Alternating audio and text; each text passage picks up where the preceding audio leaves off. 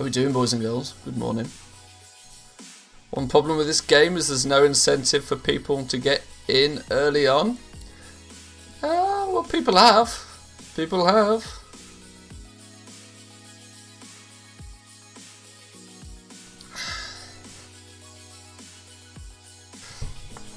I mean, yeah, you're right. It's very much designed for people to just, swoop in and ninja the reward. But you just lost $5.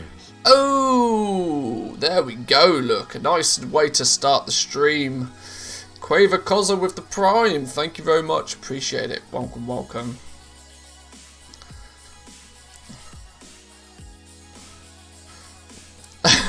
There's no incentive for you at all. Look, I can't be held accountable for the fact that you've got all of the badges. It's not my fault you've got all of, and you managed to dodge everything. Very much a first world problem, exactly.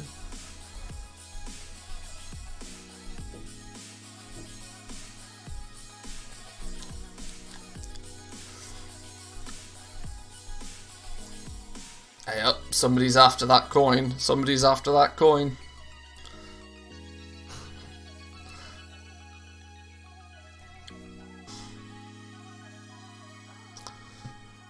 See who grabs themselves the victory today. It's getting close. Oh no, that cannon didn't do a lot. There's a lot of you down there now. A couple of good bomb placements. Couple of good bomb placements.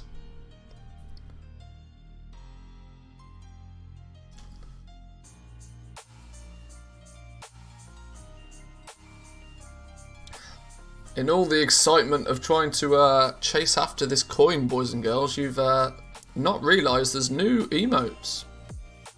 Just saying. Oh my god, everybody's out. Oh, that bomb did work. That bomb did work.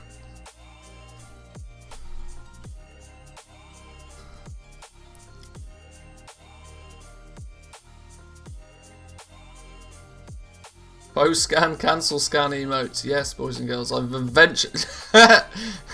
Well, they are designed so that they go in order. Oh, this is close. Oh, that rain of fire! That rain of fire could do serious damage. Who's gonna win? Who's gonna win? It's close.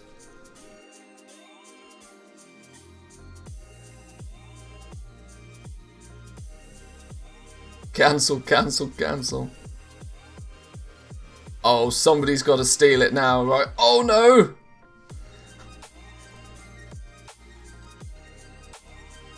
Oh, everybody's like just this close. Oh my god, look at the amount of people spawning in now. Oh, that bomb's going to do it, We're going to have ourselves a winner. Who's it going to be? No, not quite. Not quite. Apparently we have a champion. No kill, no gold. Congratulations. It really is your day at the moment, isn't it? Well, there we go. Congratulations. How to rig the system. Well, well, well. Well, well, well. Well, well, well indeed. Congratulations. Let's give you your VIP for the day. Well earned. Well ninjaed, my friend. Well ninjaed. Congratulations.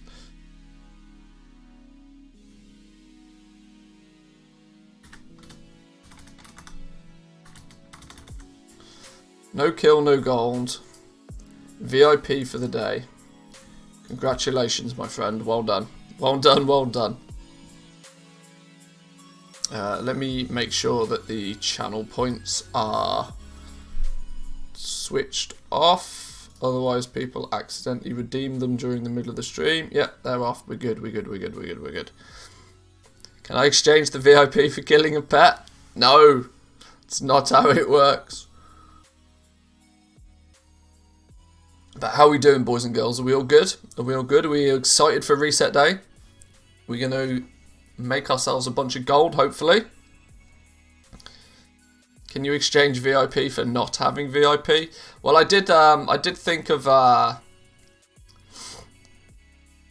I was thinking of, you know, maybe a channel point redemption for other people to steal the VIP. We'll see. Boomer stuff disappears now, finally a good change. Yeah, I've worked out how I can just go into my dashboard and just after the Boomers game is finished, just, you know, disable them all real quick. The VIP could only be stolen from, you know, from the Boomers' perspective. Like, our permanent VIPs, they will maintain their permanent VIP status.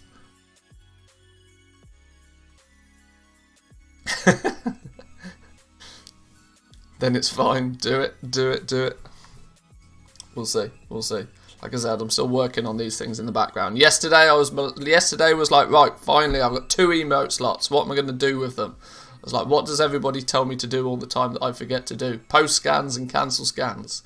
Let's make some emotes for the cancel scans. Ask Blizzard to merge my 2 accounts. They managed to lose all the toons from one account, 11 million gold, and rank 2 in leatherworking. Oh no! Oh no! That that poor little indie company just doesn't know how to do things properly.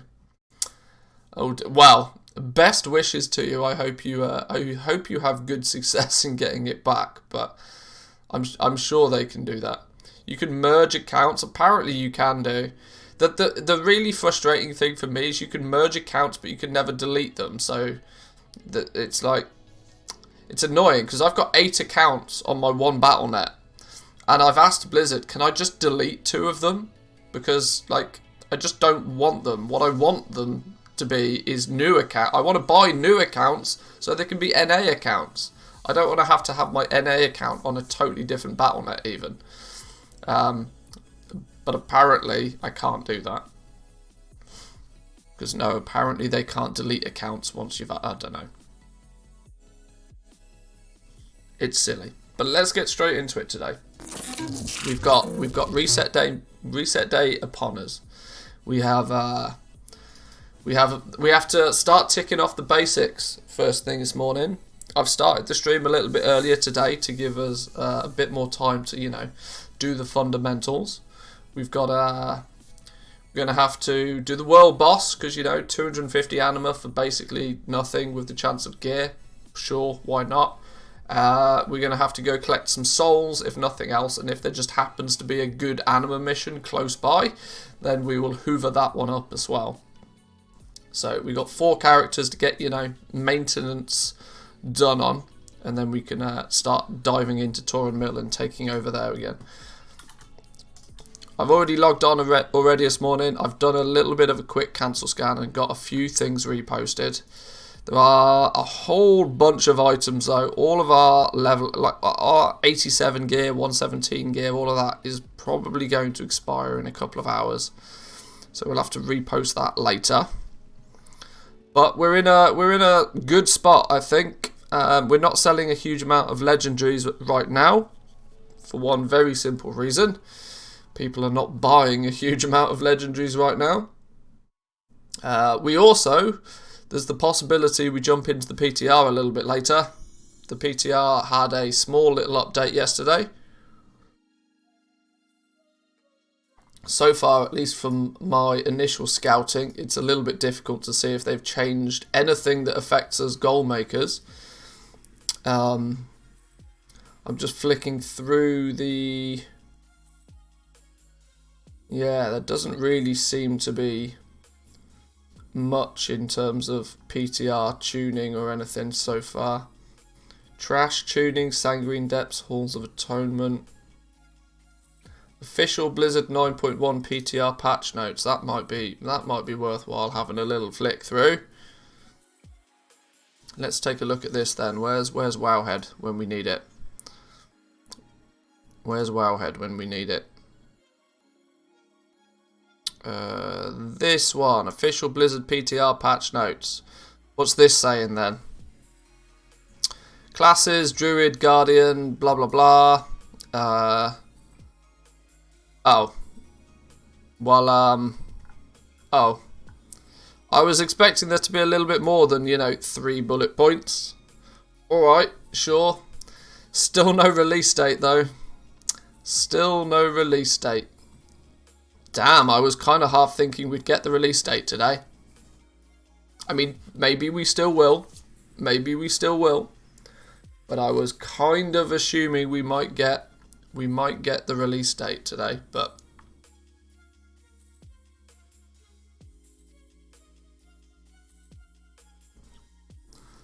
it would have made sense if we'd have got a release date today, because there was rumours floating around that yeah, release date question mark 2020 something. Yeah, exactly.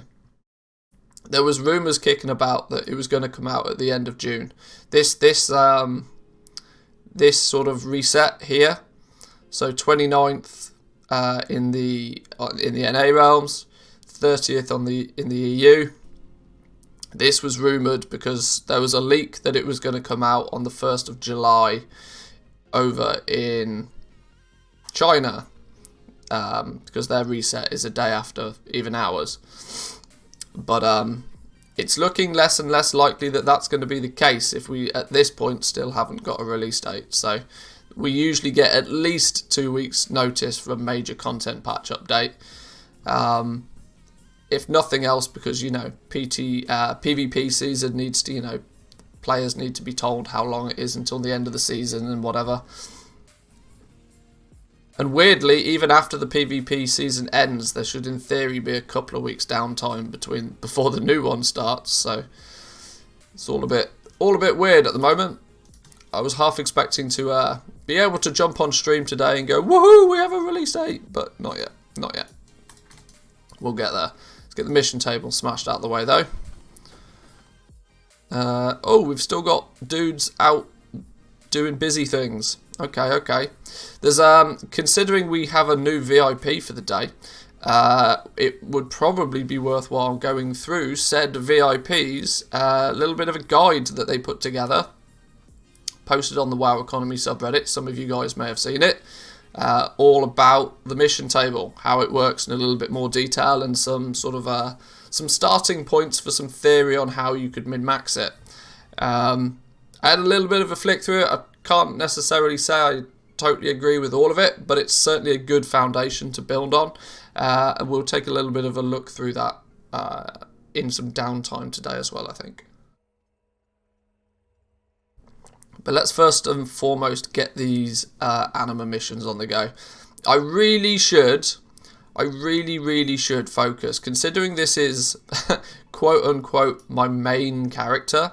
I really should actually get my Covenant, you know, just up to speed. I should at least do it on one character, because I just should. But it's so difficult for me to... When I know that in patch 9.1, we are going to get flooded with anima, it becomes very difficult to go out of your way to put out... I mean, I've seen Zanziform doing a lot of anima farming, and whilst I know he's, you know, just milking it for content a little bit, I just don't know how people do it, certainly on multiple characters. There's knowing full well that anima's going to just come flowing to us eventually in patch 9.1, it's becoming more and more difficult to, you know, get the motivation to go out and get it myself. These level 49 ones are proving to be a little bit of a challenge still, mainly because half of my dudes are dead, which, you know, never helps. Oh, we can do that one then. That's a go-go. Maybe I just need to... Okay, yeah, they're never going to be able to do it, are they? They need some healing time. These guys can probably do this one, though.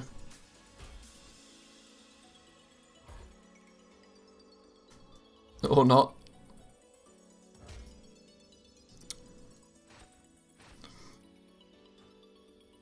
Something relatively cheap, relatively easy. Not going to be 500 experience.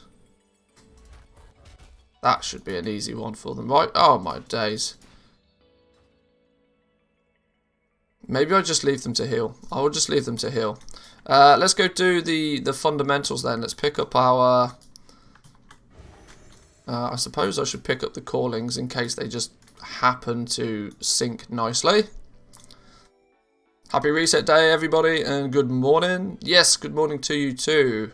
Oh, of course, we can go get souls. 500 anima for just, you know, grabbing some souls. I remember now. Yeah, considering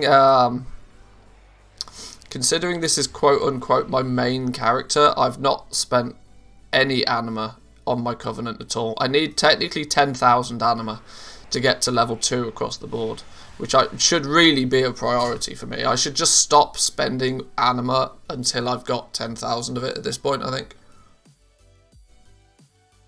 That should be, I think, my my minimum for the mission table. You know, Sanctum level 2 across the board, I think.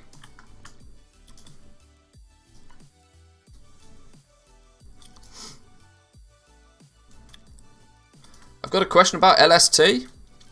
Shoot, go ahead. Always listening.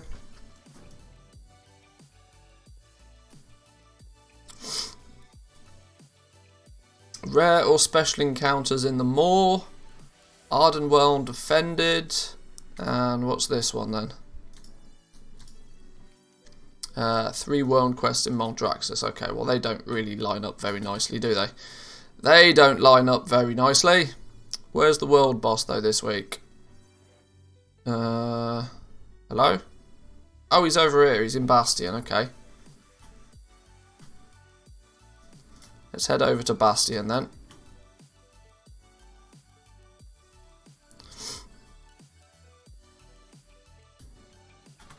Ha! I almost went to get on my flying mount then. This isn't the PTR, is it? God damn. I get a message, incorrect item level, data received for item ID, skipping data for this rank. What am I doing wrong? You're not doing anything wrong. It's just, I would suggest clearing the cache and trying to load up on all my cloth. Oh, well, there we go. There's the man himself. Nothing you can do about that. That's an error on Blizzard's side. Yeah, it's because the add-on kind of, to my understanding at least, it relies on Blizzard, you know, providing the right item IDs for each item. And sometimes it doesn't. I'm sure this is an issue that Tradescore Master come across pretty frequently as well. What I don't know, though, is how they deal with it.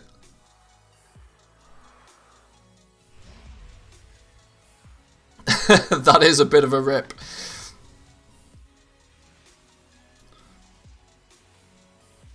Just can't get the item level of those items. Oh, I see. Well, there we go then. Yeah. If the add-on can't acquire the information, it can't tell you it. Which is probably a bit annoying, but you know. Welcome to Blizzard systems.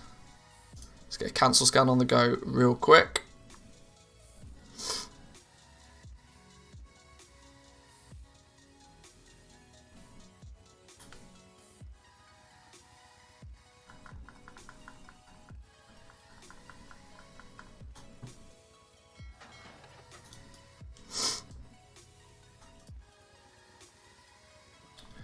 Blizzard's API has a function that gets the item level from an item, and then all of a sudden it just starts returning nils. Oh. Well, yeah. If the Blizzard API doesn't give you the information, there's probably not a lot you can do about it, I'd assume.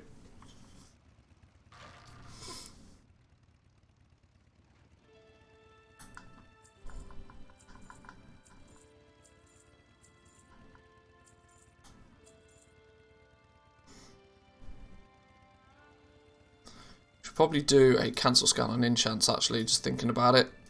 Enchants today should pop off. I've not recrafted enchants for a while. What I did do yesterday, actually, before I do this, I'm interested. I bought, like, stupid amounts of Celestial Guidance. Okay, price is still good. I reset Celestial Guidance up to 1,000 gold. In the hope that, you know, some magic would happen today. It's come down to 250 gold, but that's still more than acceptable a price.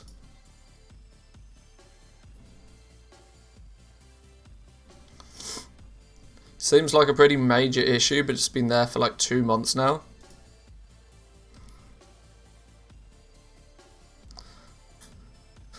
I'm sure the Blizzard API just gets a beating though every single day.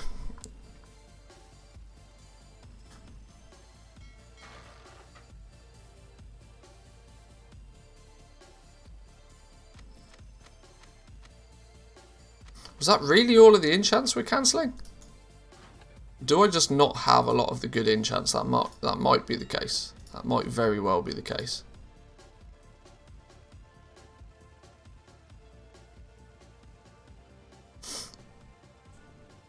I know you see a fair amount of them are posting. I'm pretty sure it's the Blizzard employees that get a beating every day. Well, that's a bit harsh. Bobby Kotick just runs them over in his 4th yacht. Work faster.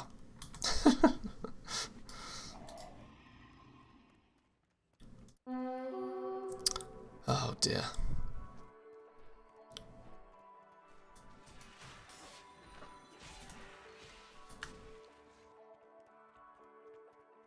To be fair, not too far from the truth.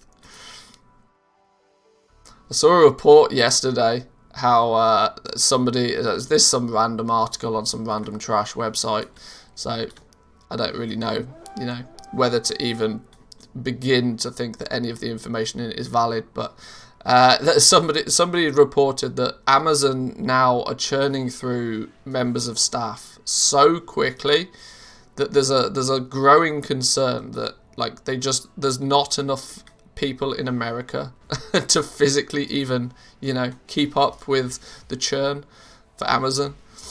That they're now they're hiring and firing and churning through members of staff so quickly that before too long they'll just run out of people to hire.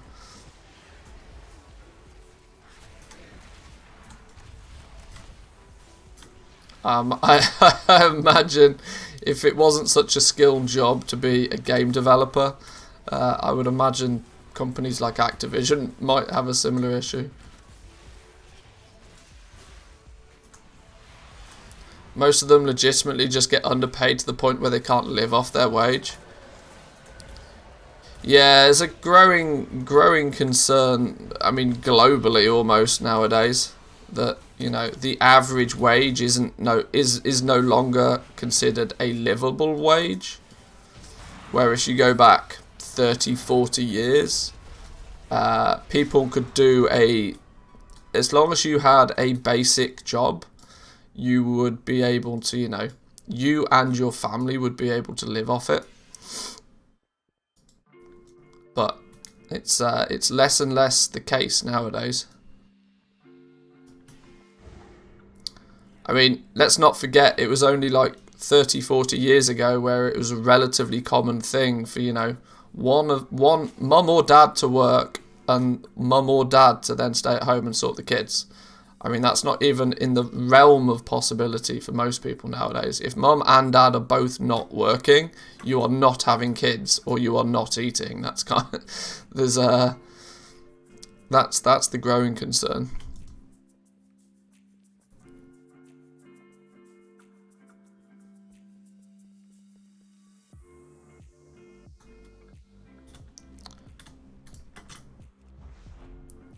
Oh, why am I not mounted up? My brain seems to have stopped functioning.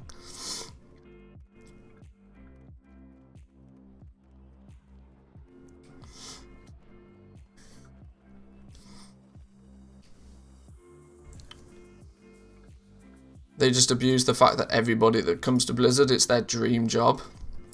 Yeah, I wonder how much it's incredible to see just how prestigious a position it seems to still be working for Activision Blizzard. Yet all reports indicate that it's absolute hell. I don't get it. I don't get it.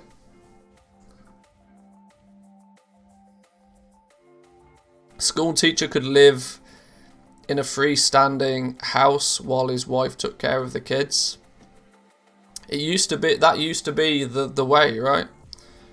It used to be the case that if you had both parents working, that family was considered rich because they had double income. Whereas now, if both parents aren't doing 2 jobs, keeping food on the table becomes difficult for many people. Plenty of stories about multiple people at Blizzard having to co-house to be able to rent a place, all of them doing side jobs so they can live off it. Lots of people Uber stickers on in the Blizzard parking lot. Probably. But when crunch time comes, a lot of those people get into problems. Yeah.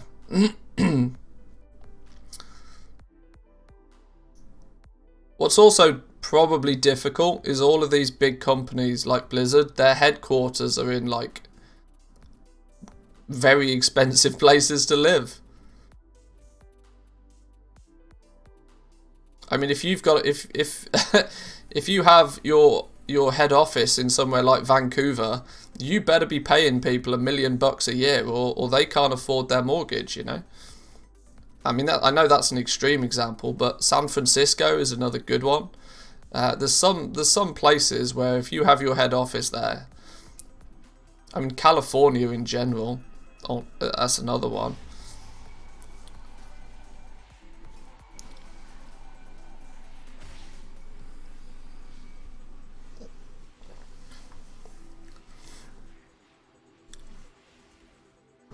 Velogro, how we doing? Welcome, welcome.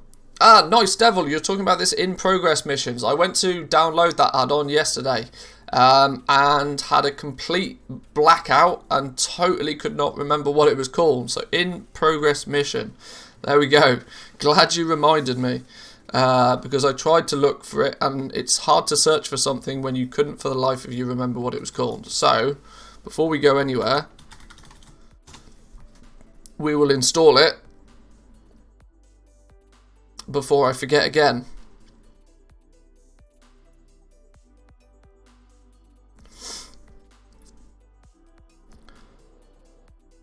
My life experience tells me that leaders don't think that way. They just think we want a nice place to have the HQ close to their home and their community. Yeah, probably.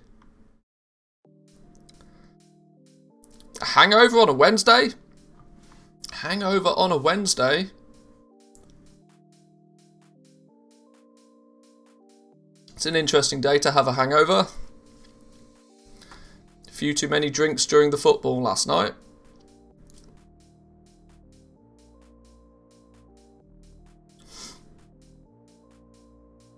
What was it called again? Oh god, I've forgotten a bit. In progress missions. Okay. Right, let's do a searchy search.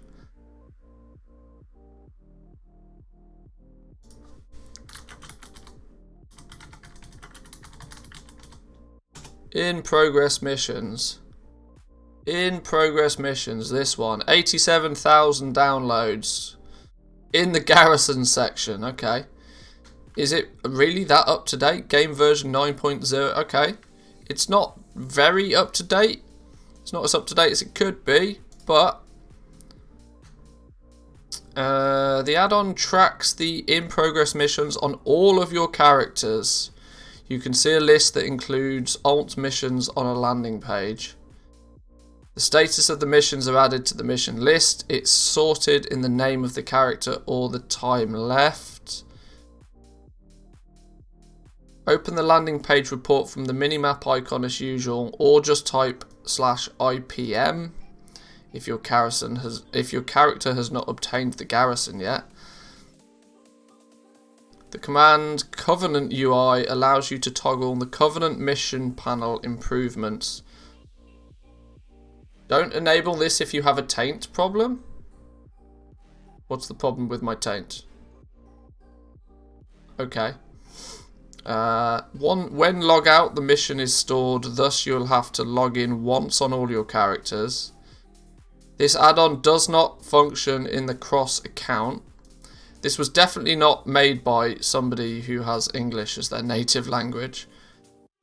But, you need to wash the taint, apparently. If you have a taint problem. I genuinely don't even know what that could be referring to.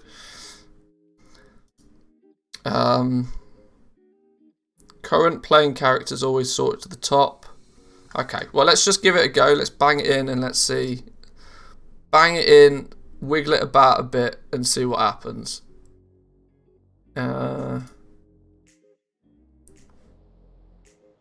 We'll give that a go in a minute. Let's run through the more. Let's get our souls. That one get us 750 of our 1000 anima. Real quick time.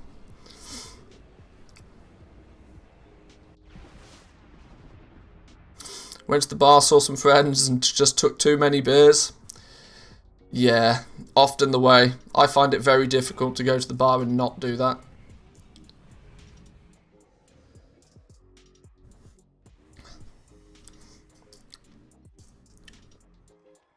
Right, I'm not even going to pick up Venari's quests because I don't like that one.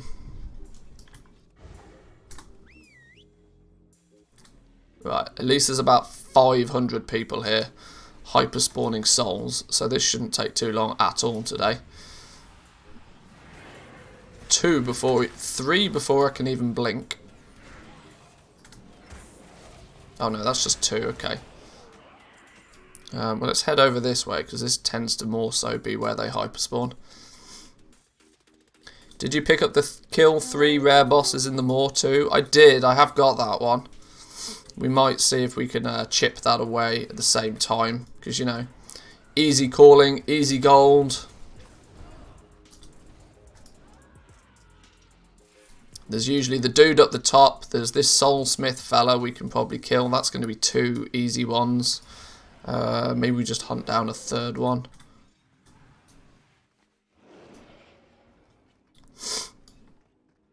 Or basically tag 3 elites. Yeah, that's basically what we're saying.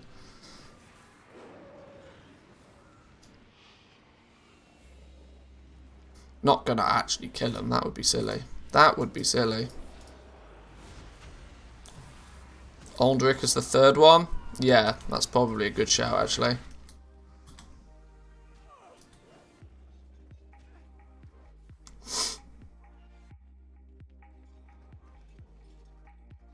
What's the reward for that one? Oh, it's an epic one as well. Okay, yeah, all the more reason to do it. Not that I have any care or need or desire for Valor, but, you know, an epic calling? Go on, then. There's 1 of 3.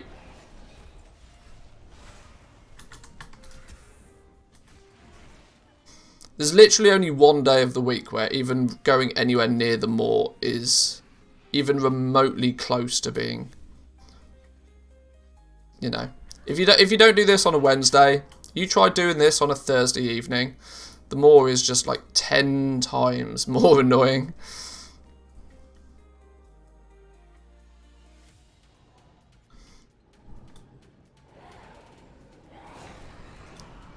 It's usually all good until you walk out the bar and then you realise you've drunk a little bit too much. Yeah, especially if you're just like all sat round a table or whatever. Fun is the word you're looking for. I mean, the Maw and the word fun, you can tell, I find it very difficult to put them in the same sentence. Very difficult to put them in the same sentence. By definition, it is basically an oxymoron. It's on the same level as Chorgast. Oh no, I should have I forgot to tag him. Oh, you're a rare. Tag you though. There we go. There we go. Excellent taggage. Tagging like a boss. Is taggage a word? It is now. Oh, I mean this dude has literally instant respawned again.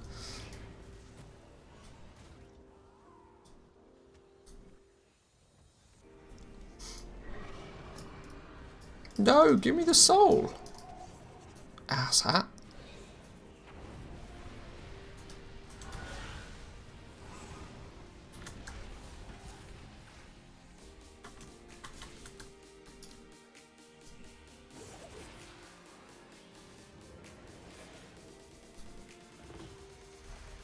$15 of 20 already. This is easy game. Whoever said them all was difficult. Your soul just vanished in front of your eyes. Yeah, maybe. For me, that means it's like a bad CPM month. Then I know my soul just disappears in front of my eyes.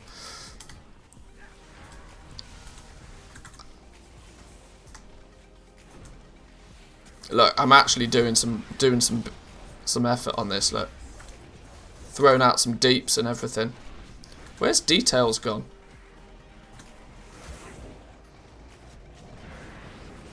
Right, was that all three of them? Oh my god, that was so easy. LOL. We'll get that calling done on 4 characters then. 17. 18. I genuinely can't get to the souls fast enough before they disappear. Was that 19? One more and then we're done. Here it is. Boom. Boom.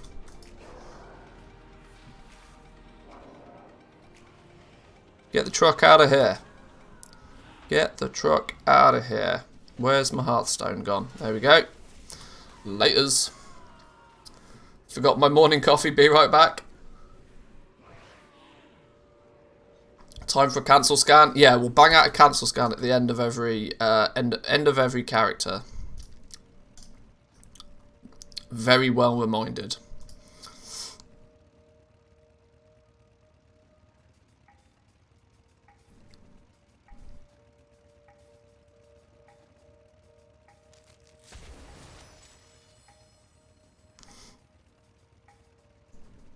See you next Wednesday, more. Well, that's only 1 character. We still have 3 more to do, but are your rank 3s still profitable? For the most part, rank 3s are usually profitable. It's not quite got that tragic yet, at least on the realms that I play on.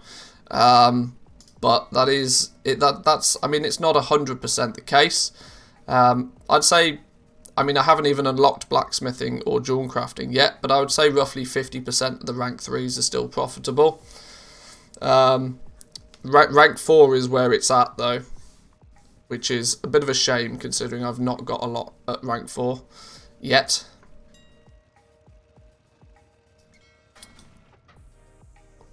Little Oov, redeem an ad, play an ad. We'll throw an ad out there as well real quick. I need to schedule those a little bit more strictly, I think.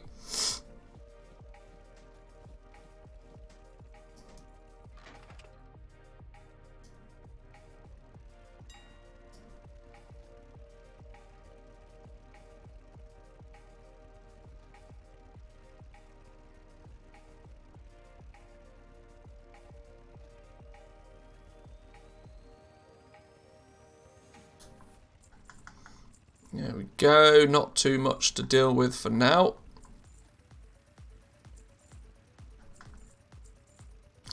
I could really do with today being just like a big day for sales. Now, the frustration is that I don't actually have a huge amount of legendaries to sell. Not any that are good or profitable, should I say. Most of the legendaries that I actually have, I mean, I've got just rank 1 hell for tailoring, although it's interesting to see that some of them, not all of them mind, but some of them are, you know, slowly selling through. We've still got 15 of a bunch of them though, because against my best recommendations, I did power my way through rank 1s for tailoring, just because, well, you're going to have to make 15 of them at some point anyway, so I might as well just make the 15 now and move on to bigger and better things. The only time I would recommend power leveling is when you're power leveling all of them. Power leveling just 1 slot is usually not very advisable. We are selling enchants pretty regularly though. even, you know, passively in the background, which is good. It's not huge. It's not huge money maker, but it will do. It will do. Let's turn in these souls. Let's get ourselves 500 cheeky anima.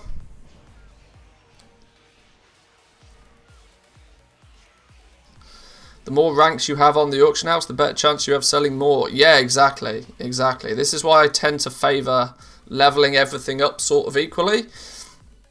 Because actually just doing nothing more than unlocking rank 2 on all of them instantly doubles the amount of things that you're selling.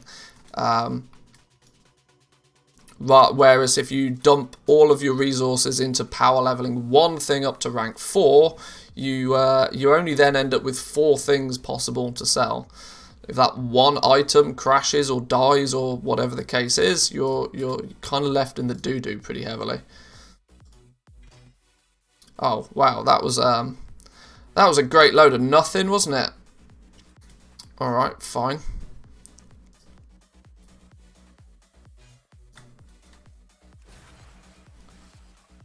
Let's get these conduits in there.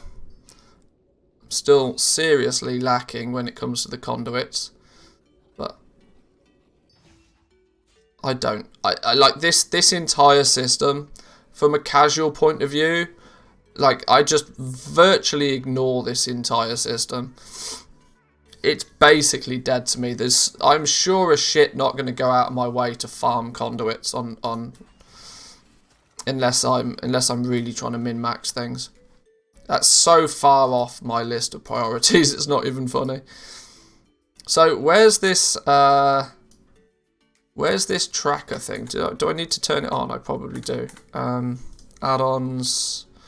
Oh shit, what was it called? If I do a reload, it should just be there, right? Because most add-ons are switched on by default.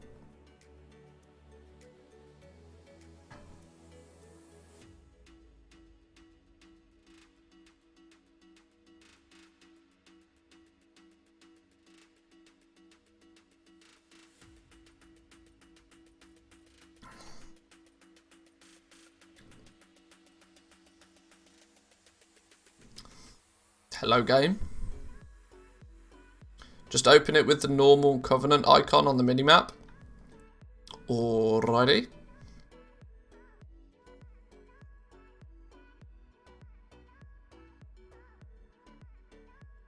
Hello game. Right, here we go. Oh! Oh! Okay. Okay. I already like this, and I've not even done anything with it. I already like this. Okay, I've got lots of things to turn in from BFA apparently. Going very far back actually. I've got garrison shit to be turning in. Alright, that's quite cool. I'm liking this. Once this is fully populated with my 4 characters, right click and turn off old content.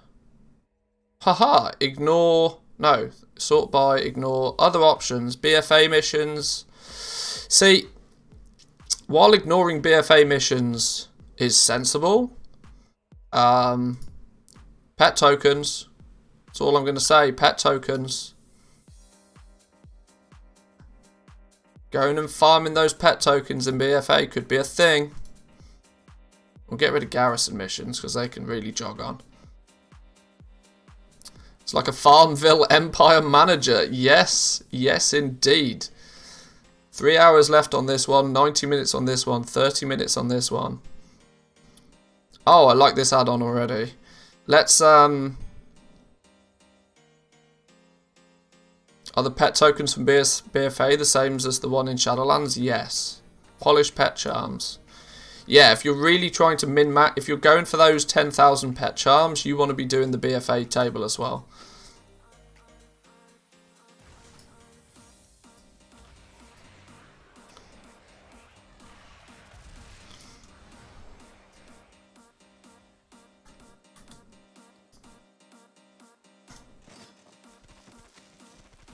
God, I love that sort button. easily one of my favourite buttons to press in the game. How many pet tokens have I got now? 1,500 of them. You can see the 4 characters where I do the mission table on, can't you? I've got nearly 800 on this character, 200 on the druid, nearly 200 on the paladin, and 250 on the mage.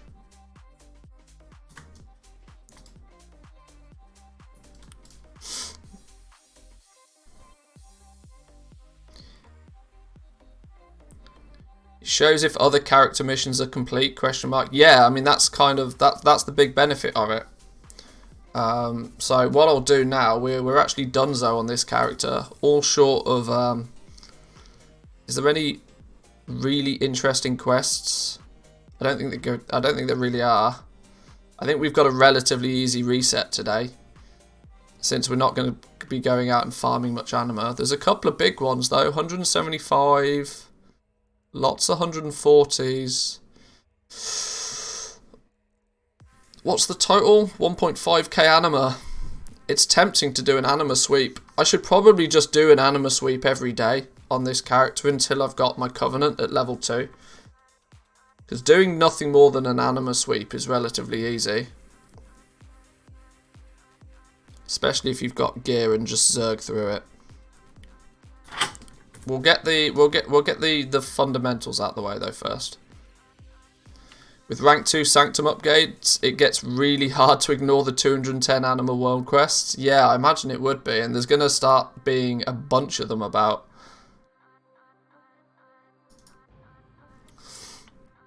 Let's just quickly load into each of the characters to populate this this new little add-on.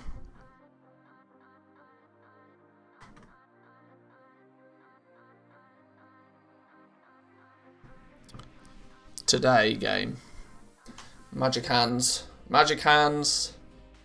Do things game. Still not working.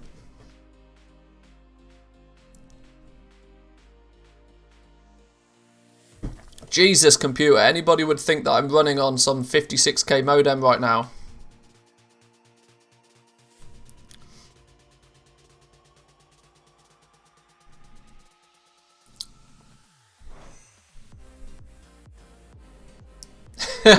Regardless what add-on people are after, just you know, just go with LST. Just go with that one. Before we hand things in, let's go get our oh, we never completed our anima mission from last week. Alright, whatever. It doesn't matter anyway. That means we only gained 600 anima on this character last week. Gross.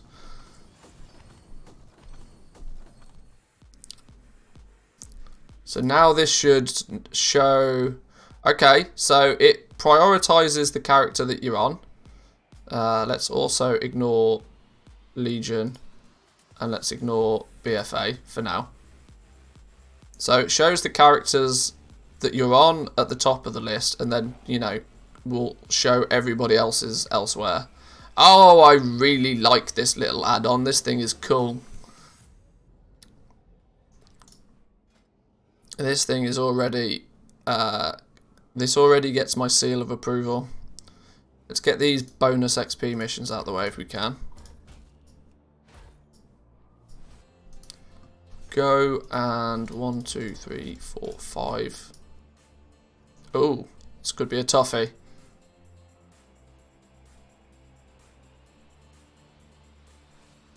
Boom, winning. What next? Anima mission, if we can do it. Oh, it's these stupid level 37 ones. These are a bitch. These are, you know, you need at least level 37 companions to do these. I get cucked by those missions every day.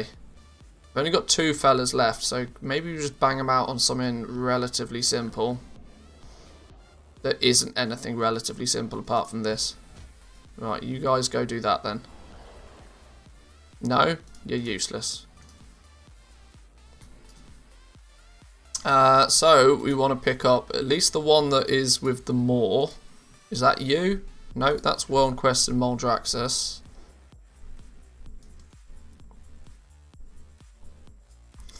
Just realised what I was doing instead of drink. What I was going to do instead of drinking beer. I had 17 out of 20 world quests on 3 tunes. Oh no. Ah, there you go. Beer gets in the way again. Beer gets in the way again.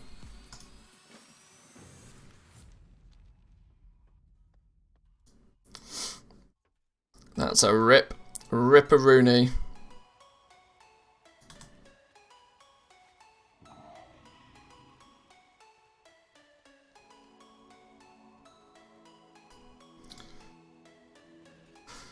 Try this macro: run, covenant, mission frame, mission tab, mission page, start mission button, click, static pop up. What? Use it after the venture plan, set up your followers and troop positions. I'm never gonna try a Marco, but sure.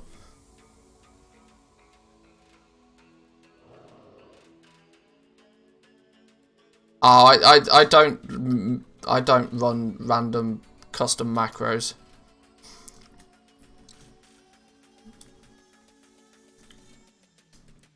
Let's grab this one. Let's get ourselves to the world boss. World boss is over here. Was it? Oh, yeah, it was. World boss in Bastion this week.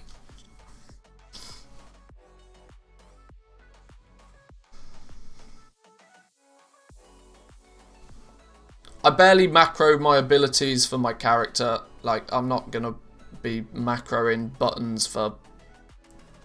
Yeah. Basically skipped 2 buttons. It's fine. I'm happy pressing those 2 buttons. That's a level of min-maxing that is not essential. Time to fly, time to cancel scan. Must remember it's reset day.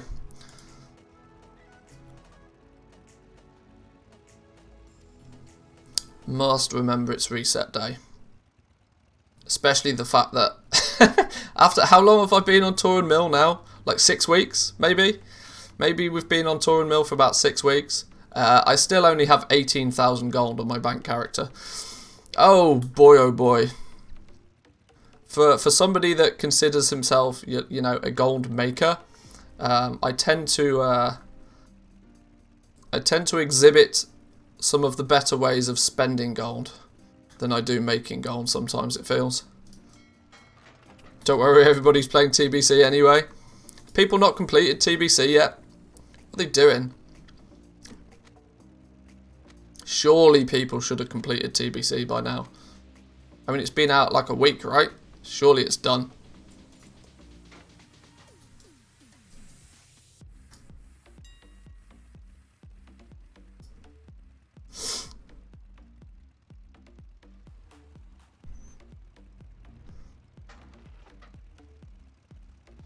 Could really do with selling some of these big boy legendaries, you know. A little bit of a, you know, 50k cash injection by selling some rank 4 Bone Shatter Treads would be very juicy right now.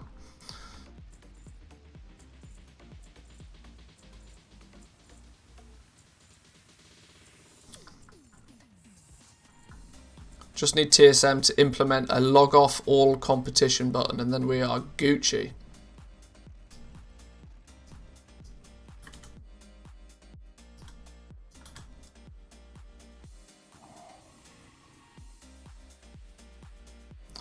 Mists of Pandaria time walking event. Anything good in Mists of Pandaria that I'm missing? There probably is.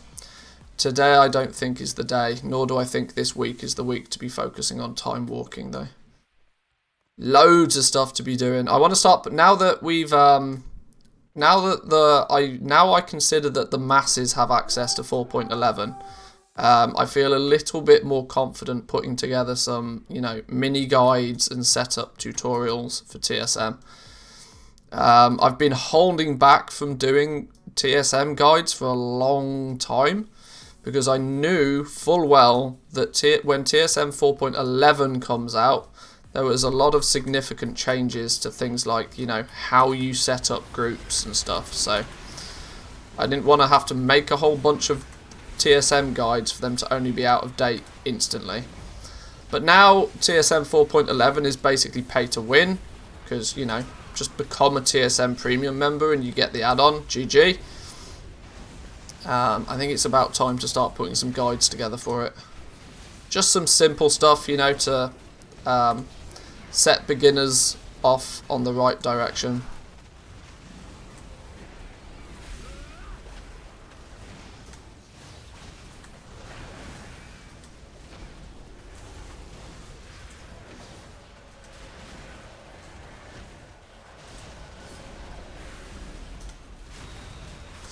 Want to set up 168 groups and operations, but knowing 9.1's coming soon, I can't really set it up yet. Well, I mean, there's 9.1's not going to make a difference to that. Surely? Oh, 4.11. Oh, you're talking about TSM? Oh, okay, yeah. You get confused between TSM and patches.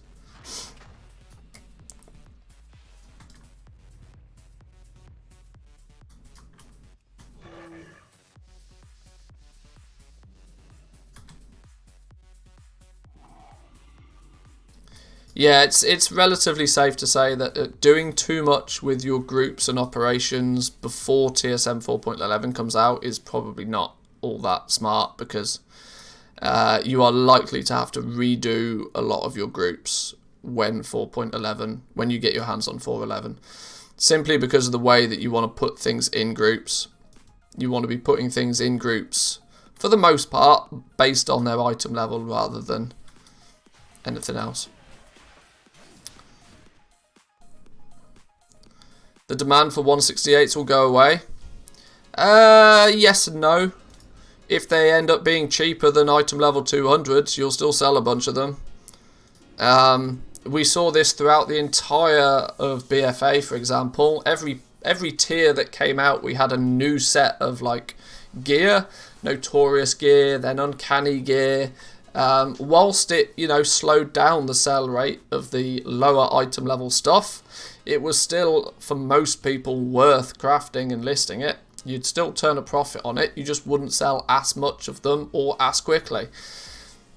But, you know, profit's profit. Might have to end up giving some money to the company that was so slow with the update that I had to spend hundreds of hours making my own. Well, yeah. Yeah. Somebody commented on my video yesterday that I did for the TSM 4.11 overview sort of thing. Somebody commented that you can really sense my, you know, the undertone of that I think that it should have been released months ago. Yeah. It's interesting to see that came across. I was trying so hard during that video to not, you know, to not beeline on the fact that this add-on, this update should have been out 6 months ago, but people saw through that thin veil. People read between the lines.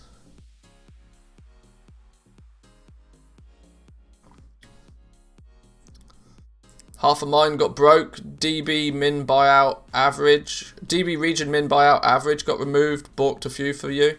You were probably one of about 3 people that used that custom that price source then.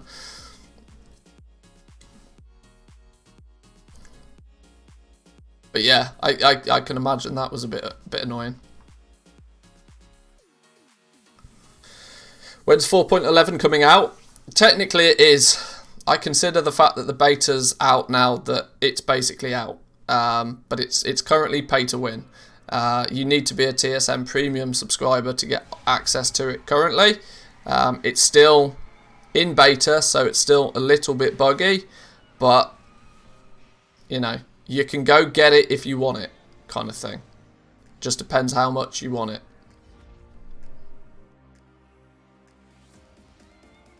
Don't really want to be too negative about TSM all the time. Their add-on's the only reason I'm still playing the game at all. Yeah, the matter of the fact is that the auction house would be a totally different game if you weren't using TSM, which is kind of why it's whilst I do bash on TSM pretty heavily at times, it's usually from a place of love than than anything else. I just simply want the add-on to be better than what it is, and I know that it could be much better than what it is. And I know things could happen faster. But that's not to say I don't use the add-on every single day. And, you know, are thoroughly thankful for the fact that it exists in the first place.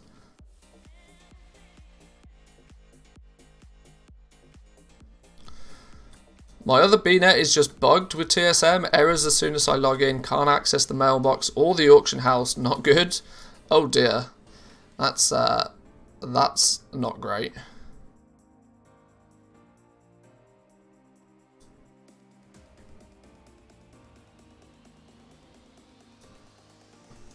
Is that maybe because you've got... I mean, I know one thing that TSM really dislikes is characters that have the same name.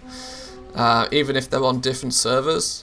I know TSM has a distinct dislike for characters of the same name. It also tends to dislike servers that are double-barreled. For some reason. I'm not quite sure why. And by double-barreled, I mean like Torrent Mill or Twisting Nether. You know, where there's like 2 words in the server name. It tends to have difficulties with that sometimes.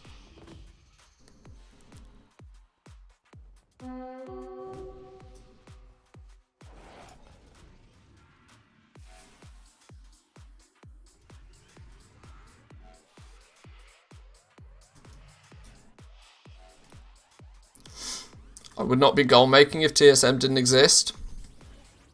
The thing is, right, in this day and age where that if TSM didn't exist, somebody else would be doing it. But the reason TSM are the only people that they basically have the monopoly is because they've been doing it for so long, and technically the add-on is still so powerful for any developer to come through and, you know, create something that would rival TSM at this point is relatively difficult to do. And so hence even even a company that, you know, they have, like Zygor for example. Zygor, in my opinion, is the only real add-on developer out there that could potentially create something that could rival TSM. And because they've got financial backing, right? They've got a solid financial backing with the Zygor add-on. Which, you know, means that they could actually pay developers to make something. Whether people agree with the financial backing that Zygor get or not is arbitrary for the conversation, but it's still true that, you know, for the most part, development takes not only time but money.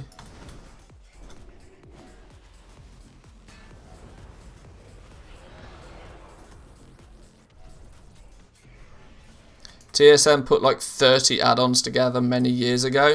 Well, this was it, right? Each little module. But for those who don't, for those who have not been using Trade School Master for very long or new to the game, I'm talking new within the last couple of expansions. Trade School Master used to be like 10, 12 different little mini add-ons. You would have like the core Trade School Master add-on, and then you'd have an add-on for crafting, and you'd have an add-on for mailing, and you'd have an add-on for something else, auctioning. And it's only in the last, I think it was it with TSM? Was it TSM 4? Was it as late as TSM 4 where they merged everything into one add-on? But there was it used to be like just lots of little add-ons, and they all just worked together. But the the problem is they didn't all work together perfectly. So I can't remember if it was TSM 3 or TSM 4 when they merged it all into one.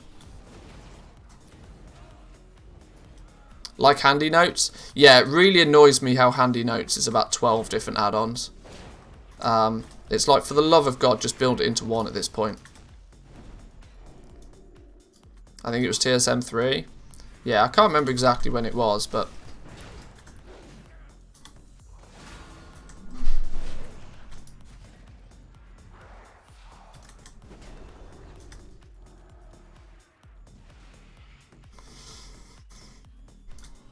I mean, like, instead of using skilled plus Kev tool Q and some other add-ons combined to have a crafting queue, TSM replaced all of those add-ons by having one queuing system inside. Oh, right, I see, yeah.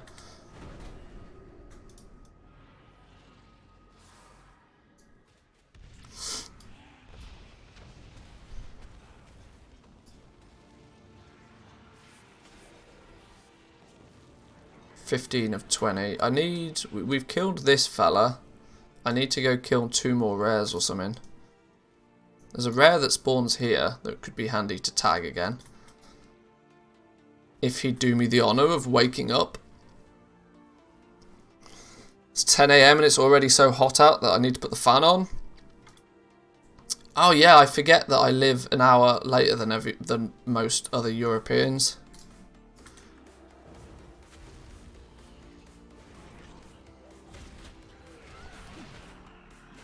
Any good leveling guide in Zygor that's fast and doesn't involve Warlords of Draenor content? I'm so tired of the autopilot route.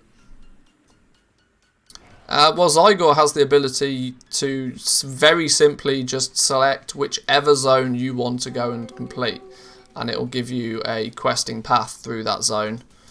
So you can literally do wherever you want.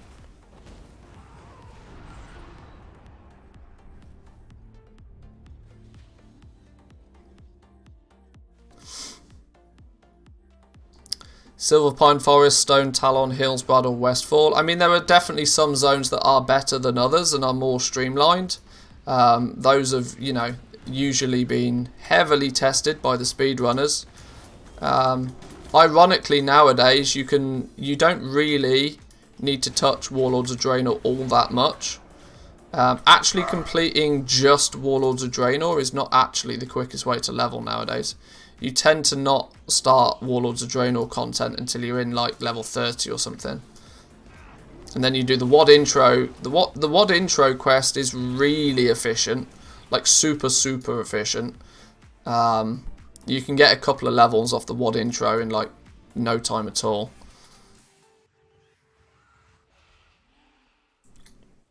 So you don't necessarily need to do the whole of Warlords of Draenor when leveling. Just chip away at the more efficient zones. But it also depends if you're Horde or Alliance for sure. The guide I tend to use in relation to, you know, which zones are good is this one. Please hold.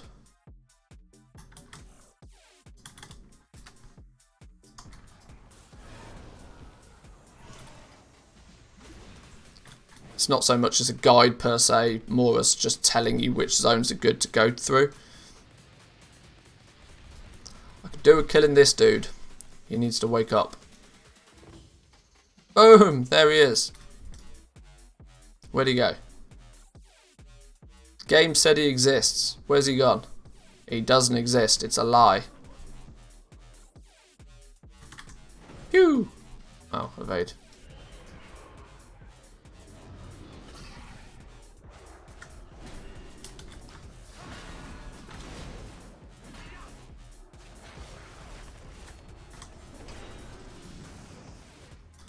My shaman took 15 hours to get to 60. Silver Pine, Hillsbrad, Western Plaguelands, Spies of Iraq, and then dungeon spamming in Shadowlands. It's not bad at all.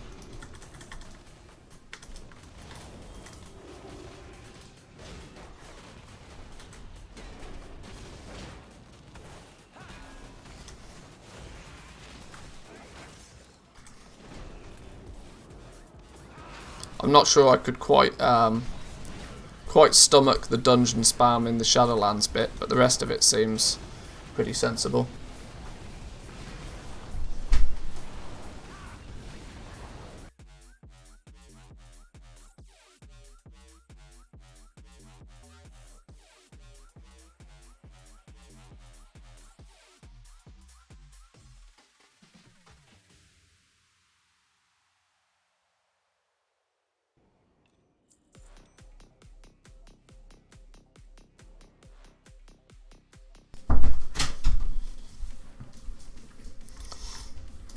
Do I need one more rare? I still need one more rare.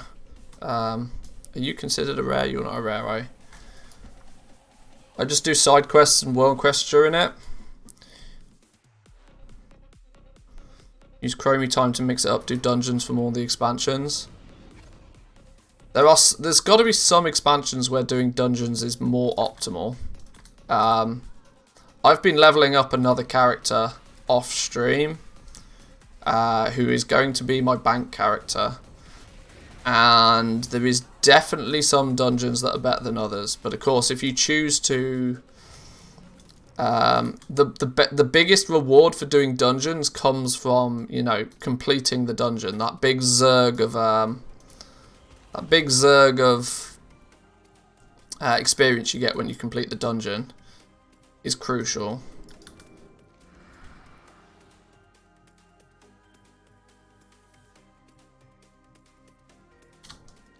Aldrak, that's the dude we should go and kill. Which makes it very difficult to like focus on just the super efficient dungeons when leveling, which is why I think most people, at least those who are trying to speedrun the leveling, or at least do it quickly, tend to just focus on questing because it's consistent and it's reliable. It's a bit of a lottery which dungeon you get, even with Chromie time. As a tank, it could be faster if you just speed through the dungeons. Well, that's true, obviously, if you've got the ability to... if you're a tank or healing spec, then sure. Oh, he's dead again. Well, we'll just wait for him to spawn. It's going to be easier to wait for this dude to spawn than wait for somebody else. As a healer or DPS, you can't really influence the pace. That's true.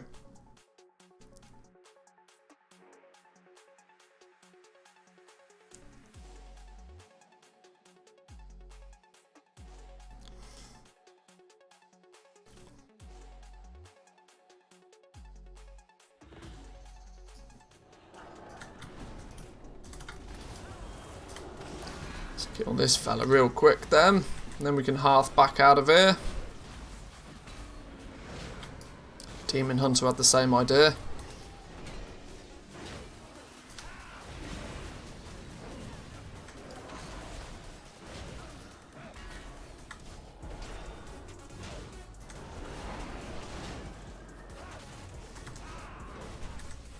Bingo. Right, let's peace out. Hearthstone, go.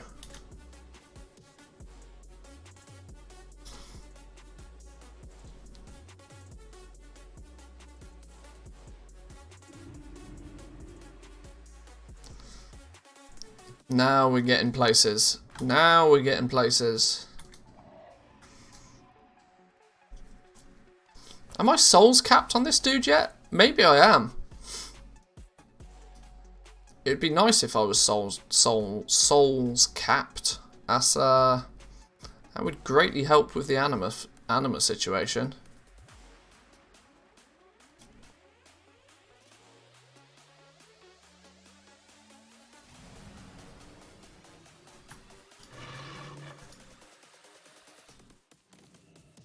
Oh, I'm at 91 out of 100. So I'm now capped. Oh, that's gross. Okay. I thought I was souls capped on this character. Oh well. So remember to open our box though. Anything good? Literally nothing. Okay, sure. Look at the conduits. 171 conduits. Oh dear.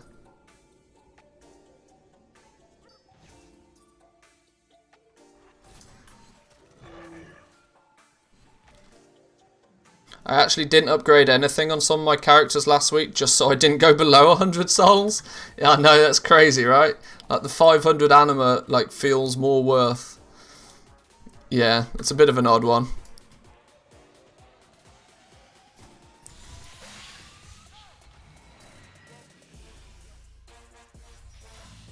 I mean, I'm still 20,000 anima away from having tier 2 on this, so it's not happening anytime soon. Is that this dude done though? I think that's this dude done.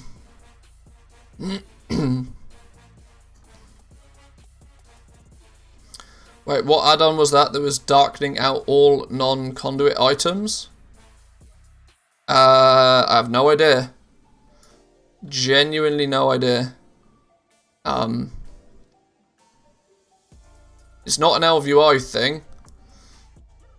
No, genuinely no idea. Is that just default Blizz? Yeah, I didn't think there was an add-on that was doing that. I thought it was just kind of what happened.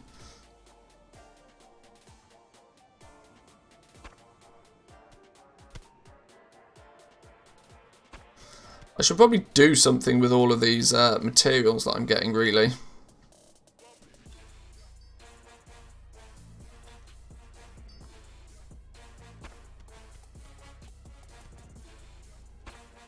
Because I'm starting to get a lot of them. Especially the meat and fish.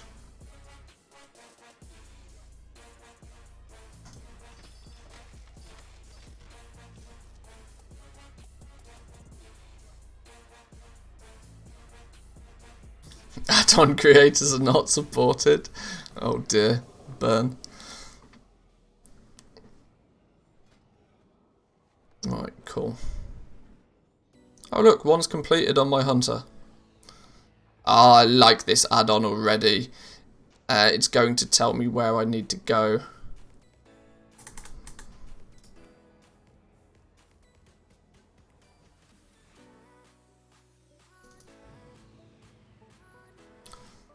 Oh, cancel scan. Nobody reminded me.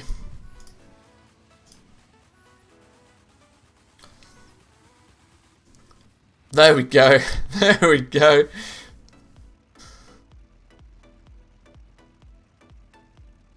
Chat lag, of course.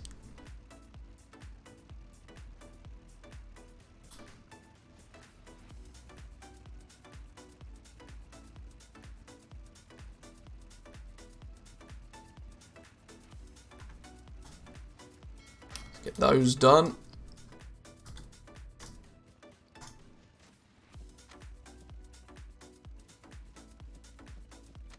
Mailbox feels real slow today.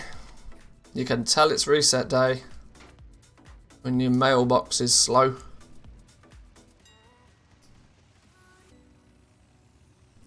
It's not only the chat that seems to be lagging. It's poor indie company that is Blizzard.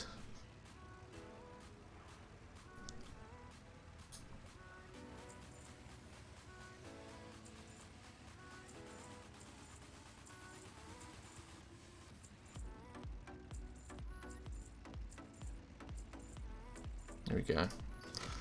All good. Anything interesting sold while we were messing about on the Paladin? Lots of enchants.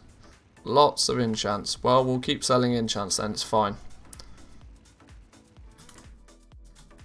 Right.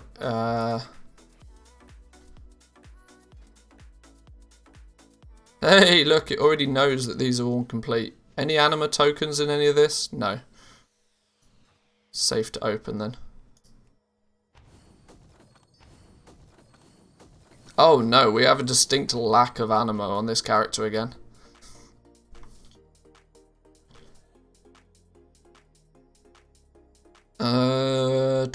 Maybe we go and maybe we'll do the missions when we get back. We'll go and get some anima first. So we need to navigate our. In fact, we need to remember to pick up the calling. At least, at very least, the one for the Maw. Which one's it going to be? Is it Hugh? Storm the Maw. Yep, there we go. Storm the Maw and return lost souls. We've only got 48 souls on this dude. We're not soul capped anywhere. This is gross. We should be getting ourselves 500 easy mode anima that we're missing out on.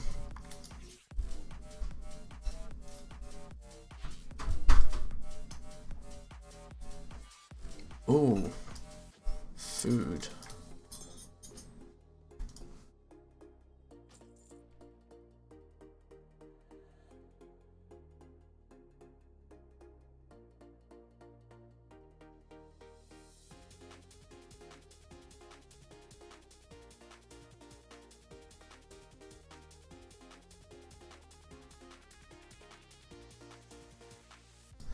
Food delivery.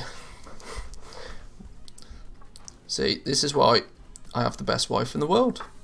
Because she makes me lunch. Today, for reference, we have ourselves a mixed salad. I mean, I call it salad. It's meat and cheese. Meat and cheese. Trying to show you without tipping it all out. Bit of Parma ham. Are they nectarines or peaches or some shit in there? Big old piece of mozzarella. Yeah, now we're talking. Lunch at 11:30. It's midday for me. 9:38 in the morning. Well, technically this is my breakfast, because my breakfast is like coffee. Boom. We do coffee, and then eventually later in the day we eat actual food. Let's inhale some of this real quick.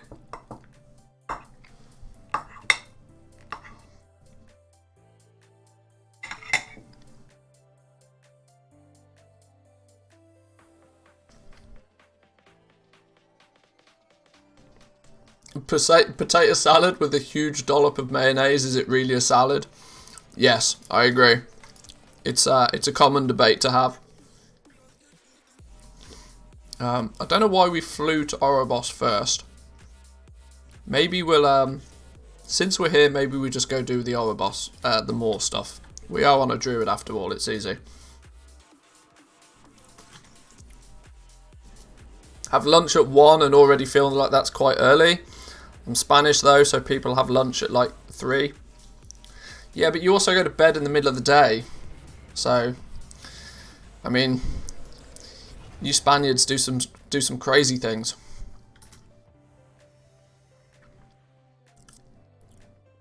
Manthy morning wine.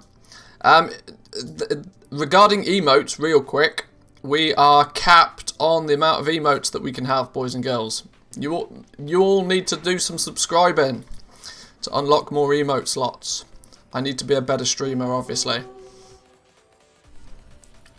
We're still only able to... Oh, I need to get a tag on this dude real fast.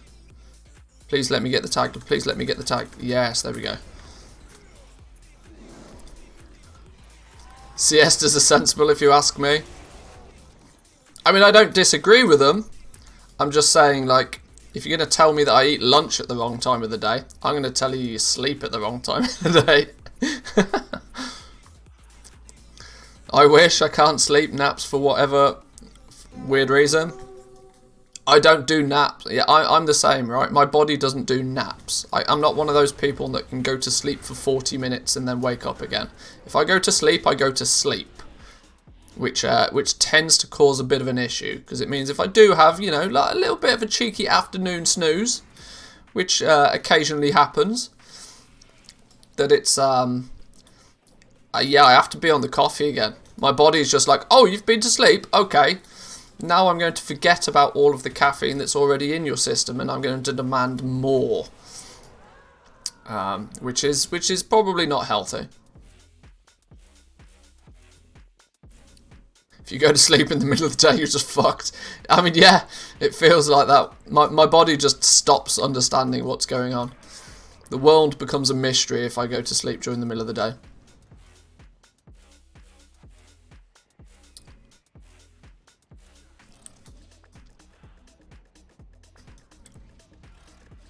Hang on, let's wait for this dude to spawn. Let's nom on some more food real quick.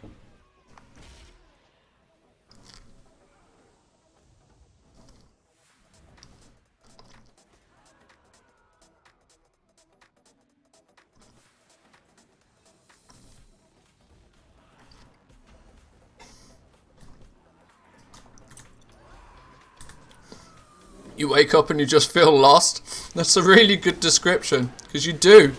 Your body's just like, is it the same day? Is it a new day? Are we, did we go forward in time? Well, what's going on? Yeah, I fully get that. confused screaming. Yeah, just running around the house like, ah! What's going on?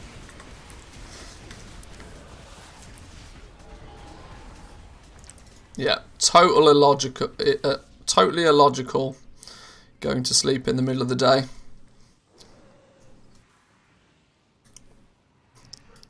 I tell you what makes it even worse, right, is that since moving to Finland, now we live in relatively southern part of Finland, so it's not as bad as it could be. But at this time of year, the sun goes down for like 2 hours a day. So it's still perfectly light at midnight, and the sun is like blaringly bright again by 4 a.m. So even when you do go to sleep, your body just has, or at least my body has absolutely no clue what's going on during the summer. I just feel as if I'm in a constant, constantly caffeine-induced coma. That's about the best way I can describe it. This is why in the summer, I have to find every opportunity to drink lots of beer. Because if you drink lots of beer, you sleep like a baby. Regardless of what's going on in the real world. Probably just how Vallegro feels right now. Have I killed 3 things out here? No, I've only killed 2. Need to kill another rare.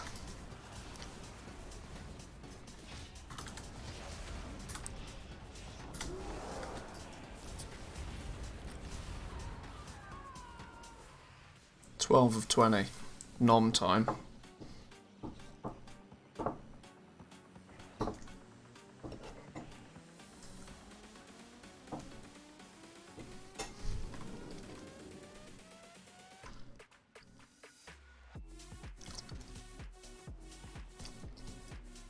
At least you can hibernate in the winter. Well, that is also true. That yeah, there's 2 sides to that tale. That in the winter months, like November, for example, November is horrendous. The fact that the sun just never comes up properly, like your lack of vitamin D in the winter is people in Finland are popping vitamin D tablets like they're literally candies in the winter. For those who are wondering why vitamin D is what your body naturally obtains from sunlight. So the lack of sunlight means that you often end up in quite a vitamin D deficiency, which is not good.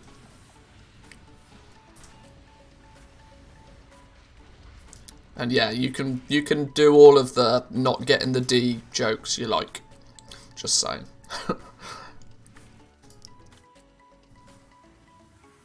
Force the streamer to say hi. How are we doing, Koya? Welcome, welcome. Good to see ya. Hope you're doing well. Hope you're enjoying this fine reset day. I am 2 souls away and 1 rare away from being a happy man. Oh, yeah, I must remember to go and kill a rare. In fact, we can just go start hunting for the rare now. Vitamin D is also found in beer. Yes, it is. Yes, it is.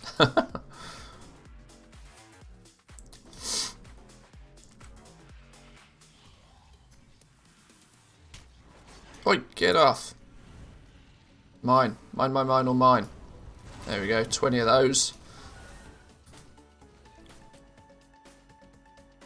Oh, now I know why I was doing the more second. Now I know why I was doing the more second, because it means I can Hearthstone out of here. Cheeky Nightshade, don't mind if I do. This dude spawned and died within seconds again.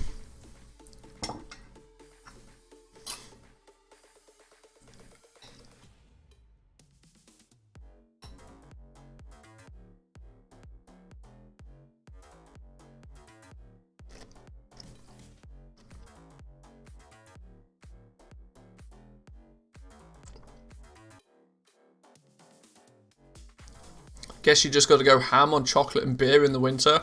What a horrible life. Terrible, right? Sit in the sauna all day, drinking beer, eating chocolate. Damn, it's difficult to live in Finland sometimes.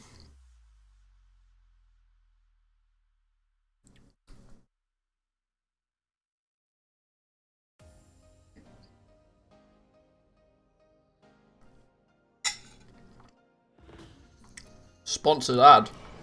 What a fantastic idea.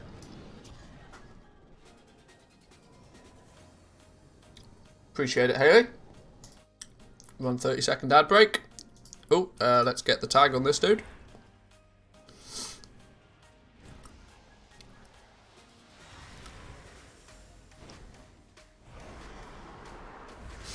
Also, chocolate and beer, only one place in the world to go for those two.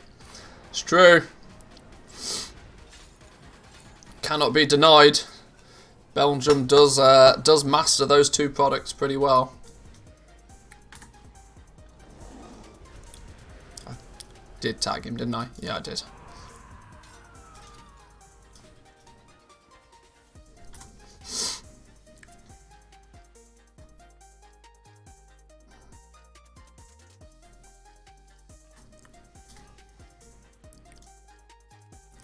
I had a friend who used to mumble Onderix in his sleep when we had sleepovers and shit. This mob always reminded me of him.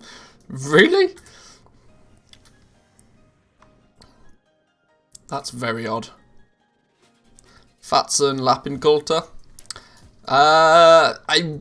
Yeah and yeah. Arguably one of the weirdest tasting beers I think I've ever had. And I'm not particularly so much of a fan of Fatsa chocolate, but either way, I get it. Yes and yes.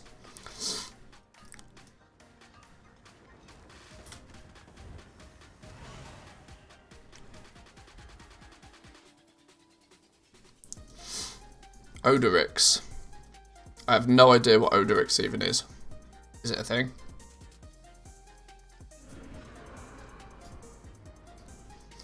Go, Druid. Do all the fastness.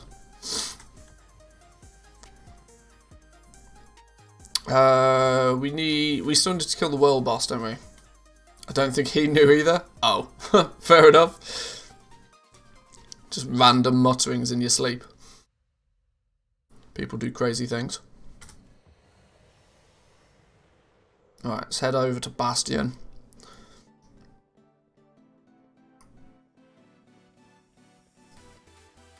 Luckily our reset day like rituals don't take too long. We can still, you know, get back to normality after we've done this on a few characters. I'm glad I only feel the need to do this on 4 characters. Come patch 9.1. I'm already at a point where I think I'm probably going to be... The first day of patch 9.1 is going to be chaos. Because I'm going to feel the need to do the Corthia intro quests. Not only the intro quests, the first couple of campaign quests on like 6 characters. I don't even know if there's enough hours in the day to physically do that. Just to try and keep on top of the amount of rep that's needed. Cancel scan? You're right. Good job, boys and girls. Good job. Great usage of the new emotes there. Great usage of the new emotes. Give yourself a cookie.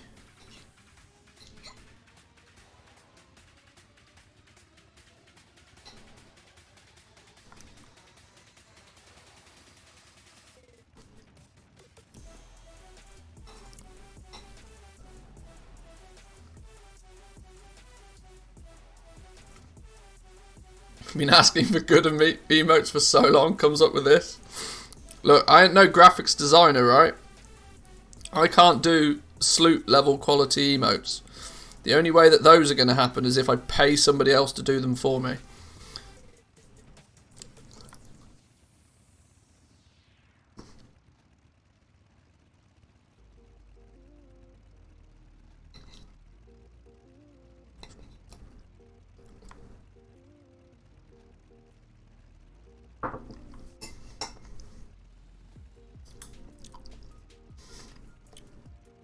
I've said multiple times, If people want to make me some emotes, they're more than welcome.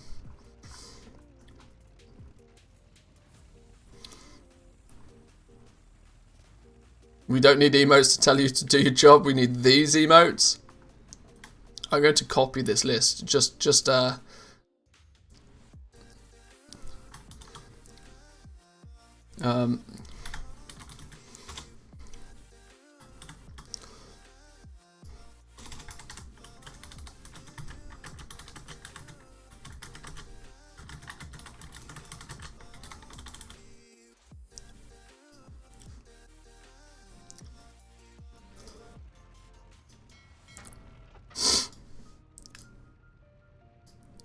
I'll get round to them one day.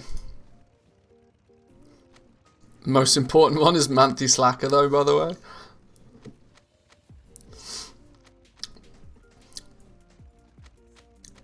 Such a half a job, Harry. Unbelievable.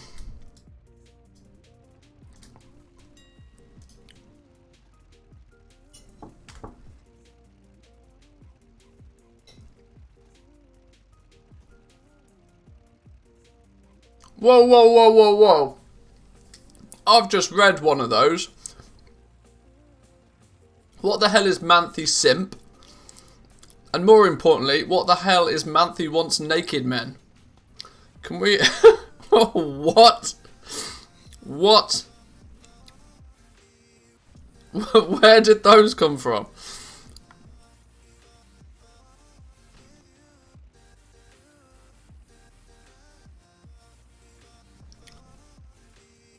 From the clip where you said it? Look, I can't even remember what the context of that clip was. I would like to clarify though, for all that are watching, I did at no point say I want naked men. I can't even remember what I said.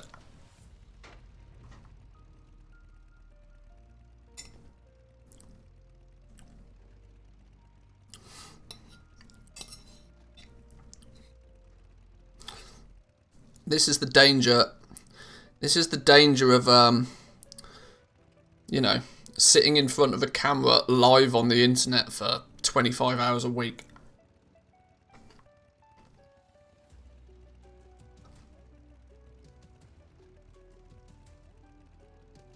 You kind of did say that though. Alright, whatever. I also followed up by saying that, oh, well, there we go. I also followed it up by saying that it's not naked men that scare me, so.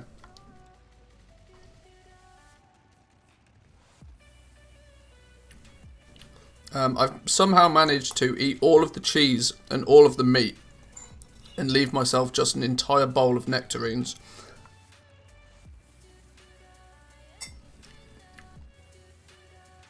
Maybe I'll donate those to the dog.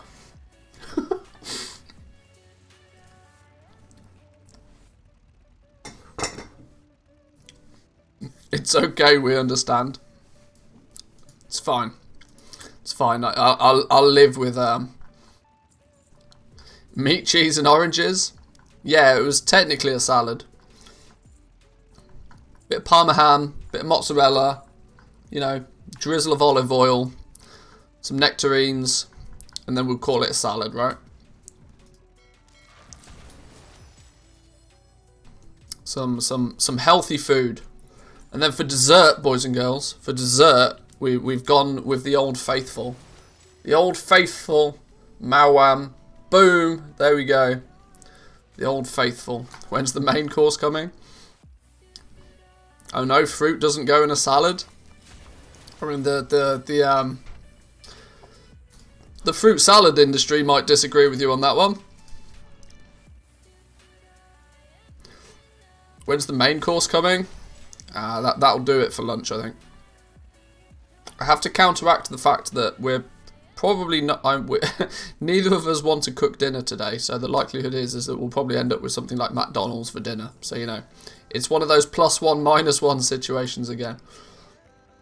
Got to have a healthy-ish lunch to counteract a Big Mac meal. I'm not quite sure that's how it works, but you know. I'll claim that it's all good. Gold clover and dead nettle? Sure. Selling some random stuff, alright. Can't seem to sell anything but enchants at the moment, though. We have a load of stuff that's about to expire, though, I think, actually. Yeah, there's a bunch of stuff that's going to expire in about an hour. I've disabled cancel scans on all of my low-level gear because there's just so much of it. But it does in turn mean that I'm selling a lot less of it. Right, let's get back to it. Where were we? Let's go kill this world boss. Let's get all of this guff out of the way. We don't need this for now.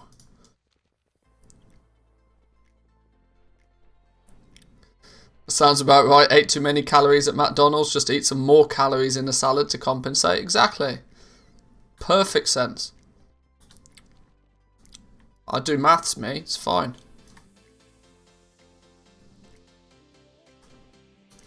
Getting KFC later after my hospital appointment today for dinner. So we had strawberries and blueberries for breakfast. That will counteract it. Yeah, exactly.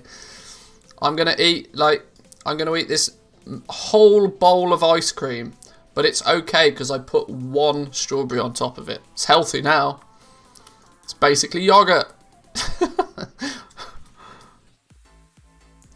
Makes perfect sense. Nobody can deny the logic. Why does my find group button not work? Can we not be doing that?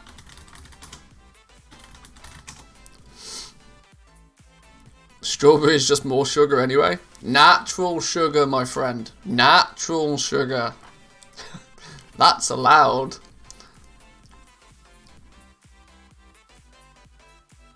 Unless you live in America where your strawberries are so processed, they probably are actually bad for you.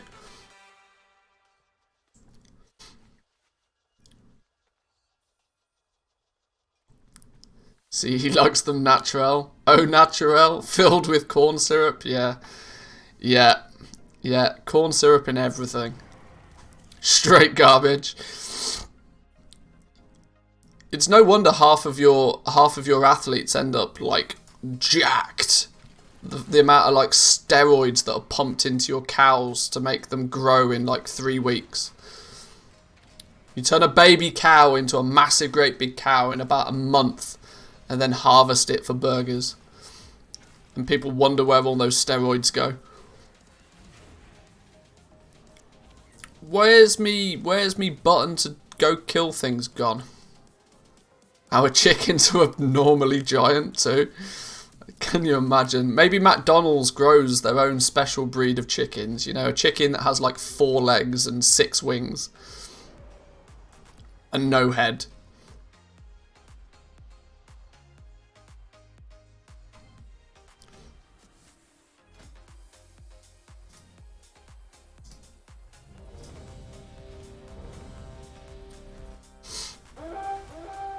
Okay, we're off. Let's pew pew. Let's press the I. You just lost $5. Boom! We got ourselves some subs, boys and girls. Gaz Gold, thank you very much for the sub. I appreciate it. Welcome, welcome. That's put us 1 closer to our next emote slot. I genuinely think, and this is not me just trying to sell out, but I genuinely think we're actually only 1 emote away. 1 sub away from the next emote. So, Manthy Boom. That does probably need to be an emote. You're right. Is that on the list? Is that on the list of emotes that I'll never get round to doing? Is Manthy Boom on there? Manthy Boom is on there.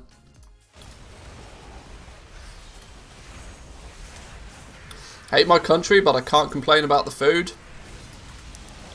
I've never actually been to Belgium, so I've not tested it like, you know, fresh.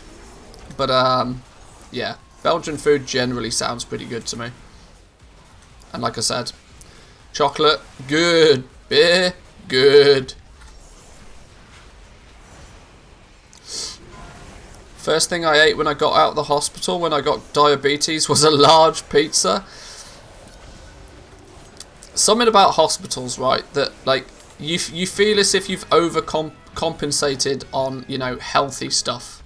Nobody steps out the hospital without going via some fast food restaurant or ice cream stand or sweet stall or something. Like just being in the presence of a hospital, you know, you got to counteract it somehow. It's just got to be done. I think that's everything, isn't it? We can hearth back to Heart the Forest now. Let's go. Hang on, what's going on here? Can we stop doing this silliness for a sec? Oh, it's because I'm standing in between these stupid things. It's entirely my own fault then. Oops. Ignore that. It's one of life's facts. Yeah. Isn't the healthcare also very good? I knew a Belgian guy working in Netherlands who said that if anything happened, he'd crawl over the border before calling for help. Oh dear. Oh dear.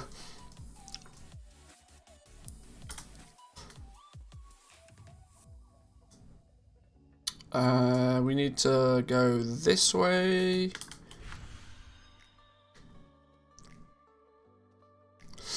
I suggest Manthe hot tub. I have no idea how I could even do an emote for that. It doesn't even comprehend. Manthe thought tub? Oh god. Oh god. Isn't that a banned word on Twitch anyway nowadays? I don't know.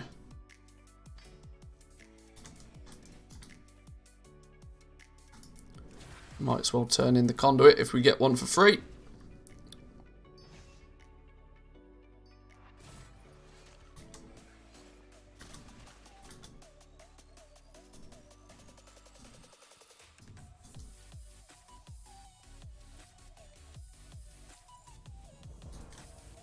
Let's hand in all of this free anima. Oh, we didn't do the missions, did we? I remember, we didn't actually do the missions. That would have been a calamity of errors if we managed to somehow forget to do that. Manthe sauna? Some of these emote suggestions are pretty good, but I can't think of any occasion where people would actually use them. We activated a whole bunch of... see, this is the thing with emotes for me, right? Unless they're personal to the channel, I don't really think they're worth even, you know, considering. That we activated a whole bunch of better Twitch TV emotes the other day, and nobody ever uses any of them.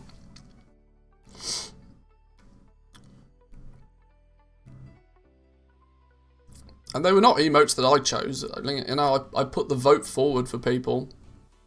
I think Jack turned up and suggested about 5 of them. Because we can't see they're activated.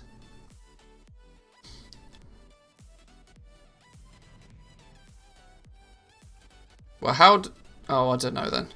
I don't even know. We have no way of knowing what's active until somebody uses it in chat. Oh. Oh, see, this is why that's why you guys just need to, like, pump me full of subs. And then I can just, you know, put them on the channel natively, and then, you know. Easy game, right? Easy solution. Always thinking. Always thinking.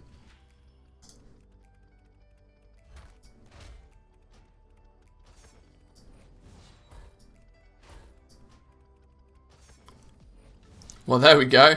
Somebody knows how to find them all.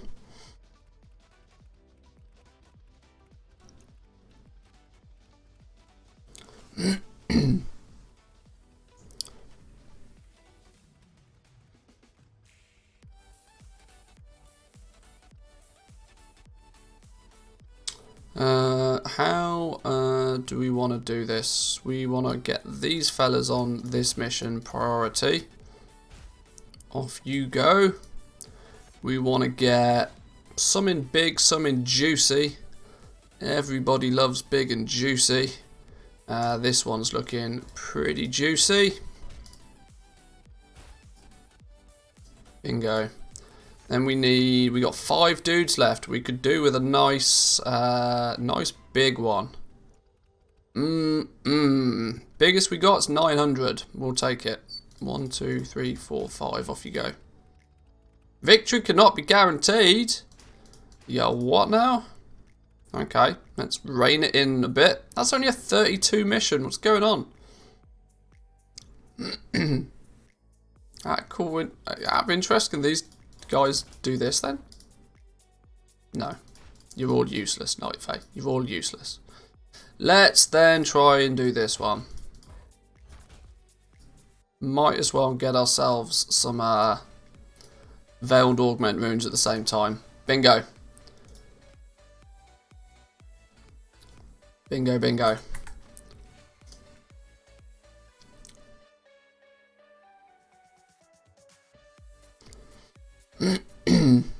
If you have better Twitch TV or FFS extension, click the emotes in the chat box, or Chatterino shows them as well.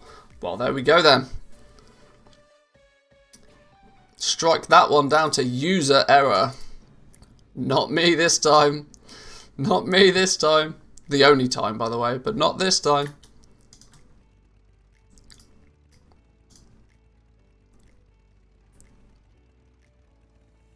Right, let's get a quick cancel scan on the go.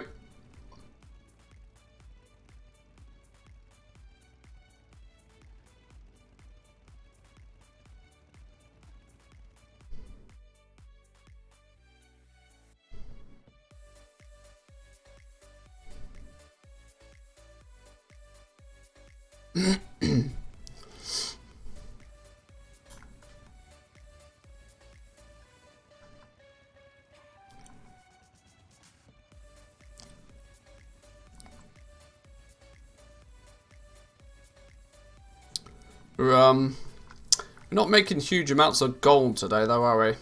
We've only done 11k in the last hour, which is, for reset day, horrendous.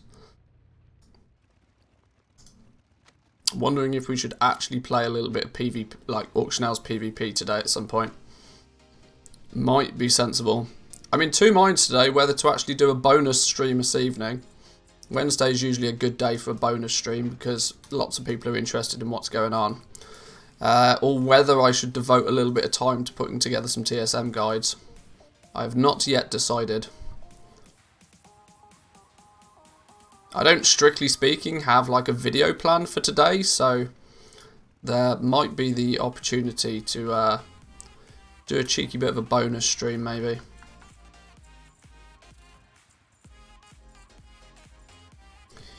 Need to go to the chat settings below the chat bar and activate the button to see the emotes.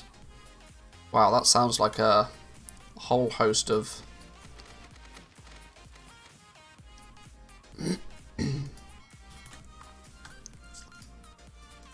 let's... Oh, okay.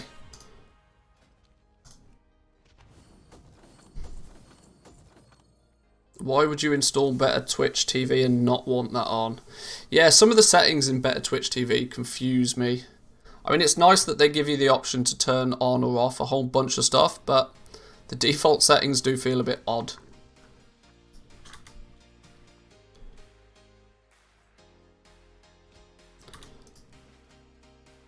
Right, we've only got 7 dudes kicking about apparently. Half of our fellas are still out on missions, so...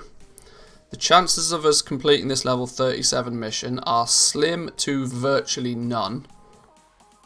But we will see. Yeah, I assumed it would be slim to none. Let's try then anything, that one maybe. Can we do this? This would be a nice one. Nope.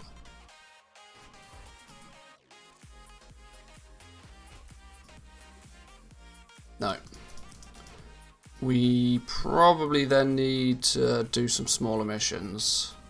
Anything cheap. Hang on, there's a bunch of stuff that's giving gear here. I should probably check that this gear... Wow, this bit of gear is actually an upgrade. If the gear's an upgrade, we should take it, you know. There's no reason not to.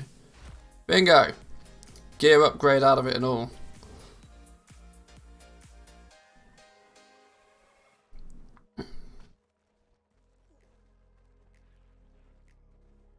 Augment runes. Everybody loves augment runes. There we go. And then one dude can, you know, casually stroll through a gold mission. Surely. Yes. Lovely stuff. Right, let's get our ass to Bastion. We need to go Bastion. Oh, no, we need to pick up Calling before we go to Bastion. That would have been tragic, wouldn't it, if we managed to forget that. Storm the Moor. And return lost souls. Yes, please.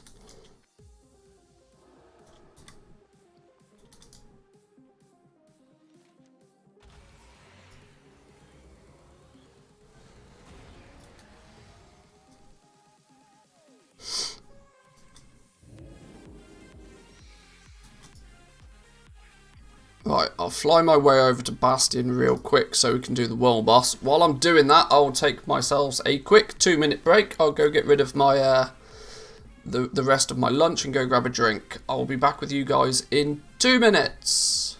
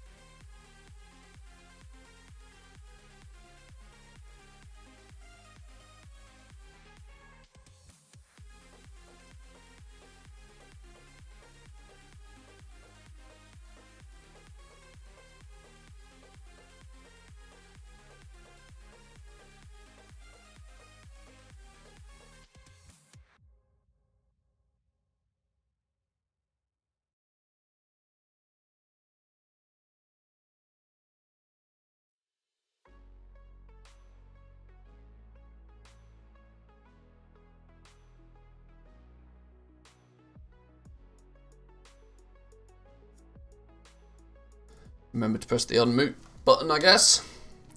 We're still not in Bastion. Oh dear. I tell you what, I really hope at some point in Shadowlands Blizzard address this issue, that it takes literally 5 minutes to get from one zone to another.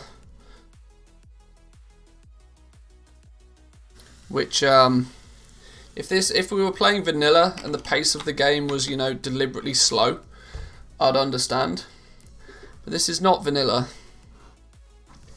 Taking 5 minutes to get from one zone to another is just gross.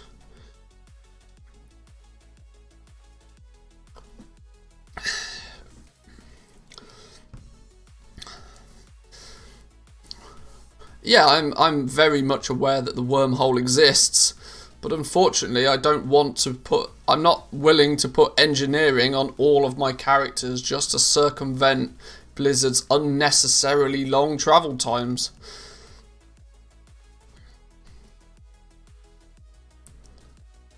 But the zones are too far apart.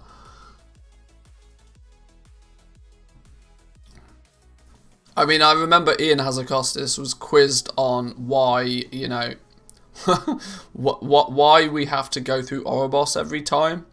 And it was like, oh, well, the zones are miles apart. They're not actually next to each other. And yet then people, you know, then people directly use demon hunters to get from Revendreth into Ardenweld because they are actually directly next to each other. It's so stupid. They've already told us that the zones are so far apart you can't fly to them, and you already travel through a wormhole. Yeah, I know. I mean, we got portals to all other corners of the world. It's just PR bullshit. There's only one reason why it takes us 5 minutes to get from one zone to another, and that's because Blizzard wants us to waste 5 minutes getting from one zone to the other.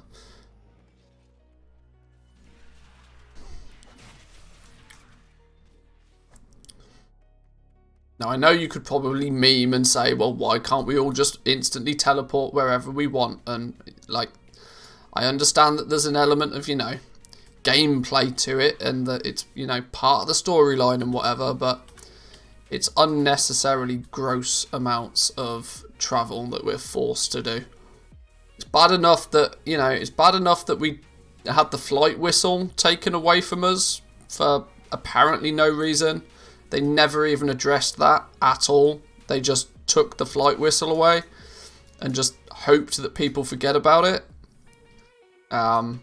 You can't give people these quality of life things and then take them away again.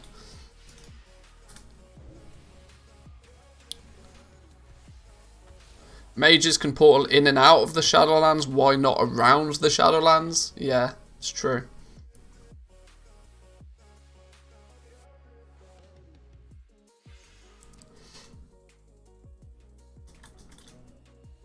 I need my button to press.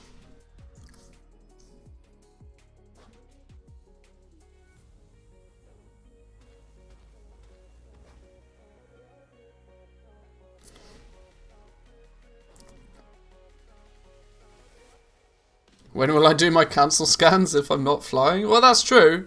I mean, the only way to circumvent these unnecessarily long flight times is to have 2 accounts.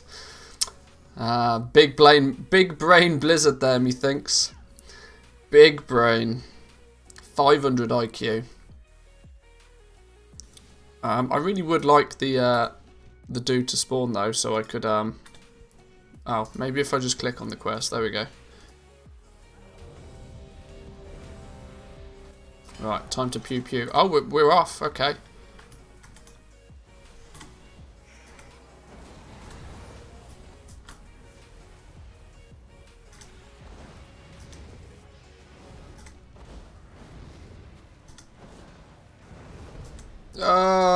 No FPS is not good on a fire mage.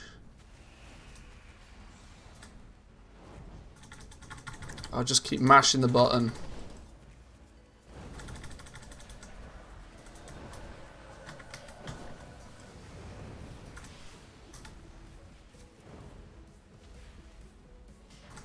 Just keep fireballing. It's all good.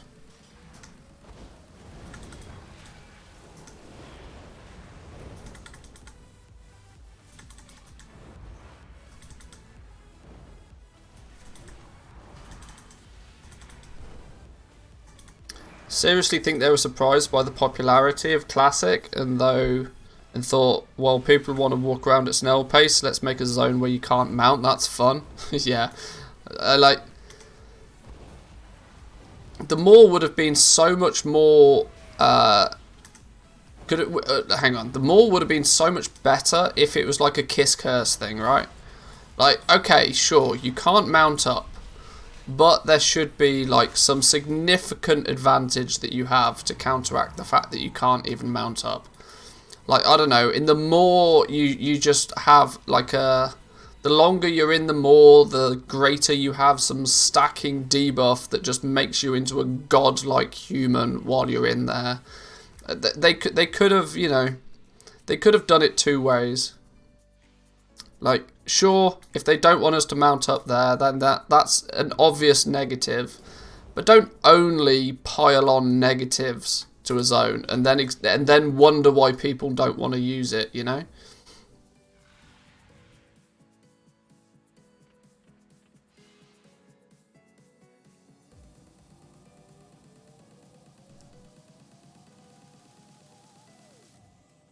But more is hell. True. True. But this is still a game. Like, if you don't make the game fun, guess what people don't do? You know, it's real simple. You know how they make horror stories, like horror games? Like, by definition, that is also hell. But you know what they do? They make them fun. I mean, I really don't think it's a big brain idea, but apparently it is.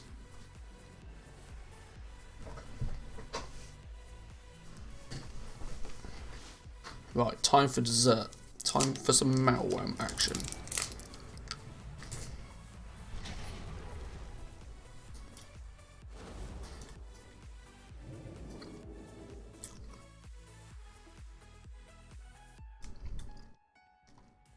So, 20 souls, 3 rares, and then weekly maintenance is done. Super efficient. I like this. How long have we been live? 2 hours. The entire weekly maintenance and upkeep done in 2 hours. This is good.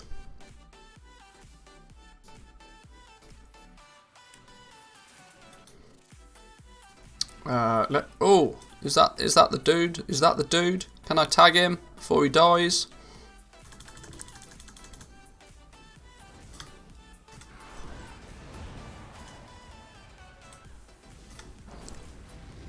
Bingo.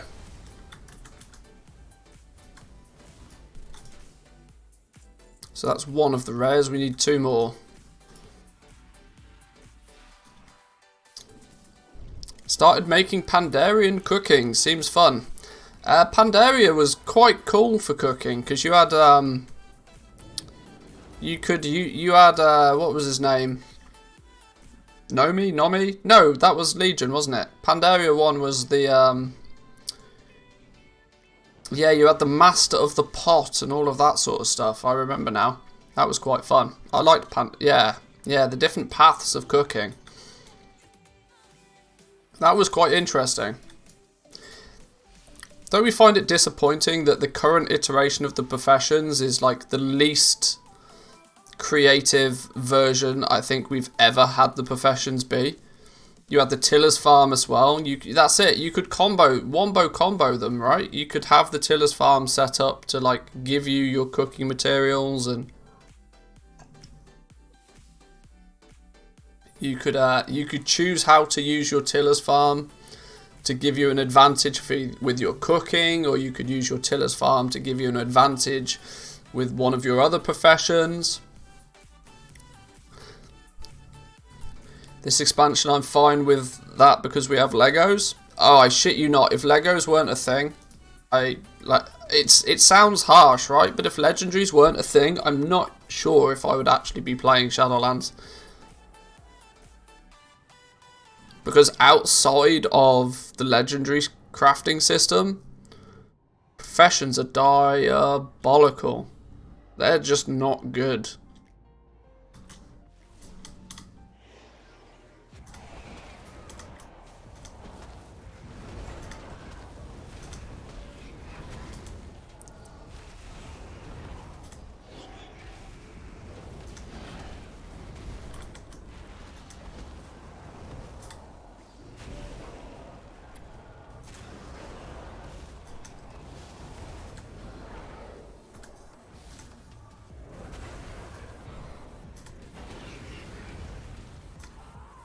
Dead. GG me. Check me out remembering how to play my Fire Mage. If in the next expansion we don't have Legos, we need more stuff back into professions. Yeah, I'm really hoping for the, you know, the redemption of the professions in some way. Just the sheer lack of love that the professions have had is very, very obvious. Ooh, oh, we killed this dude, didn't we? We did.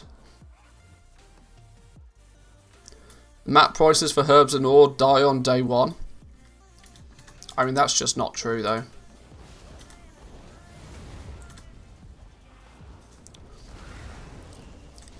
The material prices for herbs and ore die because they get botted. The second all the bots disappear and the multi-boxers don't have their way with things, guess what's happened to the price of those materials? They've risen.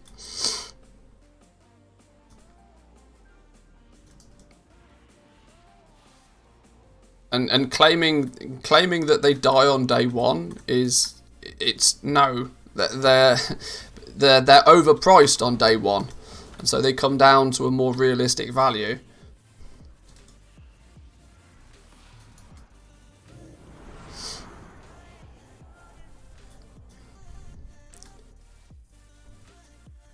Look at BFA and Legion on day one. Yeah, the NA, not a lot of bots. At this point, I don't quite understand what you're trying to get across, but banning multi-boxers, bots had a very, very minimal effect on the prices, to be honest. It's a timing thing as well, right? I mean, it's had a very minimal effect now because there's nobody bloody playing. It doesn't really matter. Everything had bottomed out. Everything had hit the price floor. People were able to buy things for vendor shuffles. If the price of the material hits the price floor, it doesn't really matter. The only people that were ever buying those materials were only buying them to be able to shuffle them into raw gold. The real noticeable difference will come at a point where there are a sizable people amount playing and there is demand for stuff, and that's when we'll see things change.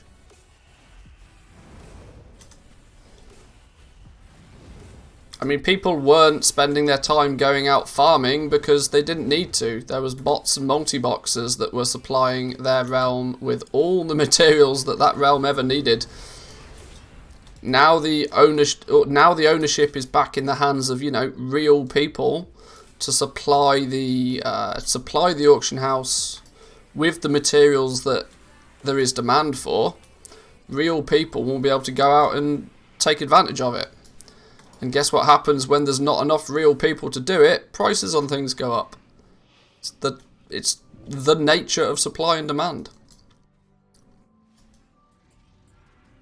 It often takes a good few... The bigger the server as well, the longer it takes for there to be any noticeable difference when significant changes happen. Because there'll still be a backlog of very, very cheap materials for sure.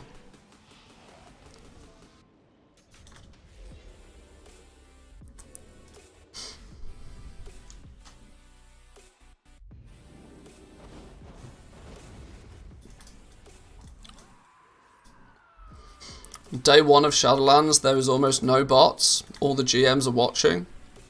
Well, I genuinely don't feel that that's the reason, but I mean, like I said, that's also not true. I mean, there's already bots in the Burning Crusade. I mean, that's been out like a week or two.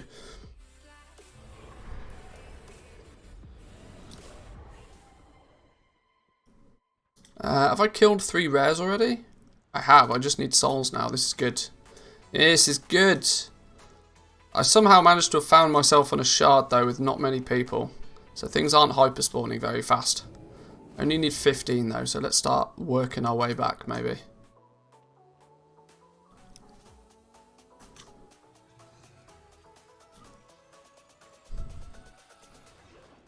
Blizzard is watching people level. I think most GMs have got plenty more things on their work schedule on day one of an expansion launch than watching people level. You know, like fixing the copious amounts of bugs that the game launched with. I'm sure there's plenty of things for them to be doing. And let's be honest, GMs don't really exist anymore. They're a thing, but they're not prevalent in the game like they used to be. They can, of course, zone into a server and, have their magical invisibility powers and that sort of stuff. But the GMs don't exist in anywhere near the same way that they used to.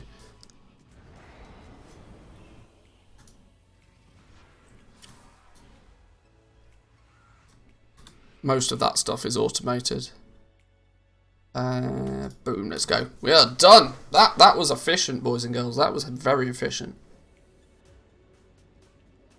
GMs aren't really in game anymore. Yeah, I know that they just. I mean, like I said, they can obviously have admin privileges and spawn in and do stuff if they need to, but it's not like the old days where you know you used just each realm just used to have a GM for that realm, and people who spent a lot of time on the realms would get to know the GM on that realm. It wasn't uncommon for, you know, GMs to spawn in and, you know, wave at people and do all sorts of funny stuff. It's not really a thing though anymore.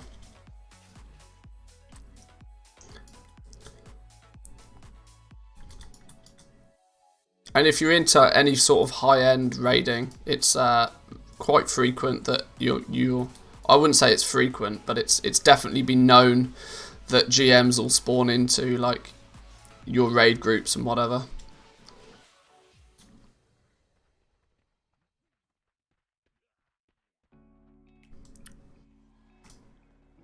I think that's actually everything sorted now.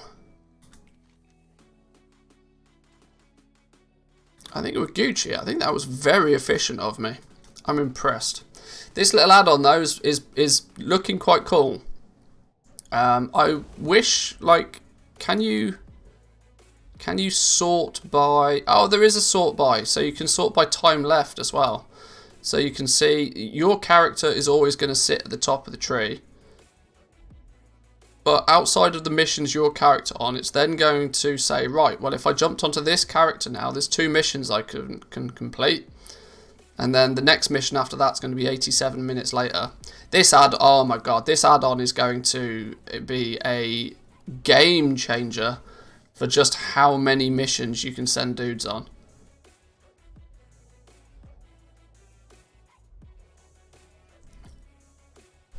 One of the examples is during the day of BFA, the first guy to hit 120 for method. Wasn't it Gingy that they got 120 first? I can't remember. Used a glitch to get mass amounts of experience from a Legion quest, then 2 to 3 hours later Blizzard fixed it.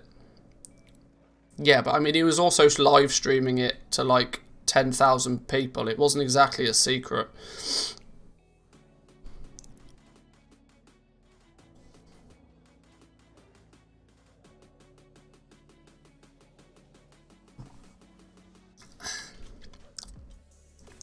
This is cool. So we can jump on this character now.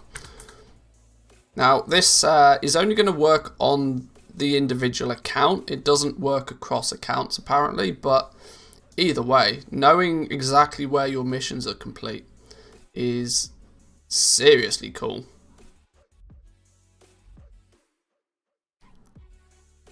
Blizzard are watching people from the top guilds, not your average Joe. Yeah, I mean, there's probably only a handful of GMs that are ever doing anything nowadays across all of the servers. They're not going to look at you taking 24 hours to level up. No, exactly. Definitely not.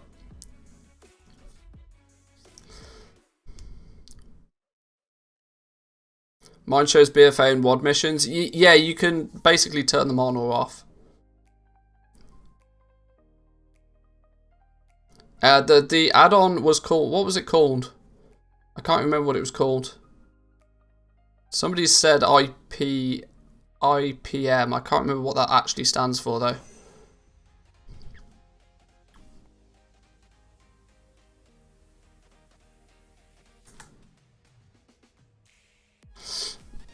In progress missions, that's the one. In progress missions.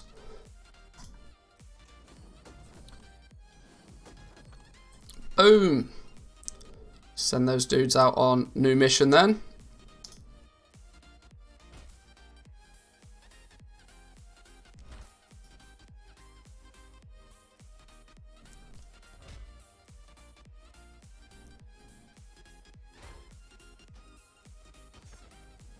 There was another big juicy animal one I saw somewhere, not this one. There was another one I thought. No. Oh, I'd already done that one. Okay. Right, let's get this one on the go then. Oh, that was easy. Yoink. 1500 experience, yes please, with a hero's enchanting cache. These are cool.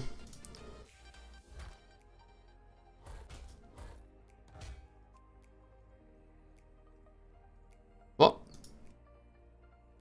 Victory could not be guaranteed. It's because you guys have got no health. What about you then?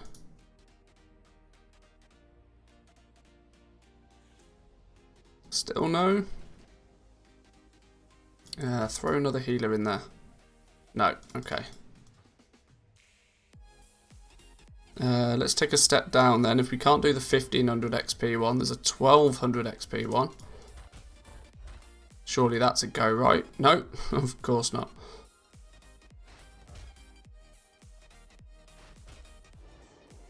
There we go. 3 more fellas. Let's just see if we can knock that one, this one. Can we get this one on the go? Surely. Yes. Lovely stuff. Now we know, categorically, that we don't have to do anything for at least another 11 minutes. And then 82 minutes after that. This is cool. I like this little add-on. I like this little add-on. In progress missions, in conjunction with venture plan. Ooh, it's juicy. It's good. But we have now done what I consider to be, you know, the default weekly maintenance. We've done the souls. We've killed the world boss. Well, yeah, souls and world boss. Replenishing the reservoir is, for the most part, either complete or close to being completed. Now we can get back to actually, you know, some gold making.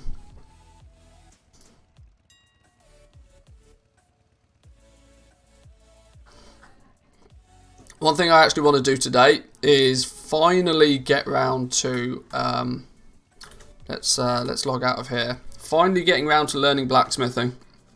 We need blacksmithing. We need 168 gear for blacksmiths. So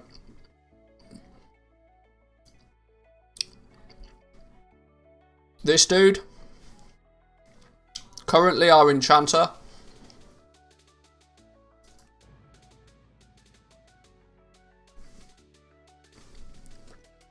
once his we'll do a restock on enchants, and then we'll drop enchanting and we'll pick up blacksmithing. That will leave me in a sticky situation to do that. I won't actually have an enchanter, which is a dangerous position to be in because it does heavily limit my ability to make legendaries. But as it stands at the moment, I'm taking a little bit of a step back from zerging legendaries just whilst we get TSM 4.11 up and running again. Whilst we also start, you know, we can focus on like 168 gear and and things like that. Smaller things that just, you know, are hugely profitable, but you just don't sell them in massive rates. I need blacksmithing to be able to even consider getting jewel crafting up and running properly as well. So there's a bunch of opportunities for us, but we need a profession slot. So we need to do a restock on enchants, a full restock, get us fully prepped for a day or so, whilst we don't have an enchanter. Not a huge amount we need. Do we have the materials for it even? We've got all the materials we need even. This is perfect. Let's do some... Let's get this crafting out of the way then. Nice. There's not too much stuff here either. Even a cheeky bit of profit on these enchants, look. 28,000 gold crafting cost.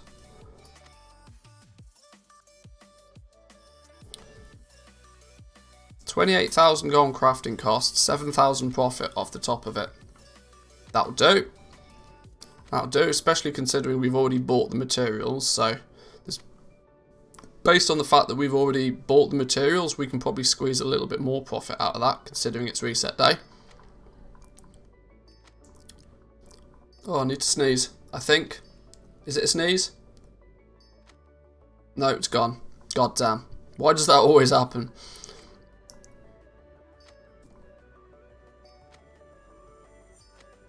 Yeah, these tenants, tenant of crit, haste, mastery, and versatility, we're selling through these really quickly.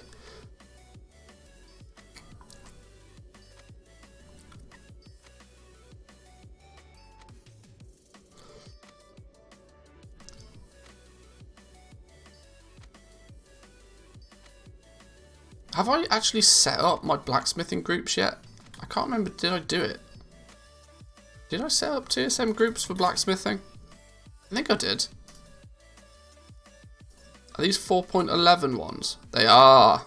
Oh, well, there we go. Oh, this is wonderful. I'd forgotten I did this. I've already got the groups for blacksmithing. All the more reason to power forward with this then. We've got loads of gear we can craft instantly. Woohoo! This is going to be good. This is going to be good now.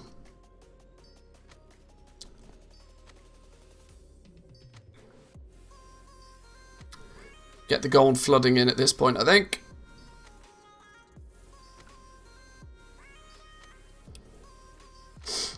Do you have a video on how to set up a TSM mouse wheel post cancel macro? I'm so tired of having to click for every item individually. I tried to make a macro via the TSM settings macro options, but I can't get it to work. If it doesn't work for you, it's probably because it's conflicting with another add-on. You want to make sure that you don't like when you do the settings for it. There's no, I mean, I don't have a video to do it because it's 9 times out of 10 very simple. Macro, you just want to make sure you don't have any keybinds set for whatever you have, and then just when you've selected it, don't just click this button once. Like smash this button like 5 or 10 times. Don't ask me why you'd need to do that. Even the TSM guys have said just mash this button a few times, and then it should work. And for reference, the scroll wheel macro only works outside of the TSM window. So if you've got crafting open like this, for example, if you do it inside, if you do the scroll wheel macro inside the window, it doesn't work. It needs to be outside of the window. Once again, don't ask me why. I don't know, but it's just a thing.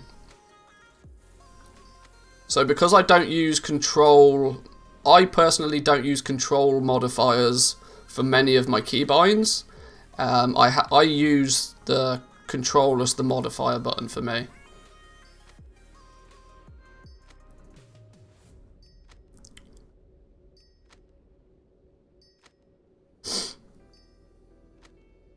But yeah, the most common reason for it not working is that it's conflicting with something else.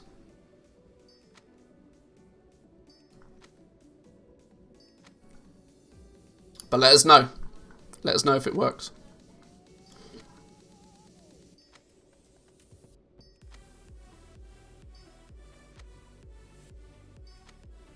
A minute or so to go on these.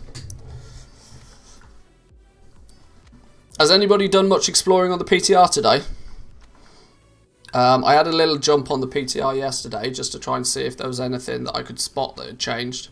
There didn't appear to be anything dramatic from a goal making point of view. But one thing I did notice, for those who were on the Discord, convenient, somebody has just linked the Discord, is that one of the worm quests gave me 2 Quarthite crystals, when normally or previously they've only given you 1. So maybe there's been something going on there. I mean, I know 2 up from 1 is not like incredible, but it technically doubles the amount that is potentially available.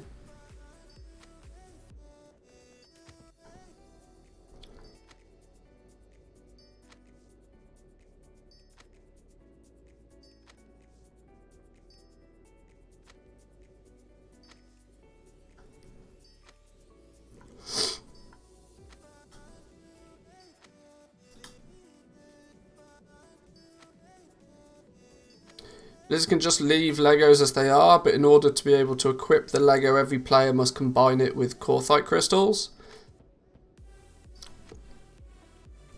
Yeah, a lot of people have sort of put forward the fact that why aren't quartzite crystals just used as a resource to, you know, directly. But the problem is I don't think Blizzard want to take the system away from crafters, because so far at least the crafters that have put in the time, the effort and the gold are going to be just as annoyed. I mean, I know there's only a fair few of them out there, but probably just as annoyed that the entire system would only last for a single patch. It feels a bit gross. I would imagine, though, in patch 9.2, I think they will take the crafting of legendaries out of the hands of crafters. I think there'll just be some native upgrade system, similar to how, like the like in 8.3, the cloak, what, or was it the cloak? Legendary cloak, how you'd upgrade it just by, you know, directly.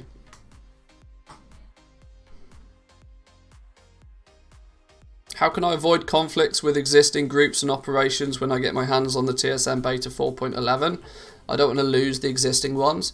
If you're coming from 4.10, if you're coming from the release regular, you know, widely available version, you shouldn't have any conflicts. Because for the most part, at least 4.11 isn't changing anything that was already there. For the most part, it's just adding new stuff to the system. The simple things to do, though, would be to just refresh Trade School Master's memory of what's what. So you probably want to, before you try and do any crafting or anything, you'll probably want to log on to your characters and, you know, open their banks, open their profession windows. Make sure that Trade School Master, especially if you use TSM on different accounts, make sure it's correctly synchronized the information between the accounts before you try and do anything too complicated with it. But for the most part, there shouldn't be any conflicts, really.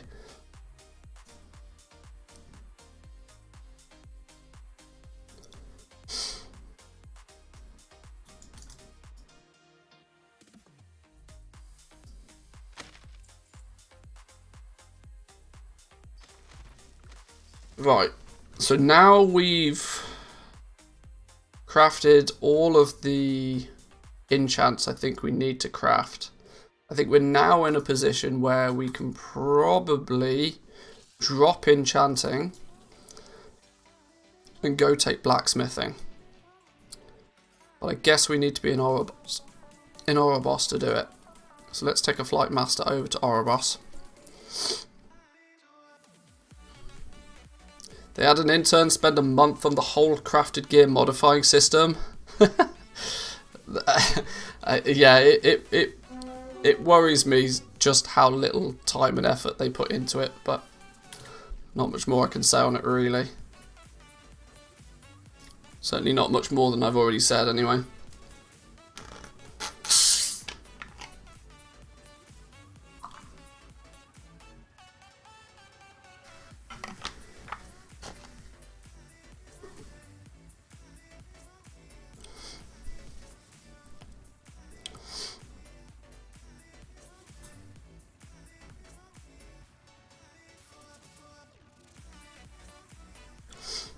I genuinely don't even think I've sold a single legendary today either. This is kind of half the reason why I'm taking a little bit of a step back from like totally zerging legendaries, because I'm just dumping gold into this what feels like flushing it down the drain right now, because it's proving to be more and more difficult to sell legendaries every single day. And it seems to very much coincide with, you know, us understanding more about how 9.1 is going to work.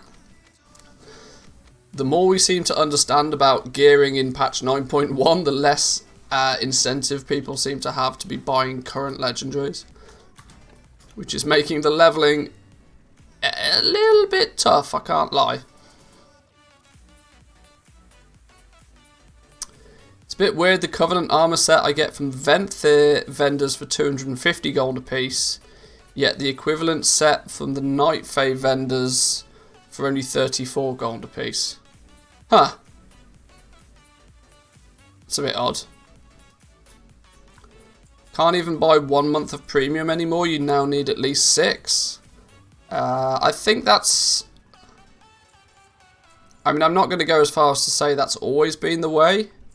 But in the time that I've been a TSM Premium member, I've always had to buy it in 6-month chunks. It's like $12 or something.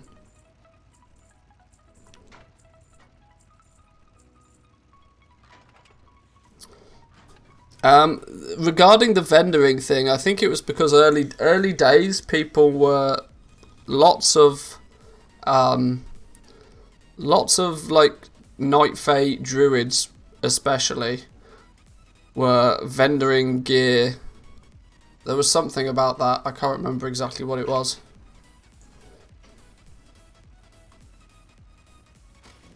Which meant they probably hotfixed it for Night Fae, but then kind of forgot that, you know, there's 3 other factions. They were disenchanting gear, not vendoring it. Disenchanting the gear for shards. Yeah, I knew there was something about it. Something that probably meant Blizzard hotfixed one faction and kind of forgot to do it for others. Right, we're in Oribos. Good, good, good, good, good.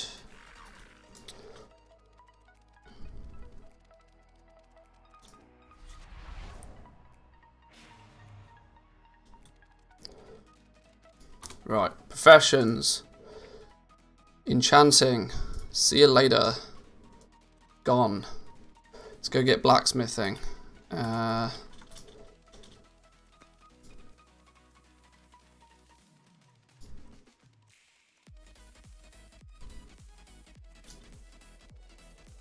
mining trainer, blacksmithing's around here somewhere, right? Here we go. Here's blacksmithing fella. Yoink.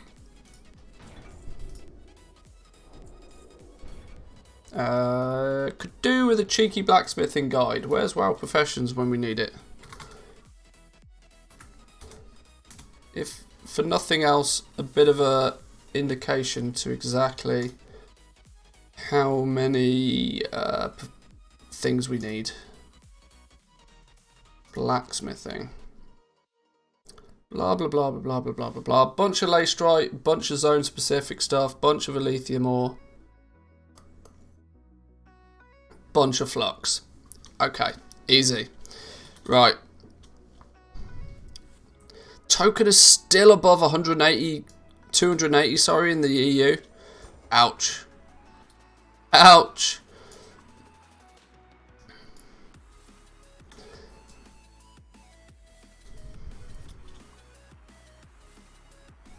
It is dropping though, that is true. It was like 186 or something yesterday, so it is technically going down. But oh my god.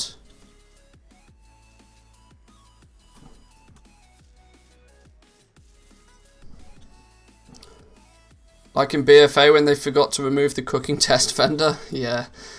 People were able to what was it? The aromatic fish oil or something? I think that was the key to it, wasn't it? Oh, we do have some Alethrium ore, okay. Where's the other ore? Is it in here? Ah, here we go. Here's our Simvir ore.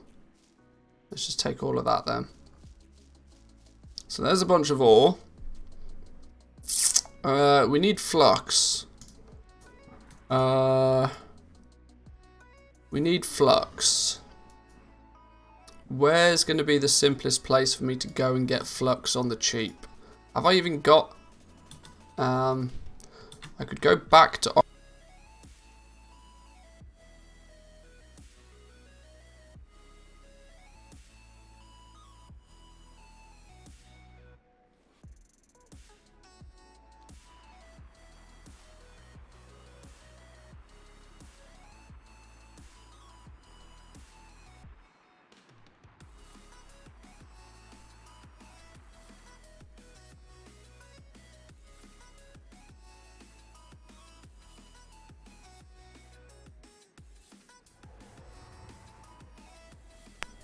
we good?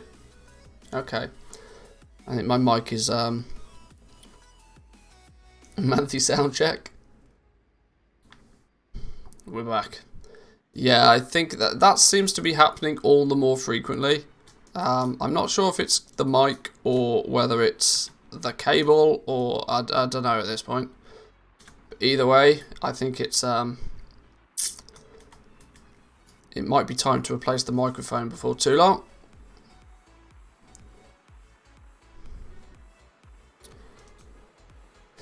Random question, do you have custom map prices for essences based on prospecting? I've done essence pricing in a couple of different ways so far in Shadowlands.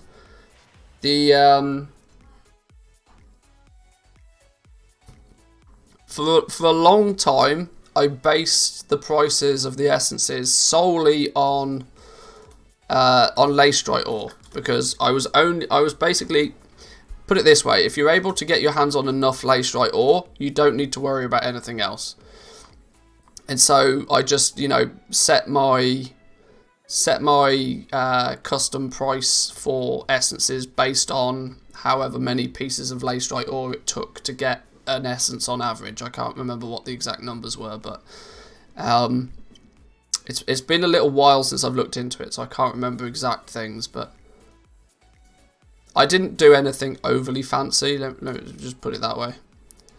In Orgrimmar then, where the hell do I buy flux from? Where's the blacksmithing vendor? Profession trainer. Blacksmithing vendor. All the way up there, of course it would be. Second day muting yourself in a row. Yeah, I think it's my PC in general is not particularly happy at the moment. I was having some issues with it yesterday as well. It's getting remarkably close to the period of time where it might be time for a new PC setup.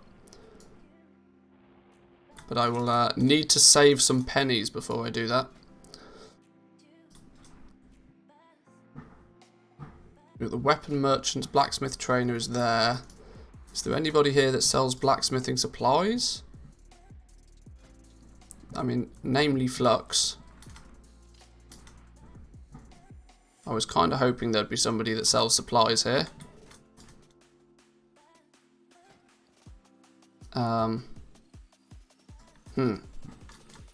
This is not what was planned.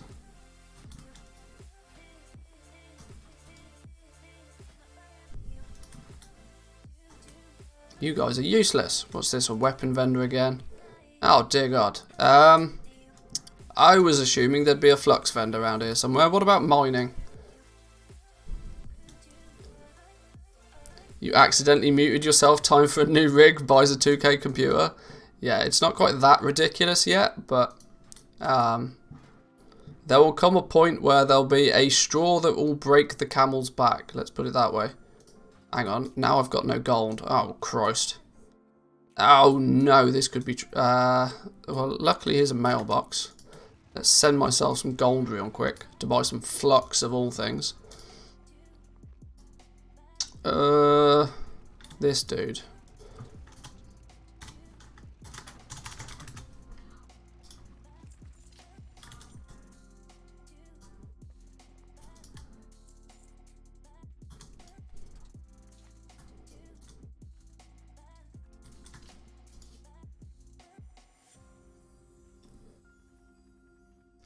Ah, Wild Jack appears. How are you doing, my man? Welcome, welcome.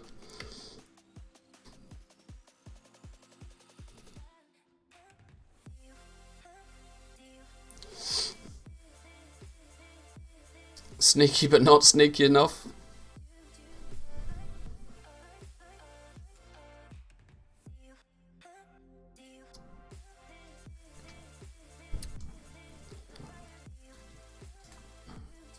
Blacksmithing supplies, this is the one. Let's buy 1,000 of that then. 1,000 flux should do me right. Now we should be Gucci. Let's get our ass back over to Oribos then. Hang on, where's our Hearthstone set to? Heroes Rest. Okay.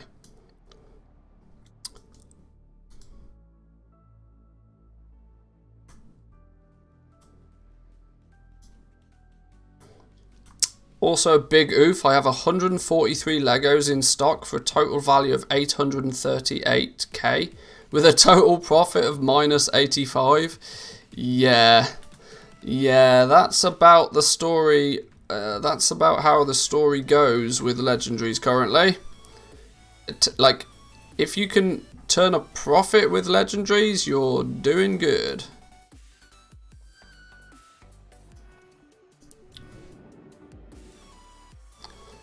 I spawned myself like 10 times when I was close to the coin. There's no limit of how many times you can spawn. Oh, you did generally scamaz it. Oh, I didn't realise that. That's quite clever though. I never even considered the fact you could spawn in more than once. That's quite funny.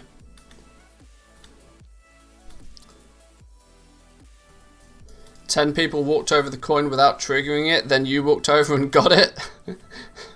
Oh, that's true, because the coin was still technically like in the ground, or at least it looked like it was.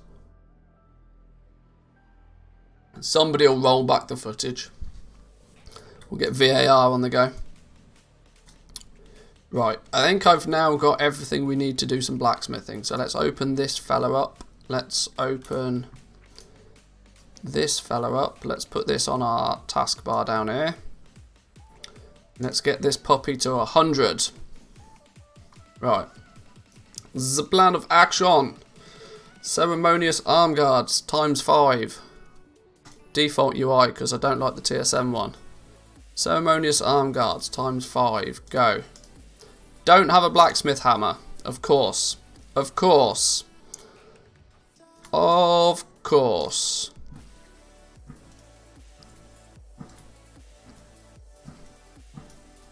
Because nothing's ever simple, right? Okay, here we go. Let's try that again.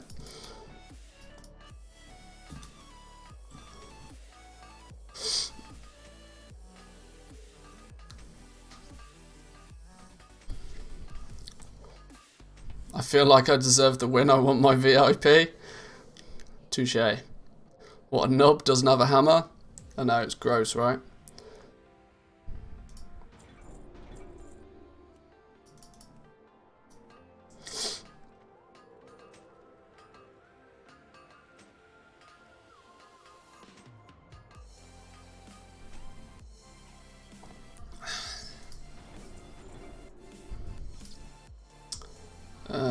Three of those.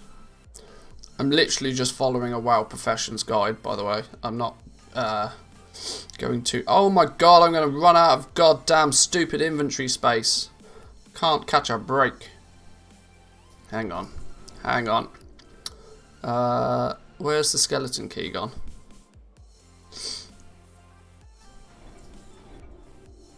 There it is.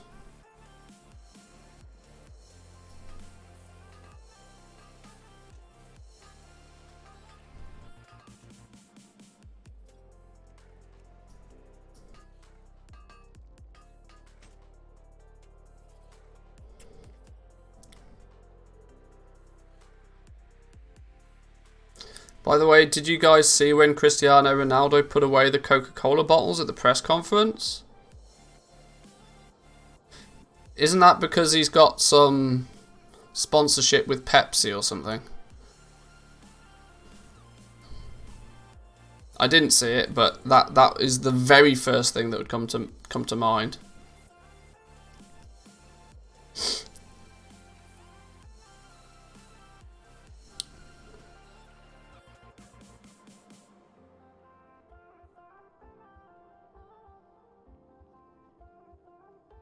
No, he declined the Pepsi deal? Oh, I don't know. He just doesn't like Coca-Cola at all. He wants everybody to drink water. I mean, that's not all that bad of an idea, really. Let's be honest. Coca-Cola is quite literally like death in a can. I mean, I still drink Coca-Cola. I like it, but I know it's horrendous for me.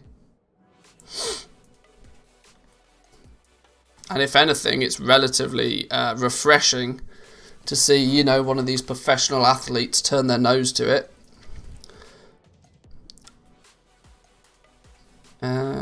Do I not even have... Wow, don't even have a reagent bank on this dude. Deposit reagents, go. Boom. Wow, I had a lot more reagents in my bag than I thought. Literally 95% of everything in my bags was a reagent. That's funny. Life of a goal-making goblin, right? Don't keep gear or potions or flasks in your bags. No, that's for suckers.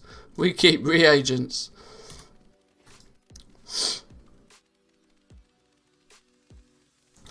It's healthy and he said water is better, but meanwhile you see him doing a KFC commercial. Hey, money talks, my man. Money talks. Coca-Cola obviously didn't pay enough. Facts.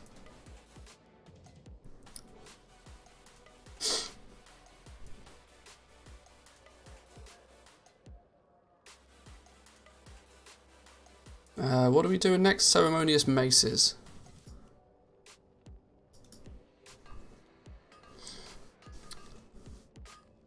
He's got to make that moolah somehow. I mean, he's got to be one of the richest sports stars on the planet. Surely. By this point. 26 to 30 ceremonious acts. What's unhealthy about KFC? Their salads.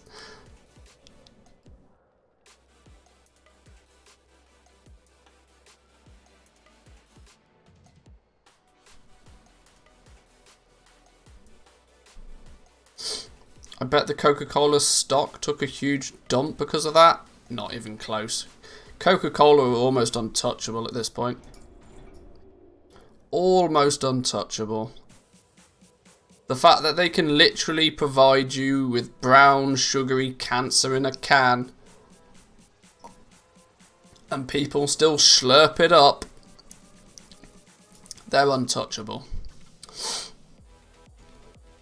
And you know for a fact, Coca-Cola's never going to get into a sex scandal, is it? Let's be honest. So they're pretty dynamite. They lost $4 billion in net worth. I'm sure the guys at Coca-Cola are like, boo-hoo. Can't fuel my 7th yacht.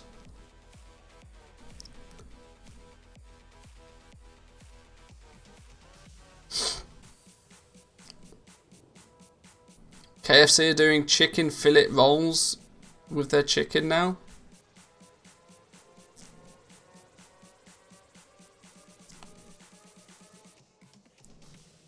Yeah, just everybody should get on the coffee. Get on the coffee. It's easy. It's like easy days, right? Nothing wrong with coffee. It's not just as addictive or anything. No, no, no, no, no.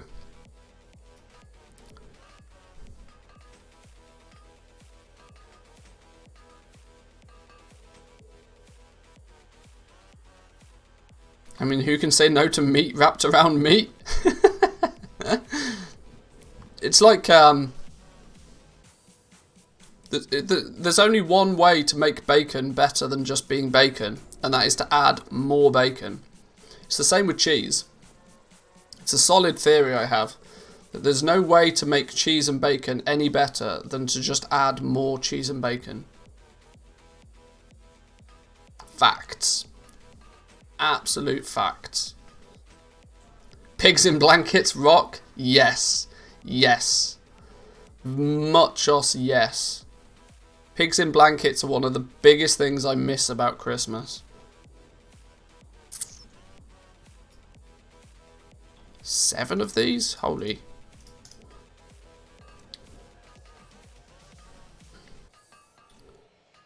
The tobacco and gun industry in the US laughing at Coke.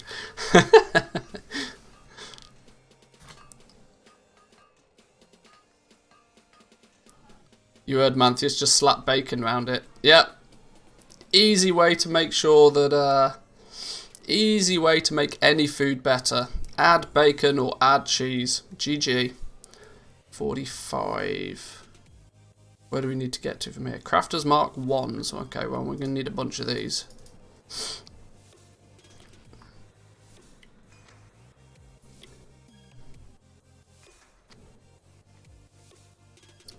You're seeing a loss, you're looking at it wrong. Yeah, there's not really much of a loss there. Not really much of a loss there. I think they're fine. I think they're fine. Their stock is holding up pretty nicely.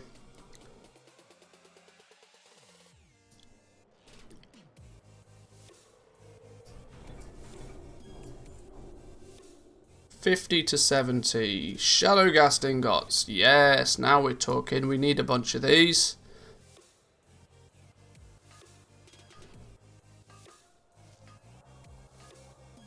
Up 1.4% in a month. That's a lot for a company like Coca-Cola.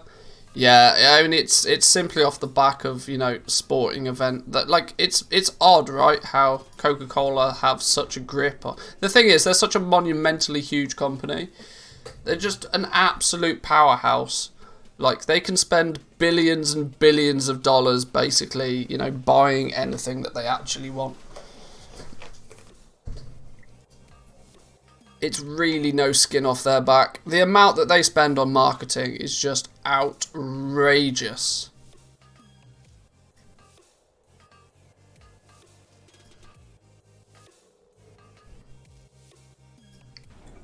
I mean, their marketing budget must be somewhere in the region. It must be in the tens of billions every year they spend on marketing.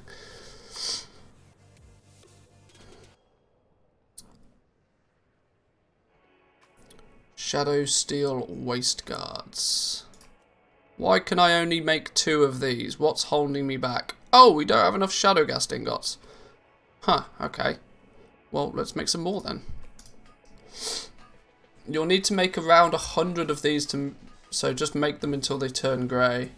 Basically 3 skill points. However, you shouldn't make all of them now because there are a few other ways to gain skill points. You might need a few of these. Making around 20 though should get you to 60. Oh, okay. We need Shadow Gas ingots. Cristiano's the number 3 best paid sportsman. Who's number 2 and number 1 then? He earns 120 million a year at the moment.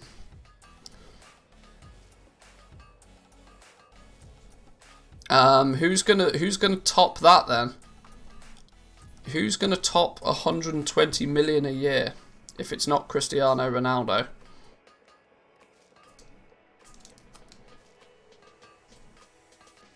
LeBron's got to be up there, right?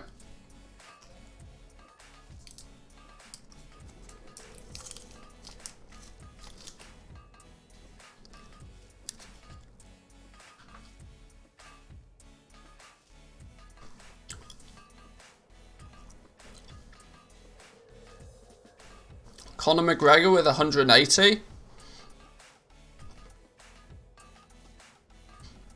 Really? Where the fuck does he get 180 million a year from?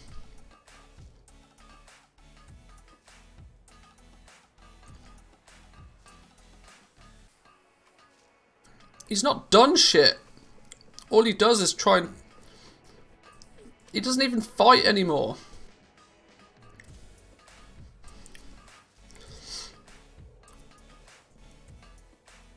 Allow me to doubt those numbers, mate. Yeah. I've chosen the wrong profession. Yeah, streaming goal making? Yeah, I'm in the wrong game. Straight up in the wrong game. I just need to go punch people in the face and make whiskey. That's how we do it. Maybe kick a ball about. Easy game. I'm in the wrong business. In the wrong business.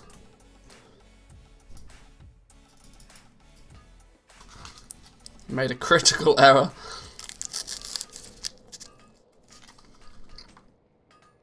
LeBron's at number 5 with nearly 100 mil.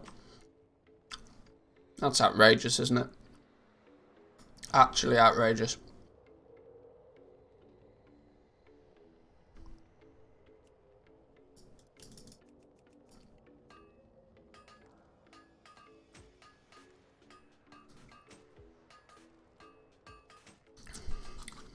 Neymar at 95. The thing is, though, like, the lion's share of all of that has to be sponsorships, right? Which in turn means that the majority of that money is all looping back. It all comes from Coca-Cola and Nike.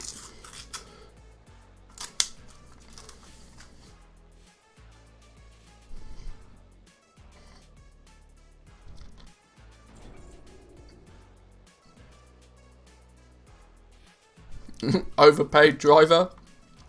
There's a distinct problem though with Lewis Hamilton, is that he's very good. What arguably one of the most arrogant people, but he's allowed to be because he's very good. He has this kind of passive arrogance about him. I don't know what it is. I know obviously I should support him because he's a fellow Englishman, but something about the guy grinds my gears.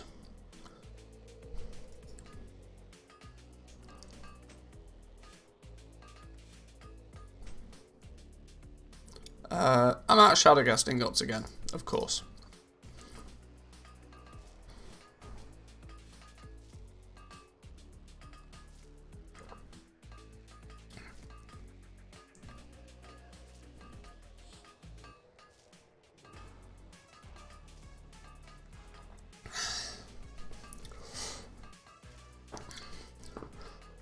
Don't like him personally either, but respect. Yeah, I mean, it's hard to not respect the guy because he's very good at what he does. But same with Ronaldo.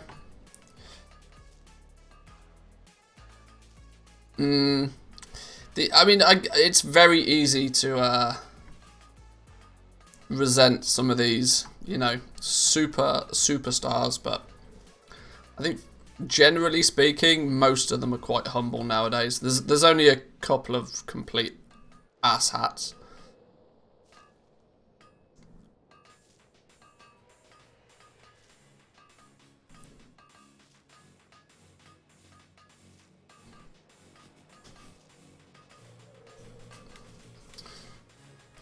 Hello, ladies and gentlemen, boys and girls, people of all ages, D-Generation X.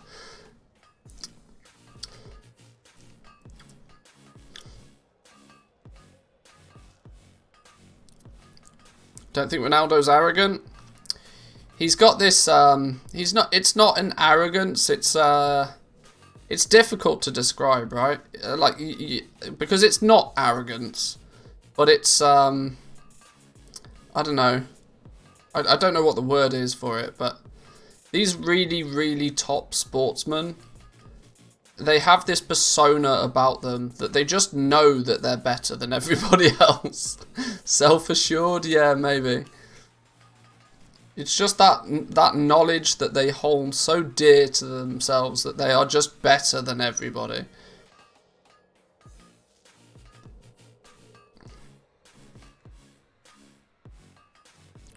And it's hard to disagree with when, for the most part, they are. They're more successful, they're richer, they're more skilled. They have very good reason to think that way.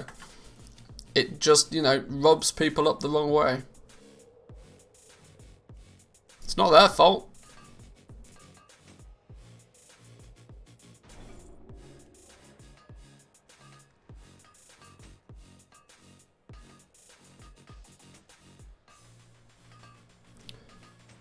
Boom! Blacksmithing 100.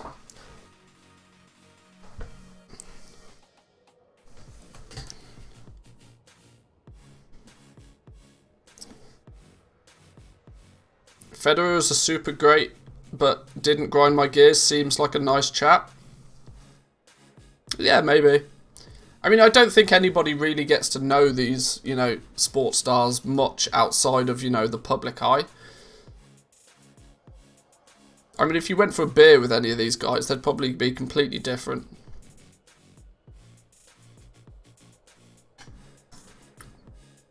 Right.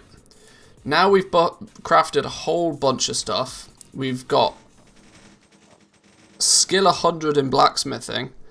Now we have to turn on the crafting powerhouse that is Trade Skill Master. Yes, yes, yes. We have already got our groups up and running for blacksmithing. We banged these out the other day.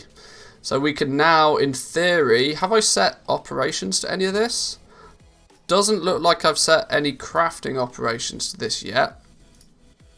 Which is not a problem, because we can easily add them. Because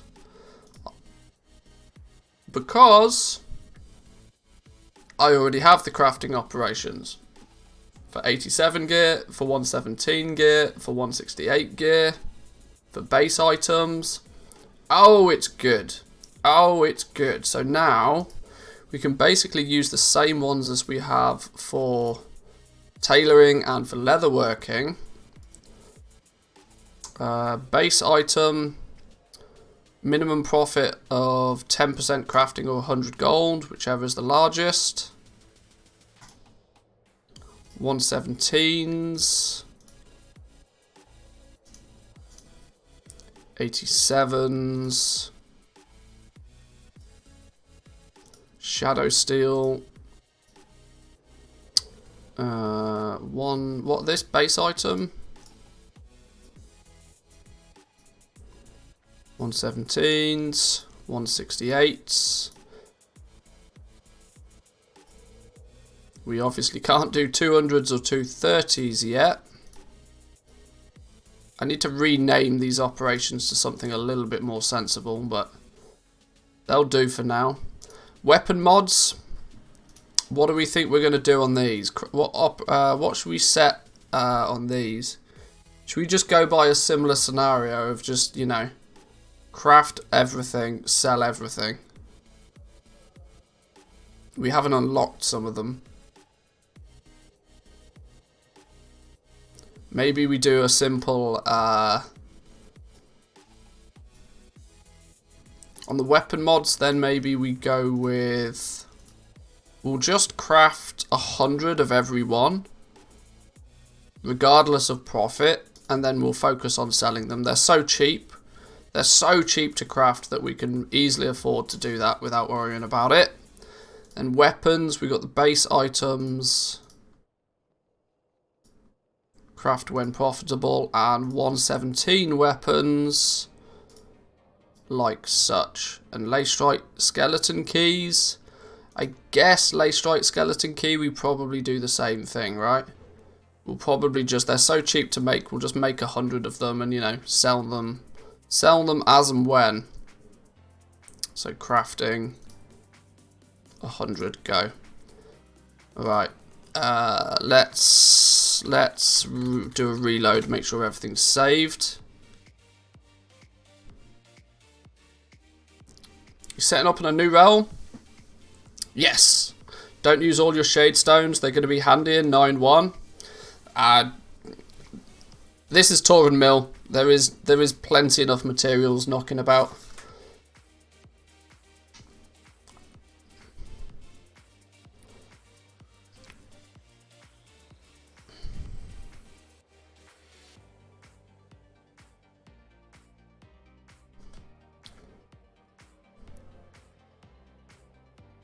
Sylvanas, it's absurd. The mats are expensive. I mean, I've got nothing to do about that. Don't look at me. Don't look at me. It's not because I keep buying them all. We're on Torin Mill right now. We're not on Sylvanas. We're all good. We're all good. So we can crafting operations real simple, right? It's a combination of basically this. They're basically the same, to be honest. I've just given them slightly different names so I can customize them a bit deeper if I want to. But yeah, it's very simple. Just craft a couple of them with a minimum profit of at least 10% crafting cost. There's got to be at least 10% of the crafting cost or 100 gold, whichever. Whichever is the largest of these two numbers. This basically means that on the really cheap stuff, we're going to want to make sure there's at least 100 gold profit. There's not really much point us crafting and trying to sell stuff for less than 100 gold profit. It's just not worth our time or effort. But if the item gets quite expensive to craft, we're going to want to make sure that if it costs over 1,000 gold to craft it, we're going to want at least a 10% profit margin instead to make it worth our while. Pretty simple, not too complicated. I don't do anything too fancy with my operations. I think it's some people have some like ridiculously complex stuff. For the most part, it's not really necessary. Ironically, one of my more complex ones is for old crafted gear. So, like past expansion stuff. This then takes a look at things like the sale rate and then basically works out a different minimum profit dependent on what the sale rate of the item is. So this starts to get a little bit more complicated. But for basic Shadowland stuff, you can, for the most part, keep it pretty simple. And on half of them, I don't even set a minimum profit. A lot of the stuff I craft, I just don't care about the profit when I craft it. I craft it and I have it ready to sell, and I focus on selling it profitably. I utilize both sides of the story. Just craft a bunch of stuff, make it easy to craft a whole bunch of things, and then have some relatively simple operations to make sure that you only sell those things at a profitable point. And then you can't really lose, right? That's my theory at least. But now we should be able to load up blacksmithing, click the magic restock button, go to crafting, go to TSM groups, deselect everything for a minute. Let's just select blacksmithing as a profession as a whole then, and see what the damage is. Boom! 687 things to craft. Oh my days. Okay, this initial restock I knew would take me quite a while. 62,000 gold worth of stuff with a potential profit of 11,000 gold. Okay, there's not a lot of money to be made in blacksmithing at the moment by the looks of things then. I would imagine then a lot of the stuff is not too profitable right now.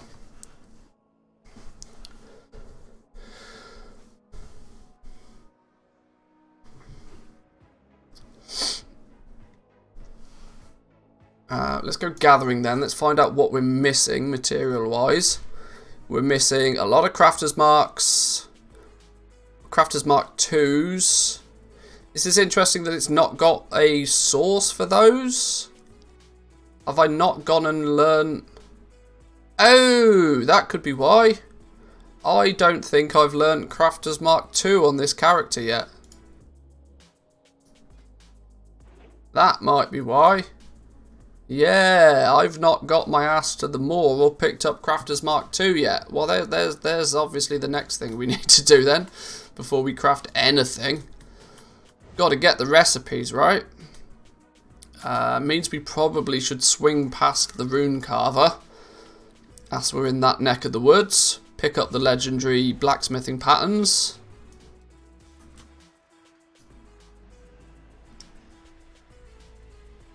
How can I get TSM 4.11? Either sign up to the beta on their website, or if you want to skip the queue, you can become a TSM premium member and you'll get instant access. A little bit pay to win, but we can do.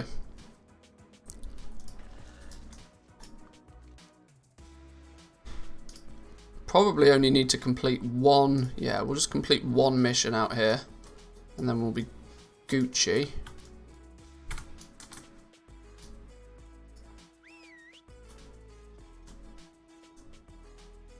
Premium and I signed up, still no invite. It should come to you by email. I don't actually think you need an invite if you're a premium member. It's just a case of you'll need to go into your desktop application and change it to beta, basically.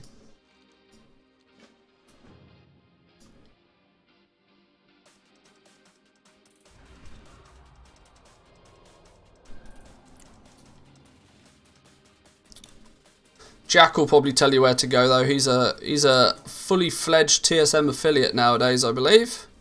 So he should be in the know-how. Repping that brand. Do we need any kind of rep to access the new zone in the Moor? There's not any reputation requirements once you've once 9.1 goes live. It's like the start of most new patches, really. There'll probably be a starting point quest that will probably pop up automatically. Yeah, there's no rep requirements for the new zone. There's a bit of storyline questing for sure, but there's no like rep requirements. That's not to say having the reputations isn't a good idea though, so.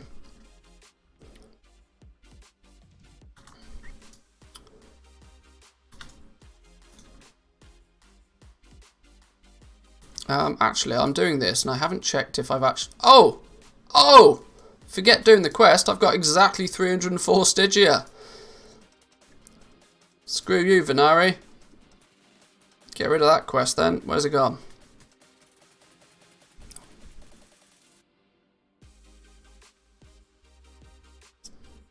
There's me thinking about going and doing quests in the Moor. No, no, no, no, no. Just give me the recipe.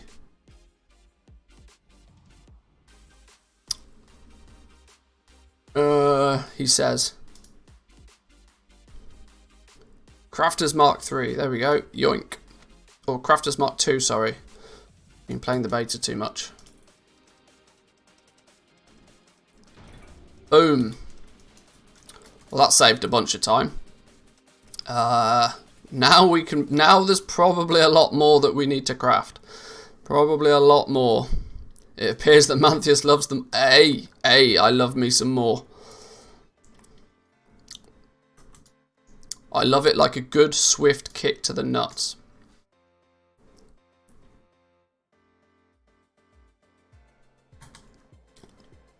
Can't get enough of it.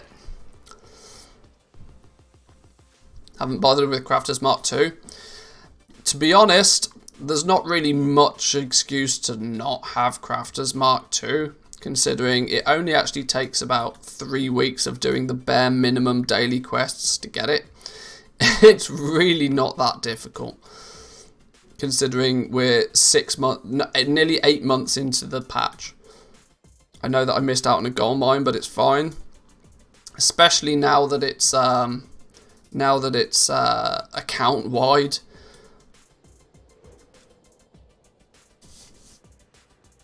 Right, let's try. Oh, hang on, we're getting errors going on here. Let's do a reload to try and fix those. Do you recommend buying essences which are used in the dual crafting Legos now because they're cheap, or will it not affect as 9.1 introduces flying, which will affect the prices of the essences? Honestly, stocking up on some essences right now is probably not a bad idea.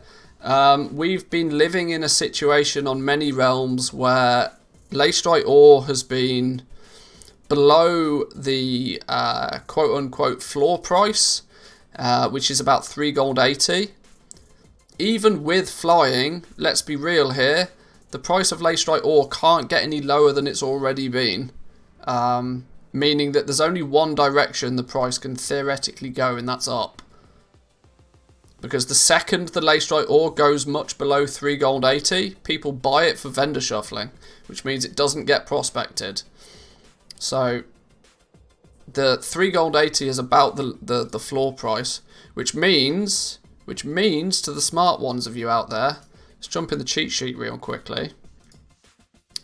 If we look at the prospecting and we go to Leystrite and we put in 3 gold 80, if your essences are ever less than 127 gold a piece, which they frequently are, they almost can't get much cheaper than that. Now they can, for reference, they can get cheaper than that, because of course Leystrite is not the only source for essences, but it's the most reliable source for essences. To achieve the same your Elithium ore, for example, would need to be as low as 38 gold a piece. So if Elithium drops below 38 gold a piece, you can start getting the essences even cheaper. And of course, the zone-specific ores are also ridiculously cheap right now. When the zone-specific ores go much below 5 gold a piece, that's when you can start getting Ignore these numbers, they're not that accurate. My prospecting rates on the zone-specific ores aren't very good. In fact, they're flat out wrong, I think. But yeah, safe to say, I don't really think the essences can really get much cheaper than what they've currently been recently. So yeah, I mean, it's the only real thing I can say is the trick with jewel crafting is knowing the numbers. Don't solely go by what some random dude on the internet has told you. Do the maths yourself. Work out, right, well, if lacerite ore is this price, then how much actually are the essences to prospect? What is the cost of replicating? What is the cost of manufacturing these essences through the art of prospecting? And then it's just some simple maths, you know.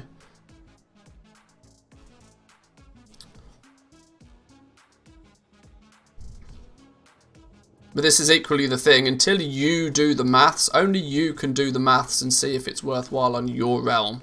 Because of that very fact that, you know, essences, or they're always different prices on different realms. So, all about understanding your market. Once you understand your market, these questions become much easier to answer.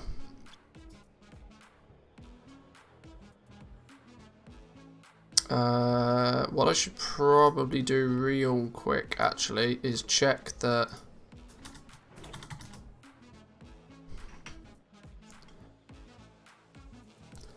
So TSM now knows that to make a crafter's mark with tailoring is cheap. It seems to only know of 3 professions. There should be a 4th variant here. Does it not know the cost of making it via jewel crafting? There we go. So it now knows the 4 different options: jewel crafting, tailoring, leatherworking, blacksmithing. And so it will probably default to... I wonder what it will default to. Because technically tailoring's the cheapest, but I don't have a tailor on this character. So will it then revert to the next cheapest that this character can do? Is TSM smart enough for that? It's still going to throw a spanner in the works if you try and sell stuff on a character that's not the character it was created on. But I wonder if... I wonder how smart it actually is. Shadow Steel, optional reagent, 168, adds the crafter's mark. Yeah, you see, it's still indicating that the crafter's mark is going to be valued at 53 gold, which it's not, because I can't physically get them for 53 gold on this character. It would need to pick between jewel crafting and or blacksmithing to make the crafter's marks. Crafter's Mark 2 has a crafting cost of 152 gold. So if it defaults to tailoring, it's going to be nearly 100 gold out every time. We need to work out how to fix this. I have okay. Blizzard went apeshit with the tailoring crafter's mark costs in 9.1. Well, the thing is, they look ridiculous, right? They look ridiculous, but actually they're kind of balanced compared to... Well, it's all done for a very deliberate... a very deliberate... It's basically to try and normalise the value of the legendaries, but yeah. Just checked out that page. Please, can we fix your spelling of Leystrite ore to Leystrite like it's meant to be in game? Oh, Jesus. Yes. Yes. It's probably wrong all over the place. Literally everywhere I've typed it, it's probably wrong. What is it? Leystrite ore. Copy, paste.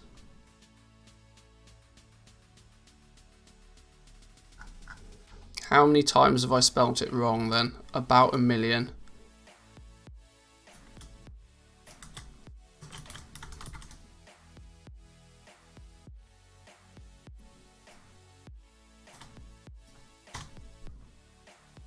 I think that's it.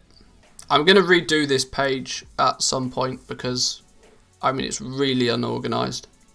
But the Shadowlands cheat sheet is going to get a complete overhaul for patch 9.1 anyway. I just need time to do it.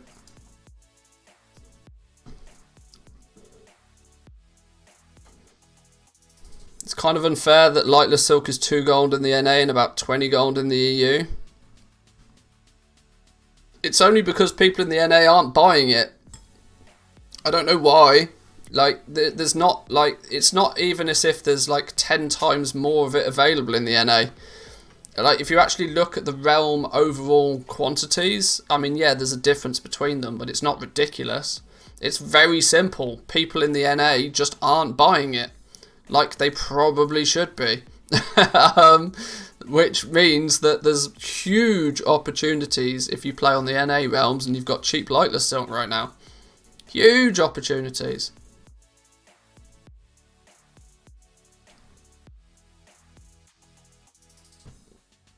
Why do we need to buy it? Because in patch 9.1 you're going to need nearly 3 stacks of it just to make a legendary. Blizzard devs that made it probably just went to the Undermine Journal, looked at the EU average and said, yep, this many silk. Probably. Probably. Find and replace, Control H. Yeah, that would have probably been quite smart as well. My brain doesn't do smart things, woo, you know that. I can't do 3 things at once. I struggle with 2 things.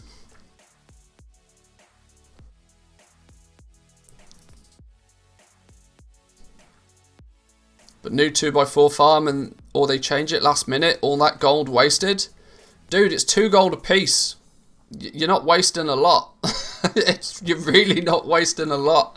If Lightless Silk is 2 gold a piece and you buy 100,000 of it, you've only spent a token's worth of gold. Even if it go, and what's the worst that can happen?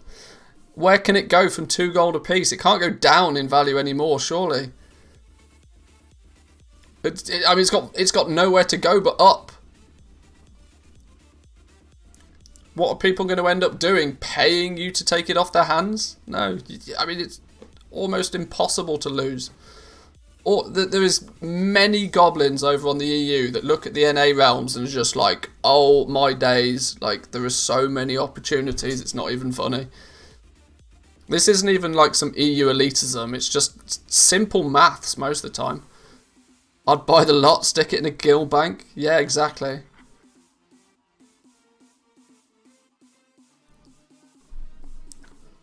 Buy the lot, stick it in a guild bank, wait till 9.1 launches, and if you play on the EU NA realms, wait till somebody resets the market on a Tuesday and then dump the lot of it for 10 times what you bought it for.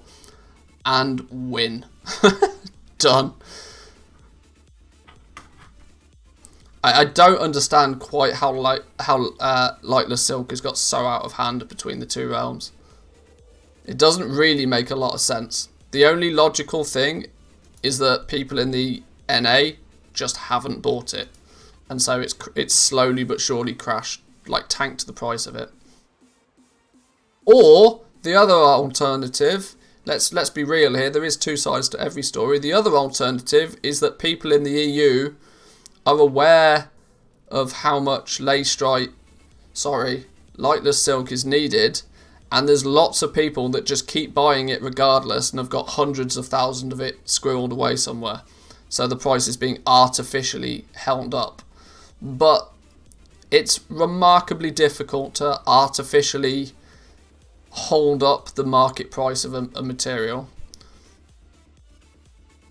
So I'm more likely to believe that it's just NA goblins are not buying it for some reason when it's basically free.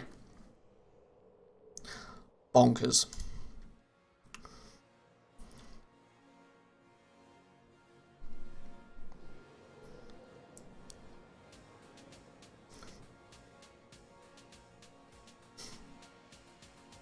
Okay, now it seems to be choosing to craft 168 gear. Okay, how does gathering work now? Crafters Mark II, it's telling me to craft them. Still going to have incorrect crafting prices.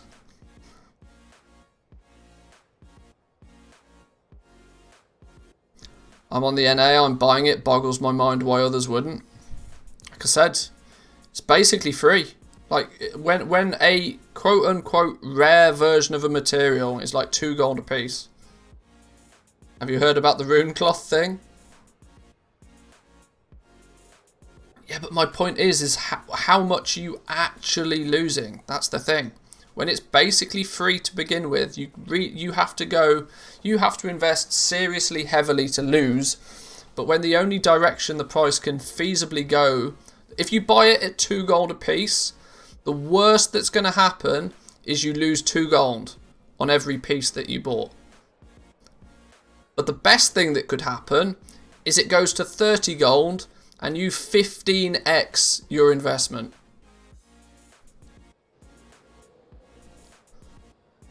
That's literally the point.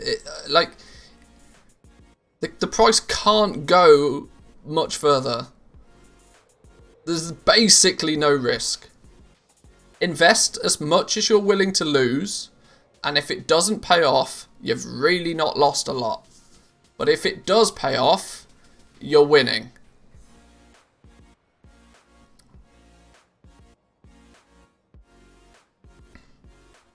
Another example of this, not so long ago, was the Phantasmal Haunch. Phantasmal Haunch went down on many EU realms to like less than 2 gold a piece. People bought out all of it, and even to this day it still floats about 30 gold as an average now.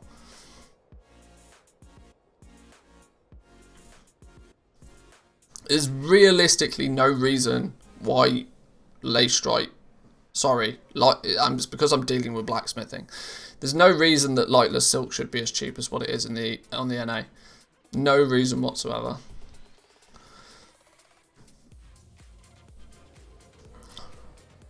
How are we going to deal with the value or the price that is determined of the crafter's marks on these bits of gear? There's got to be, I mean, there's a somewhat simple way for me to do it, but it's a bit gross. Maybe we'll worry about that once we've crafted stuff. Maybe we'll craft stuff first and then worry about it. What do we need to do gathering wise? So we need to make some Crafter's Mark 1s. This all should be in our task list, by the way. So we should be able to open the task list and go, right, let's open. Now it's basically giving us the option to make Crafter's Mark 1s. Oh, okay, it's telling us to make novice Crafter's Marks with our blacksmith. Oh, I forgot. We're not just dealing with Crafter's Mark 2, are we? We're dealing with all of the Crafter's Marks having that variation. Oh, that's going to get real messy. It's going to get real messy. Alright, we'll worry about it once we've done it. Let's make the novice Crafter's Marks here then.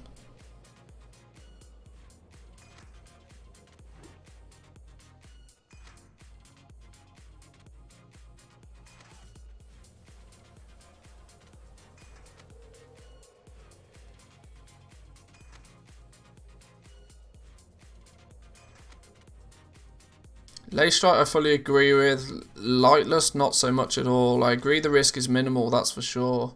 Because the vendor shuffle amount is 2 gold to 3 gold something. But yeah, Leystrite you can make with a blacksmith. You can turn Leystrite into a profit. Anything less than 3 gold 80. But lightless silk, let's also not forget that you can take lightless silk, turn them into shadow lace cuffs and create disenchanting materials and win there as well. There's more options to it.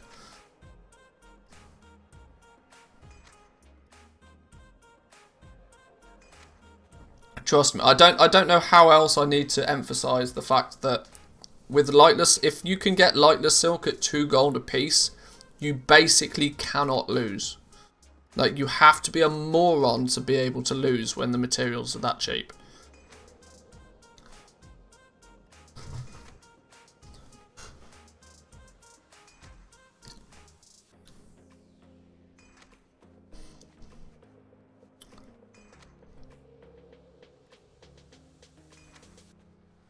It's telling me to buy a whole bunch of Oroblast for some reason.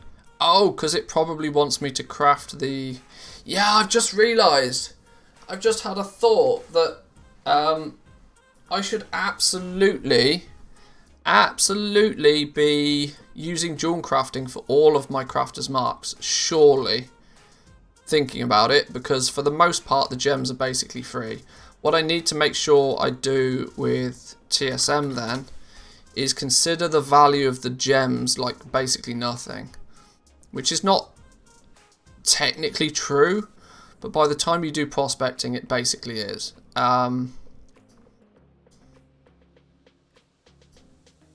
So if I go into material price and I go, well, Anger's Eye is right there. Now, it's considering the material cost to be 3 gold 68. I'm really tempted to just hard code these to be 2 gold 50 a piece. Because let's be honest, I don't do anything with these gems other than vendor them.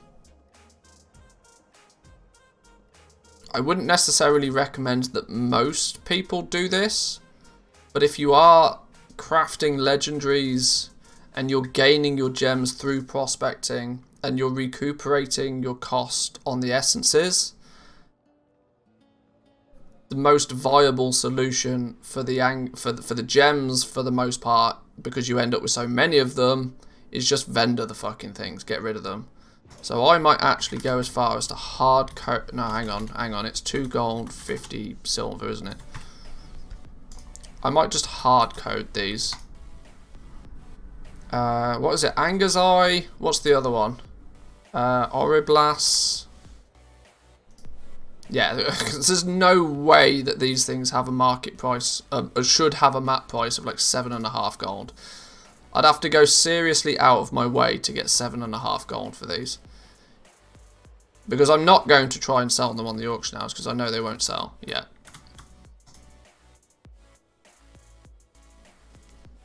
What if you have tailoring and jewel crafting on the same character?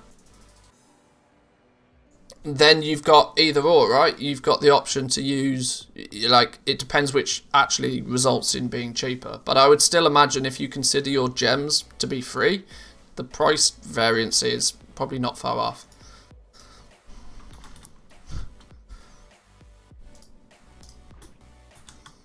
Like I said, I wouldn't recommend most people do this, but in my circumstance it works. Or at least it works for me and I'm happy with it. So then I don't care. That might then relatively quickly change where Trade Skill Master wants to make things with. So Crafter's Mark 1 is the cost of 3 pieces of wire, 3 Leystrite settings, and 7.5 gold. Crafter's Mark 2 is the same, just more. Novice Crafter's Mark. Okay, right, yeah, that's fine. Vestige of Origins, cross-profession usable? And if so, wouldn't this devalue the more expensive tailoring option with Lightless Silk? Vestige of Origins is the exact same as like Crafter's Marks. It's bind on pickup, so you can only use it on the character that you create it on. And to be real, when 95% of the actual cost of the Vestige of Origins is going to come from the Korthite Crystal in the first place, it's not going to be really that important until at least a good month or so into the patch. So, but I get where you're coming from.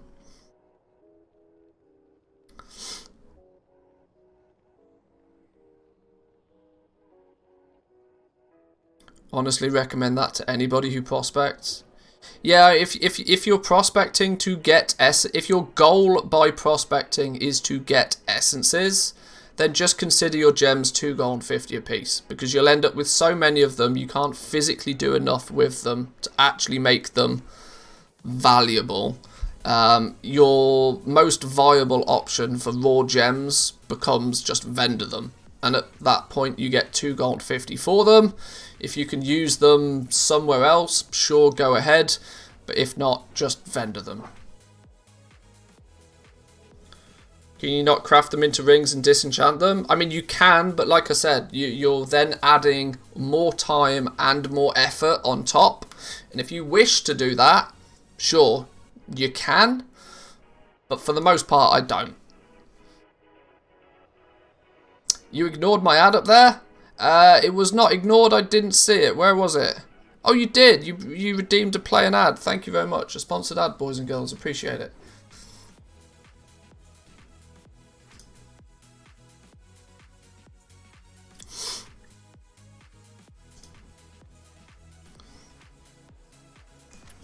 Yeah, it's pretty much going to be that we'll make the crafter's marks, I feel, with jewel crafting on this character, and of course our other characters are Taylor. So it's pretty GG, really. I could hard code some yeah. I just know that when I craft all of this gear and then send it to my bank vault, that my bank vault is going to assume that all of the crafter's marks were made at the cheapest price when a lot of them won't have been. I need to work out how to fix that subtle problem.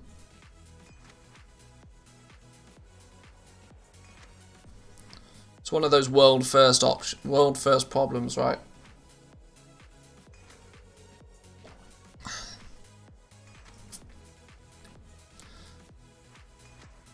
The way to do it is to, in your auctioning operations, is to just do whatever your auctioning operation would be to start with. Then what you want to do is you want to minus off the material price of the crafter's mark that it is. So if it's a 168 gear, you're going to minus off the cost of the crafter's mark 2. So that basically is Trade School Master is going to add the price of the crafter's mark. Your operation is then going to take it back off again, so you get back to, you know, just the cost of the item itself. And then what you'd have to do is make a custom price source for the actual cost of the crafter's mark, and then apply that onto the end of the operation. It's a little bit messy, and it's going to mean that you end up with more operations than you probably would want, but it will keep things accurate, I suppose. This whole problem would disappear if they made the crafter's marks bind on account, which I feel they should, but especially since the acquisition of the crafter's mark recipe is now bound on account. It's like, oh, come on.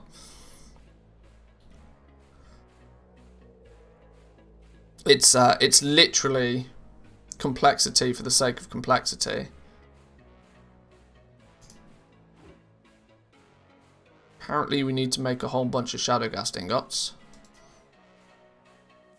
And I don't have the materials to make a whole bunch of Shadowghast ingots. That's interesting. Alright.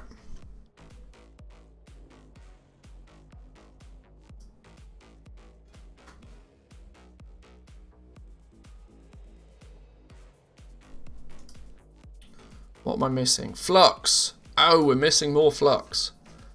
It's no surprise to anybody. Let me just go buy some more flux then. Let's... Our auction house account is logged out. Oops. Big oops.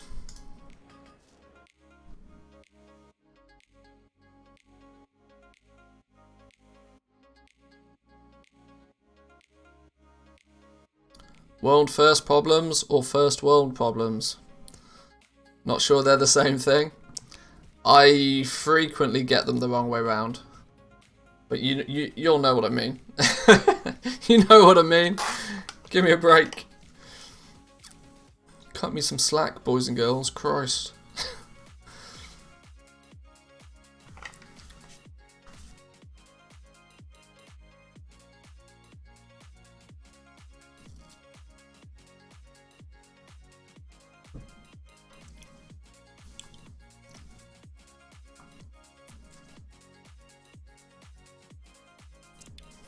It's going to mean we need to make a lot of custom price sources though, because we're going to need to make custom price sources for novice. Yeah, we're going to need to make custom price sources for novice crafter's mark, but for 2 different professions. Oh, technically we don't. I don't know. I'll get to it. My brain will work it out in a minute. We need more flux. If in doubt, buy more flux. Where do I buy flux from? I worked out where we buy flux from, but it's miles away. Can I not buy flux from one of you boys around here somewhere? Is there not a vendor for flux anywhere?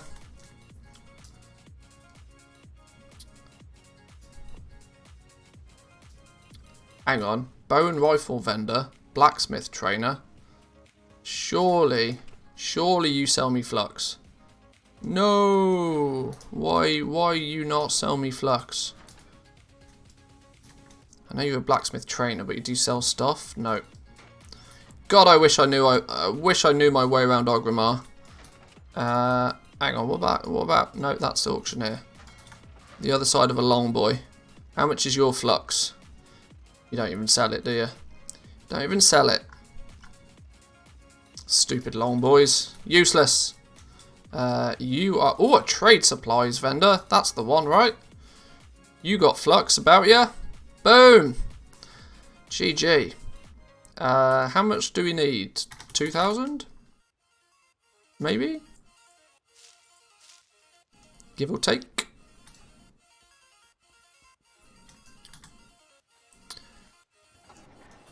In the hut? Yeah, I got it. I got it. Thank you.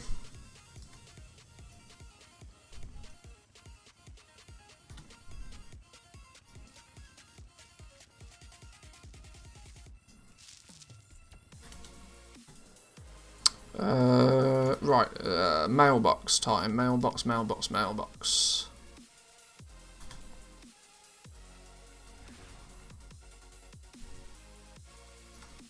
Hang on, there's a mailbox in there. Where's it? Oh. Somebody's dropped down a portable one. Somewhere. Where's it gone? Here it is. Yoink! Thank God.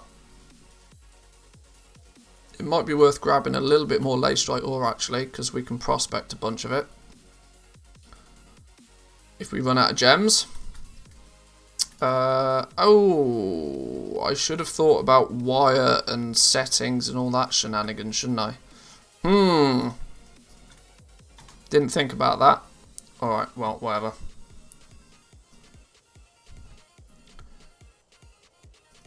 Why can it not make me my...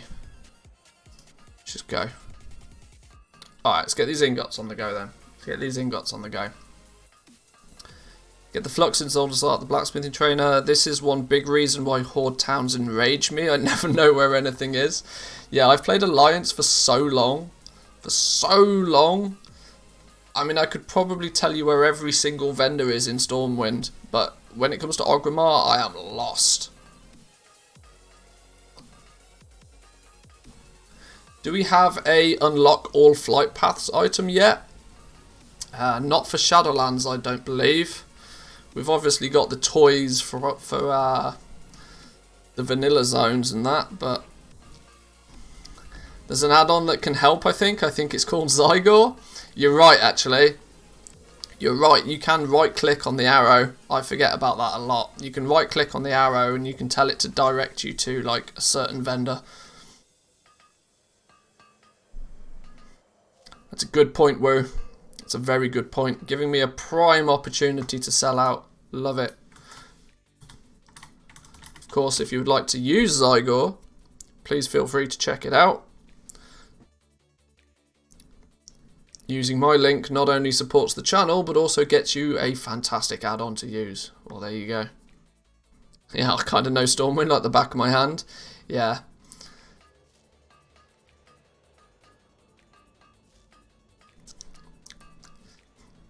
Any primers out there?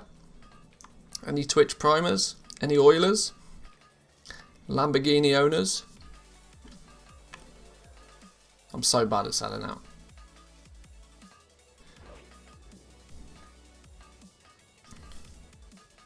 Yeah, I don't actually have any, you know, command to sell out for Twitch Prime, but I assume people will press the button.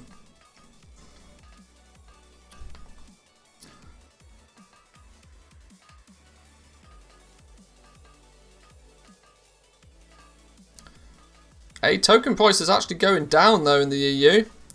Down to less than 280,000 gold for the first time in like what feels like about a week. Lambo owners, I do have a Lambo. Not like a Matchbox one though, we're talking about, you know.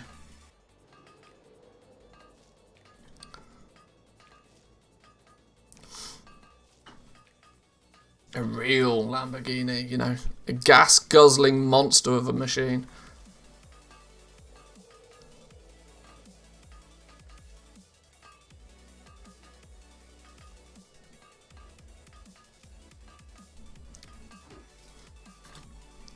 This is the, for me at least, this is the distinct downside of blacksmithing. That there's so many little components that go into making stuff. 12th of June, it was 268. Is that pretty much the lowest it's been in the last, you know, week or so? You mean a tractor? Tractor with a body kit, with a low modified body kit on a tractor. Yeah, that makes sense.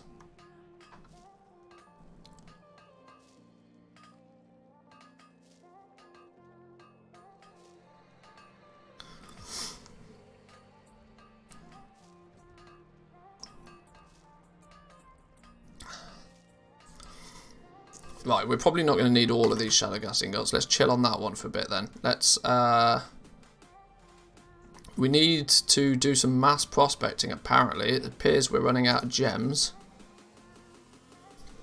Which, it's not gems we're missing actually, it's all this stupid wire business. Can we buy this wire from here as well? Whoa, look at the Longboy party.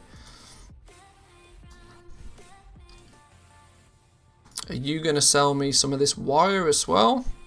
You know you want to. I bet you're not, are you? Nope. Not even going to sell me the lace strike settings. Well, you are a terrible trade supply vendor. And you're even worse. Ooh, where do they come from then?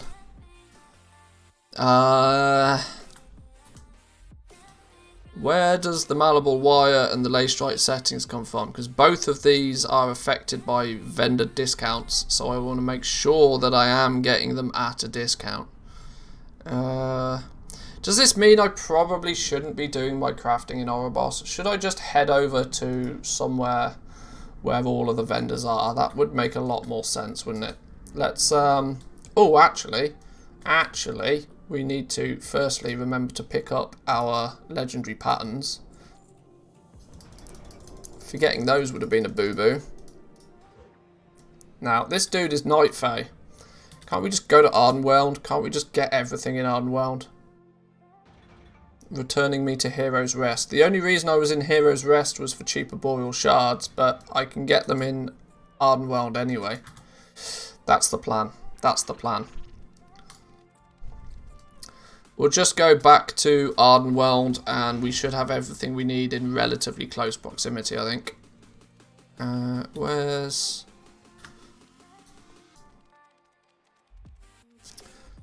Don't you have vendors for those near the engineering trainer? But if you buy them from Orobos, you don't get reputation discount on them.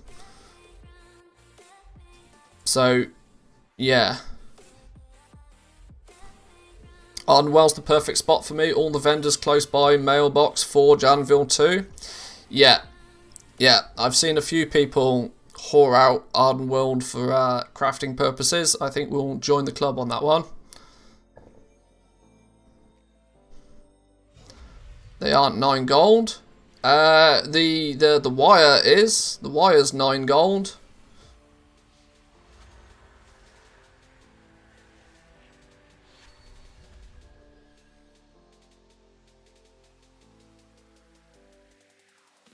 The only thing it's missing is a banker, but if you're a goblin, that's sorted.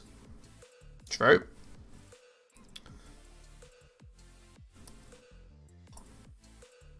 Right, while we're flying, I'm going to take the opportunity for a very quick bathroom break. I'll be back in 2 minutes.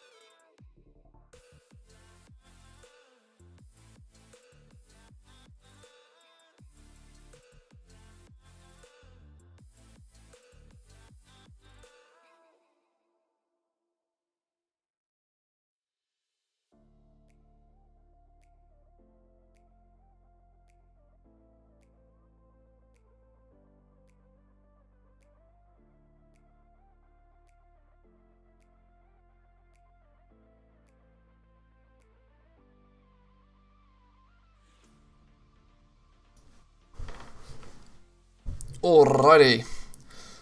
Alrighty. Where are we heading on this fine sunny day then? Maybe it's worthwhile so that we don't accidentally have to do that all the time, setting our hearthstone over here. That would mean we need to go that away.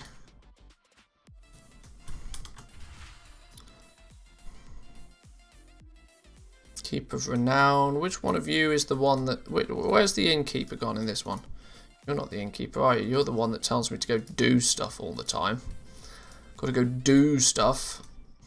Technically, let's not forget actually, at some point it would become worthwhile if I actually put some time and effort in on these characters in Torin Mill. Because being Renowned 2, we're going to have to fix this. If we want to hit Korthia when 9.1 lands, we're going to have to fix this.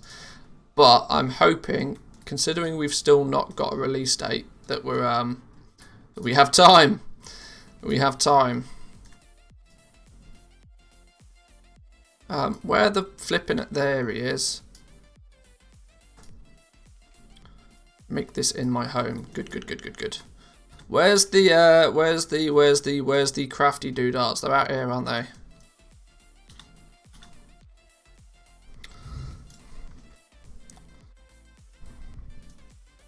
It's always the question: Hearthstone in Orobos or in the Covenant Hall? Yeah, it's a 50-50. My hunter's renowned 3.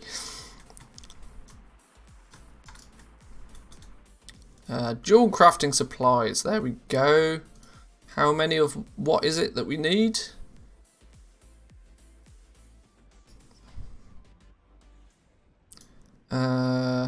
What do you mean not open? It is open.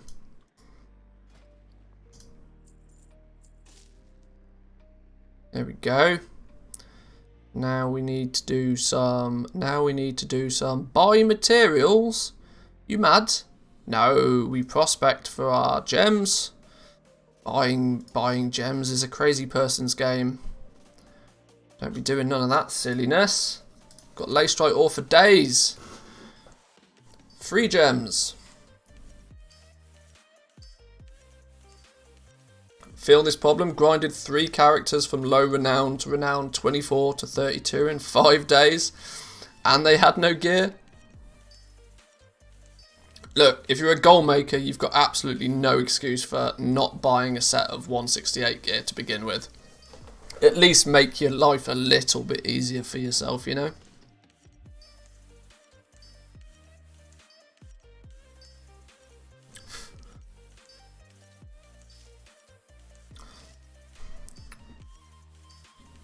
Right, there's the gems we need apparently. BOE weapons are still expensive. Weapons maybe. You've got a legitimate argument on the weapons, I guess, but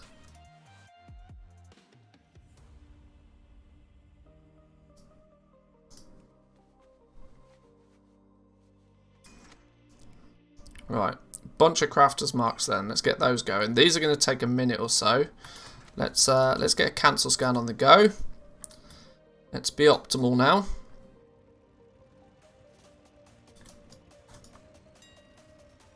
Considering we're selling a great deal of absolutely nothing right now.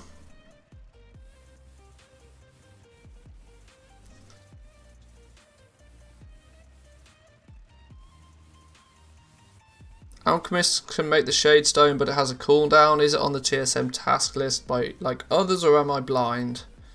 Couldn't tell you because I've not unlocked it to even know.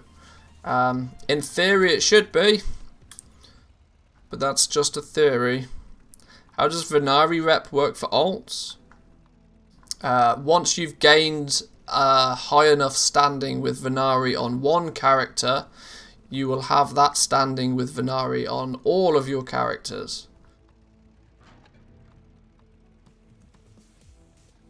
But you still obviously need to pay the price to buy the items. So if you're looking at Crafters Mark II, for example, that's 300 Stygia, you'll still need the Stygia to buy it, but as long as you've got the rep on at least one of your characters, you are Gucci. So you have to hit Exalted. You just can go as, you know, as high as you are on your best character is as high as you'll be on all of your characters. You don't have to hit Exalted first. I've not hit Exalted with Venari.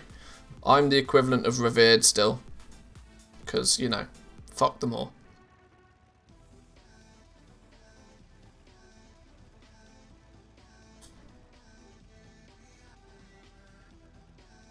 Item group invalid. Oh dear, oh dear, oh dear. That becomes a bit of an issue, doesn't it? That becomes a bit of an issue. How can we base our crafting price? How can we sell our enchants when we now don't have an enchanter? Didn't think about that one. Well, I guess we're not selling enchants for a day or so then. Oops. That's not going to be the case for Death's Advance in 9.1. No. The people have got into this false sense of security when it comes to reputations. Venari is the first time in history I can ever think of a reputation that was account-wide. Account-wide reputation is not a thing. It's never been a thing. Venari is absolutely the exception to the rule. 99 times out of 100, if you want to buy something off a faction, you need that character that wants to buy it needs to have the reputation for it. But there's been catch-up systems, true, but there's never been just a flat out, oh, you've done it on one character, now you can get it on all the characters. Venari was the first and only, to my understanding.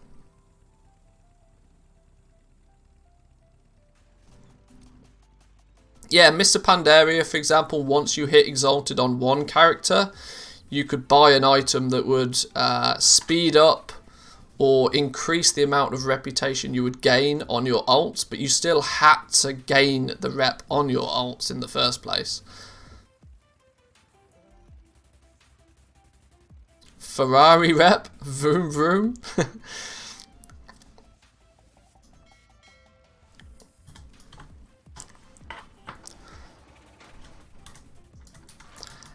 Considering I've just lowballed myself with enchants, that our operations are not going to work until we relearn enchanting on another character, maybe we should just put all our enchants in the bank for now and worry about it. Worry about it another day.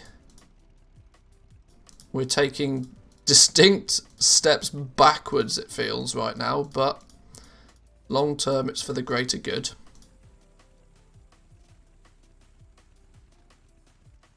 He says.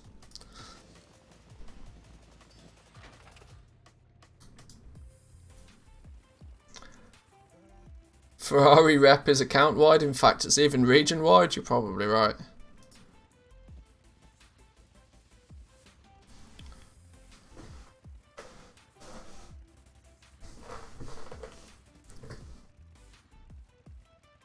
Lightless Silk is now up to 42 gold on your main realm.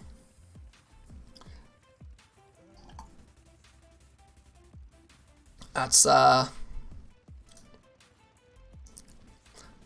pricey silk. Oh, we jumped on this dude to do a very quick cancel scan, and I've just looked at how many mails are in the mailbox. This isn't going to be a very quick cancel scan, is it? This is more like a sit down and power through things again. Let's maybe switch the game around a little bit then. Let's get this at least doing something at the same time then. If you're gonna have multiple accounts, make sure they're always doing something. That way they're paying for themselves.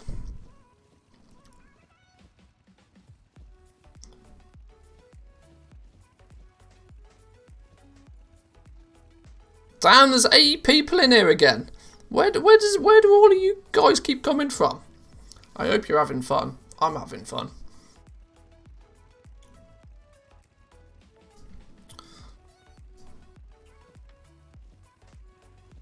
I think multiple accounts are my next step. It's 2 accounts is an absolute game changer for people. Absolute game changer. Once you get 2 though, it's like computer monitors, right? If you've only ever had 1 computer monitor, you don't know what you're missing out. But when you get 2 computer monitors, you're like, this is handy. I can be doing 2 things at once here. And then very quickly you end up with 7 computer monitors because you just go ridiculous with it. Accounts in WoW is the same, right? When you get your second account, the first thing most people do is they split off their auctioning. So auctioning happens on one account, everything else happens on the other account, which is cool, right? It's a really good start. But the more you start crafting, the more you realise that you basically have your dude just sat there crafting for large periods of time, restricting you from doing anything else. So then you have 2 accounts that are sat there doing things. You've got an account that's doing the auction house. You've got an account that is, crafting a bunch of stuff.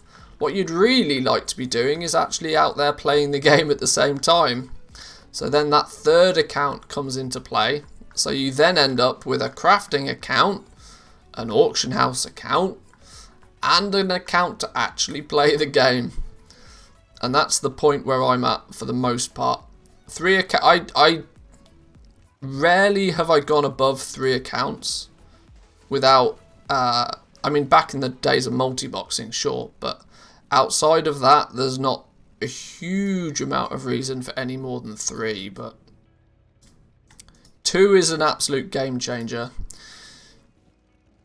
But once you get 2, don't be surprised if you eventually end up wanting a 3rd one. Why can I never find the mission table for Night Fae? Yeah, the Night Fae zone is I don't know why either, but it feels like a bit of a maze to me as well. I'm on Amazon looking at computer monitors right now.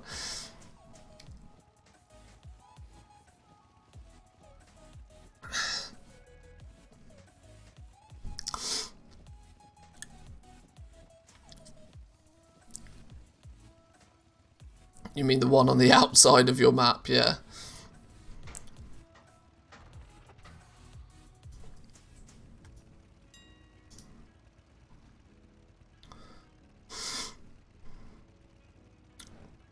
I'd find it hard to pay for them all, to be honest. I know people say they pay for themselves, but I know me and I don't think that would work for me.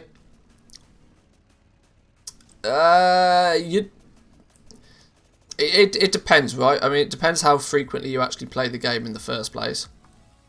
If you're degenerate and like myself, and you know, comfortably play the game 8 hours a day, then you find like very quick use for them. And in that regard, they do absolutely pay for themselves. But if you genuinely only play the game like an hour or so a day, you may find that you're comfortable with just the one account anyway. But honestly, even if it's just one of the simple things is that if you have 2 accounts and you just leave your second account, even if you don't want to do cancel scanning, just leave your second account like sniper scanning. You will make so much more gold by the fact that you will be getting your materials so much cheaper, that it will pay for itself in that regard, if nothing else.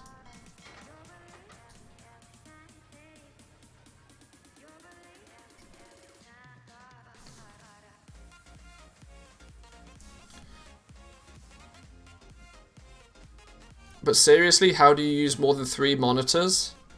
It's not like Gumdrops and his 4th yacht.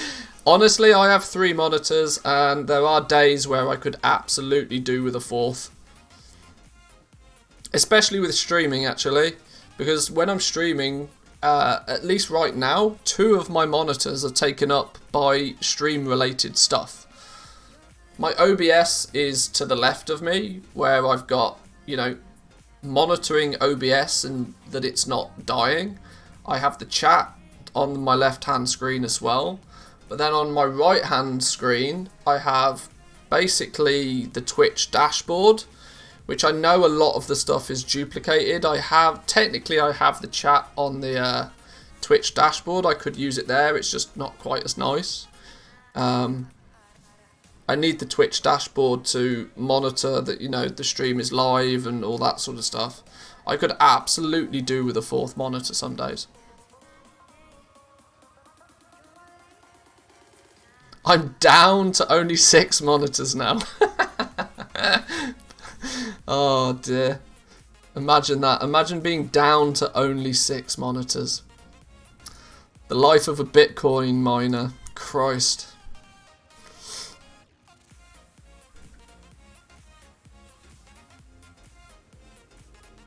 There are times when I could drop to 3 from 4, but a lot of the time I want a 4th or a 5th, yeah.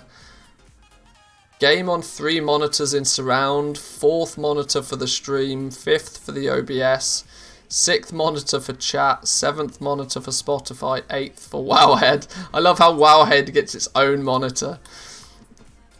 It's that crucial, it needs its own monitor. So Gumdrops has 4 screens, a cam and a Shure SM7B mic, and yet still doesn't stream. I have no idea how many screens Gumdrops has, but he has 4 yachts because he works about 6 jobs.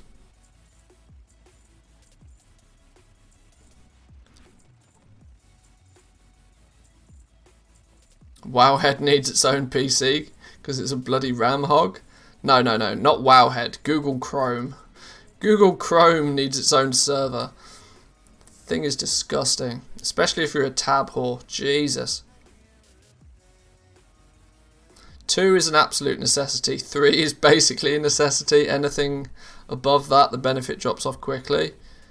But yeah, if streaming or playing surround gaming, yeah, any streamer will definitely need at least 3, in my opinion.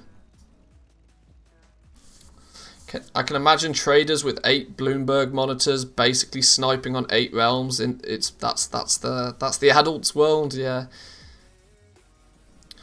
Used to. Shamey quit streaming when he took his Ubisoft position. Didn't he just recently post a stream setup video or something, Gumdrops? Hasn't he just bought himself like a fancy new PC and a thumping graphics card and all the streaming gear?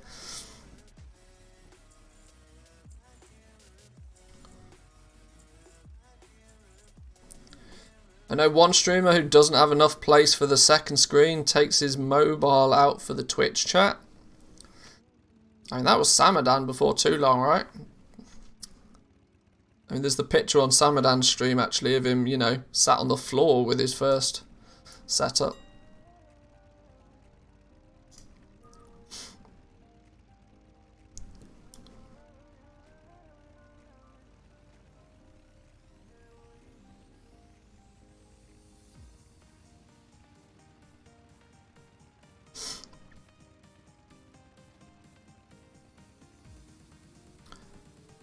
Samadan has my old CPU motherboard, still works and didn't blow up. Oh, nice one.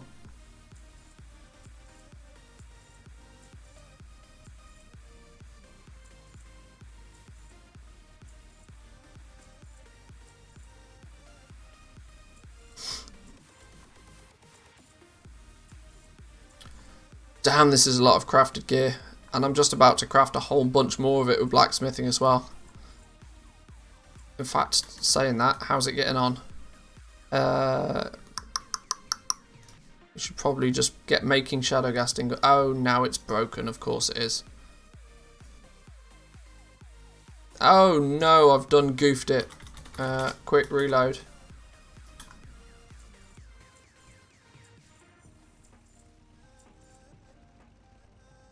Let's not talk about PCs, please. Current prices and shortages is making me sad.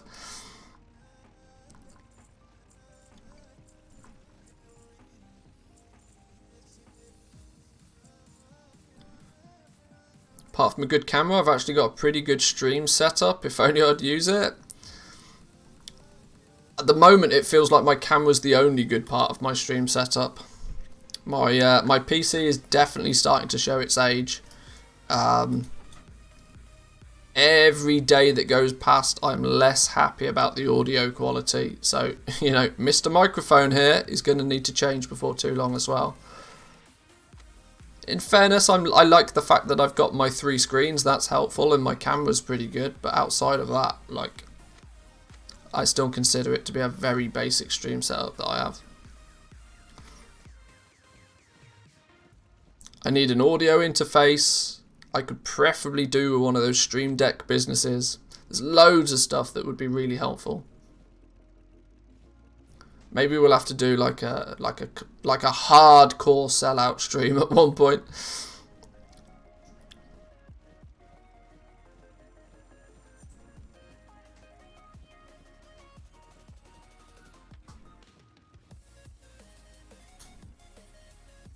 Just tuning in, any relevant core thite updates in the 9.1 PTR? I've not been on the PTR today. I had a very quick look at it when it got updated yesterday, but the only significant thing I saw was that one of the daily quests gave me 2 core thite crystals and said instead of just a single one. That doesn't sound like a huge thing, but it technically could mean that it doubles the amount of core thite crystals you get. So there may be some other changes, you know, The weekly quest might give you 3 or 4 Korthite crystals, for example. Just some little tweaks like that will make a huge difference to the overall balancing of stuff. But I've not thoroughly tested yet, so I don't know.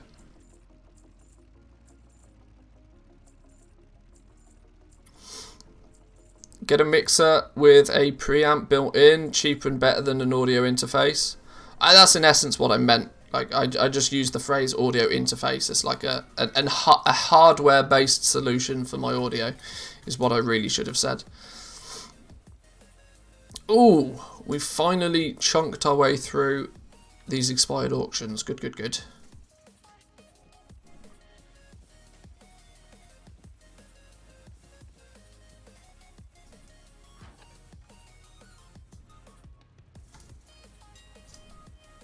Question is though, have we been selling anything? Easy answer, no.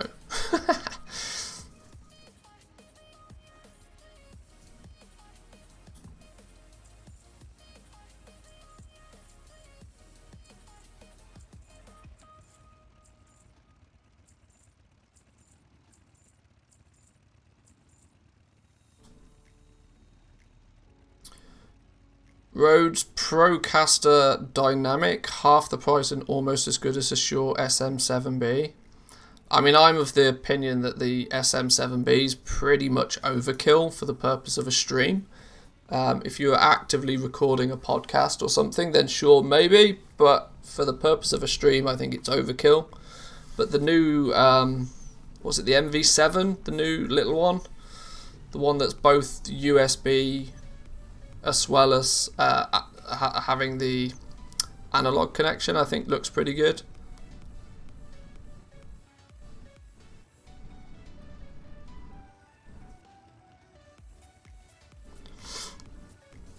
And at the same time is half the price. Right. Is this going to not goof up now, do we think?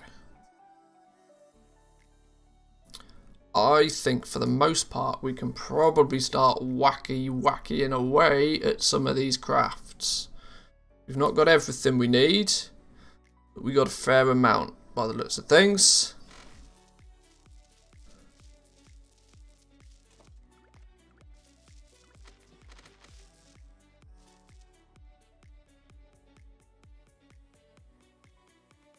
Right, let's get going. Requires an anvil, of course it does.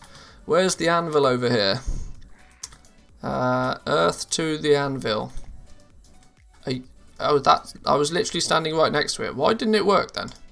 Stupid game. Go. Right, let's craft some stuff. Need to work out how we're going to do the auctioning operations on these, because the crafting prices are going to be a bit whack. Oh, well, not on the default stuff, but on anything that uses a crafter's mark. So these, for example, 117 variations. We're going to have to come up with some magical solution for the crafter's mark. Or do I just not care because they're so profitable? Sometimes I think that it's just, you know, as long as you're not skirting so close to your minimum price, I could actually fix the problem by just setting my minimum price higher.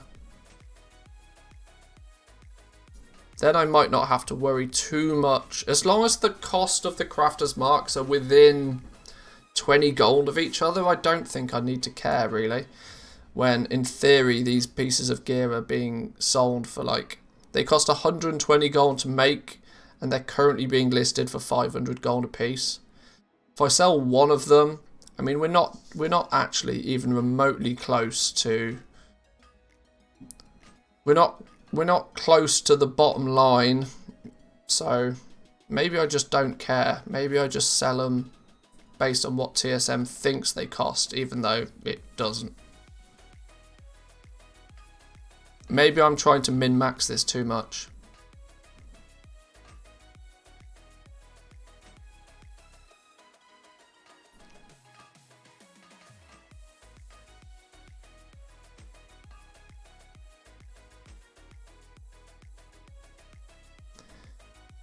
Do you have to have the base group? No, you don't have to. You don't have to create the.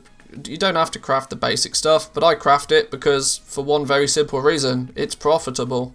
There's nearly no reason for me to not craft and sell stuff if there's profit to be made out of it. So.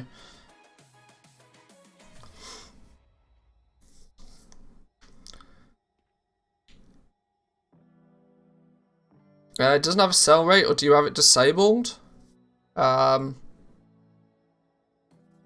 this account, it might not just be showing the tooltips for the sell rate. And I equally don't think that there's going to be much sell rate data, considering 4.11's only been in the hands of people for like a day. It might just not be enabled. I'm not sure. I need a mailbox. Mailbox is behind me. What we also need to do is set our... Do we just send everything? Are we ever going to need to keep any of it? No, we just send everything to the one character. Yes, there we go.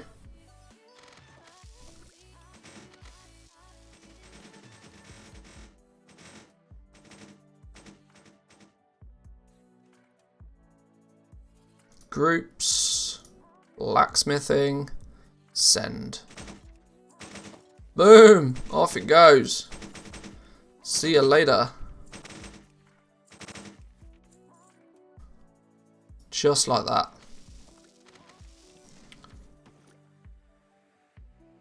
Good God, every day the token taunts me, threatening to go over 200k. Ah, the life of the NA player. My days. I can't remember the last time well, I can. At the beginning of Shadowlands, the token in the EU was 154,000 gold, if I remember correctly. Very quickly did it go to above 200k, and it's now pushing 300k. 200k for a token is a bargain. It's a deal. It's a steal. It's the sale of the fucking century.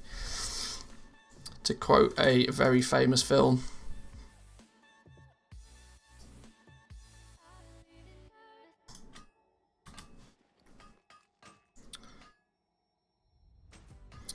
Blizzard, please add more pay-to-win items so the token price goes down. Yeah. Please start selling BOEs on the store.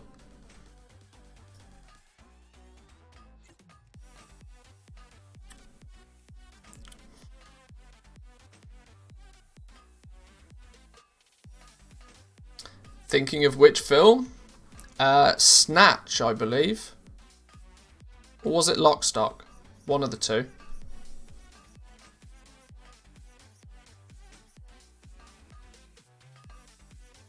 They're basically the same film anyway.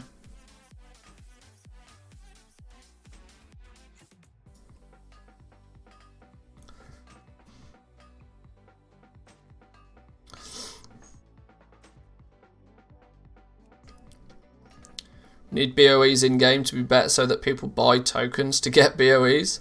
Well, one thing we don't know, this is actually something that's quite interesting. One thing we don't know yet is just how potent BOEs are going to be in patch 9.1. We know that because in patch 9.0, patch 9.0 gave us 4 slots where a BOE could go. And it basically meant that the Mythic Plus, not Mythic Plus, the Mythic Raiders were nearly Mythic geared before they even stepped foot into the raid. Whereas this time, there's only going to be 2 slots that is taken up by BOEs. Blizzard have confirmed this, which means there will be less BOEs kicking about. Which in turn could do one of 2 things. It could either completely devalue the use of BOEs as they're less powerful to have because you can't stack their benefit, or on the other side, if they're just less of them, they're going to be twice as expensive. So We'll have to see on that side of things. But I'm interested to see how the raid BOEs are going to work this tier.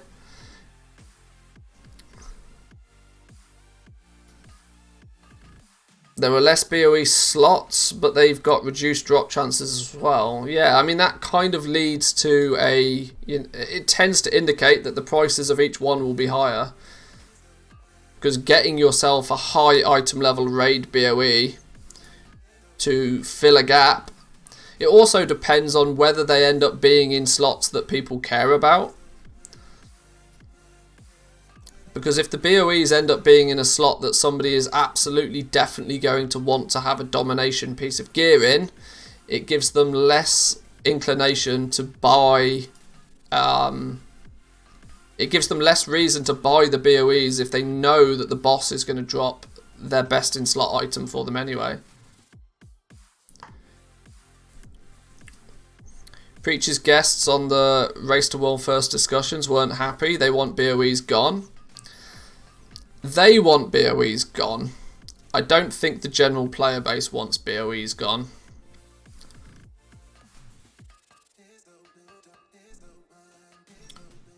The difficulty, right, probably is not for the world top 10 guilds. The difficulty probably comes for the world top 50 to 100 guilds, where they don't have millions upon millions of gold to spend.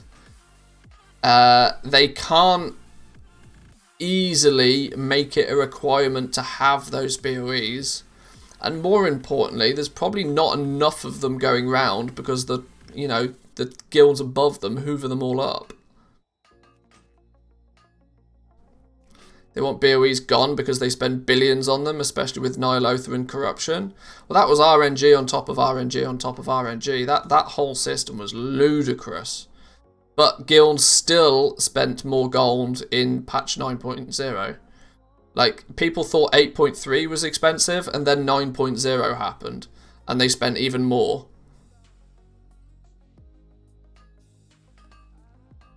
So I don't really quite, It's true to say that the guilds that are going for that world first kill, they will spend whatever they physically have to spend to get the win. Equally, why I like to be on Tor and Mill. Because there's a prime opportunity to take advantage of that mentality. Because there's some very big guilds on this realm. It's absurd that people demand millions for those items. Yeah, but it's also absurd the fact that the guild leaders also turned around and said, we will buy any BOE. And people were...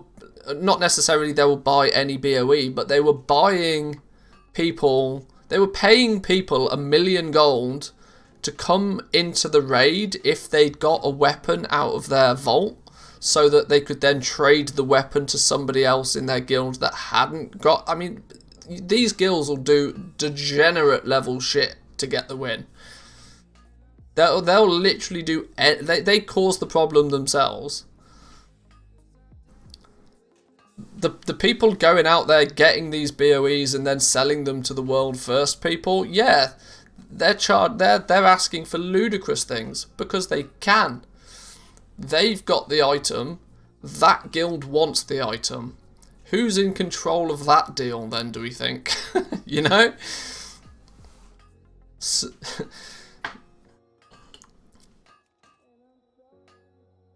Make it simple, no heroic or mythic BOEs drop in the first 2 months. You could time gate, I suppose, the BOEs in some fashion, I guess, maybe.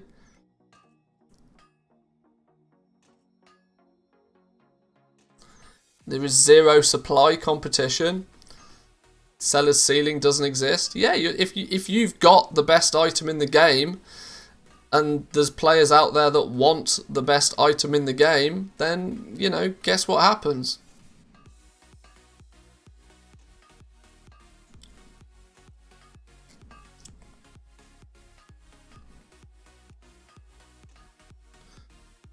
I raid at rank 2000 level, so I might as well sell my lockout if I get a good vault item. Yeah, exactly.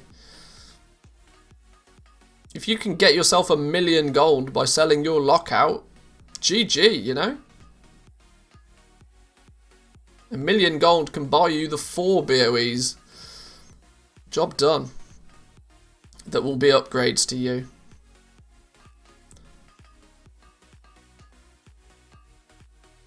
Make all BOEs unique tagged so only one can be equipped. Well, they've sort of compensated in 9.1 by making it so that there's only 2 item slots, I think, that are going to have BOEs. For each that's not to mean there'll only be 2 BOEs, that's for each armor class.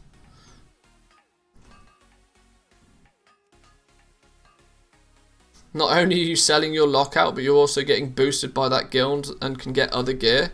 Well, yeah, that's true. And that, I suppose.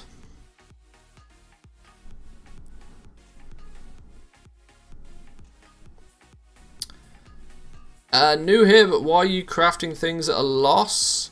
To be honest, this loss isn't really representative. Because I don't buy my materials on this account. But even still, I craft everything. Most everything. And then I focus on selling it at a profit. It's not really the most sensible way of doing it, but it could consider it like Walmart, for example. If you make a lot of profit on one thing, you can take a loss on something else and you still come out ahead. More to the point that I don't think that these profit numbers in TSM right now are a bit buggy anyway. You can't trust these numbers to begin with. TSM 4.11 right now is got some pretty distinct pricing issues. So I'm kind of choosing to ignore this at the moment. If I go and look in them, it's taking weird prices for certain things. So I don't really know, but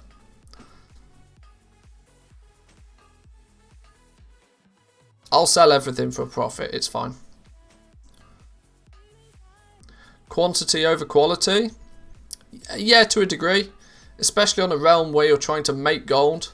Turnover's king, right? If you can make 1 gold profit, but you can sell that item overnight, it's better than making 10 gold profit, but it taking you a week to sell it.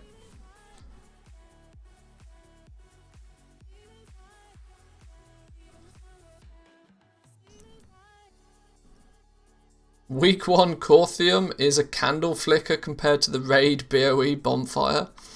It's going to be interesting actually, just, you know, this tier could be very expensive again.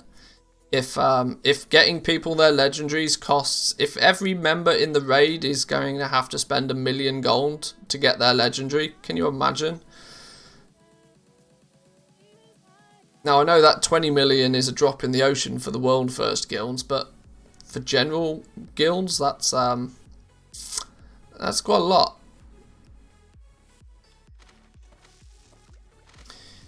Isn't every tier more expensive? It almost feels like that, to be honest, nowadays. I mean, people thought 8.3 was ridiculous with corrupted gear, and then 9.0 happened, and it was just like, wow, okay.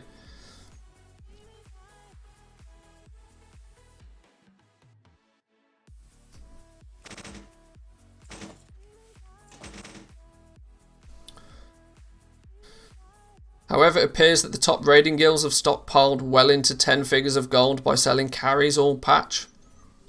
That's also probably true. But you tend to find that these guilds now go into huge amounts of debt at the beginning and then spend the rest of the patch repaying that debt. The amount of time that they're actually, you know, doing, like, running profitably is probably not that long, even though we've had a stupid amount of time. Score prediction for Friday? I mean, I would hope we win. I mean, it's safe to say I hope we win, but I have no idea. I'm not that kind of gambling man.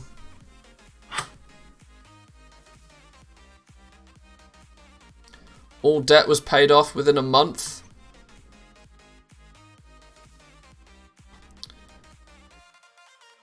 Heroic carries in the first 2 weeks made an absurd amount of money. Possibly. Repaying debts in 9-1 will be easy because of the Sylvanas mount, the legendary bow, and the daggers. That's true. That's true. People will pay to get boosted just for the weapons at the end, I guess. Yeah, you're probably right. Did you read the WoW Economy post about legendaries and the Shards of Domination slots? I don't know if I've read a specific post about it, but I could have probably wrote that post either way. Is it relatively new?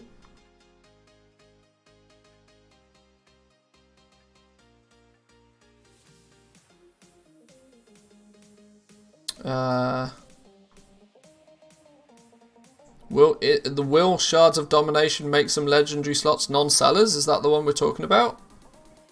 Posted 2 days ago?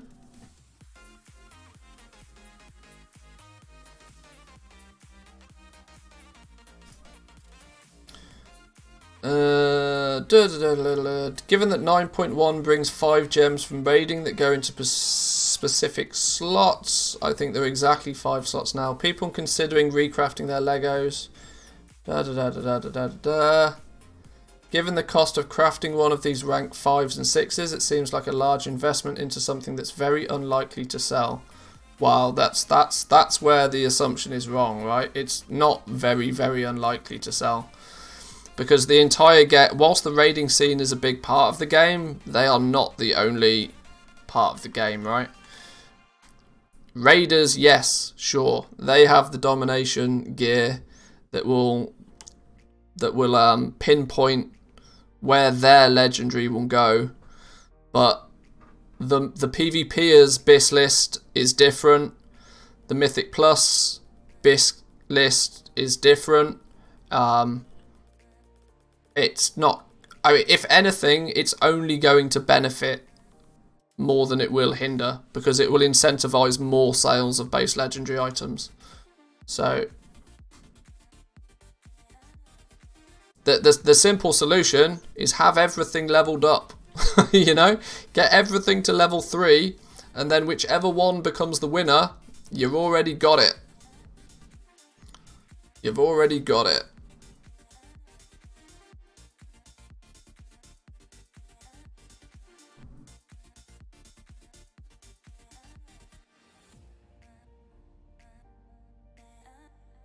Did a whole bunch of this stuff not send where it was meant to go? Or did I just not click the button? Or is it broken?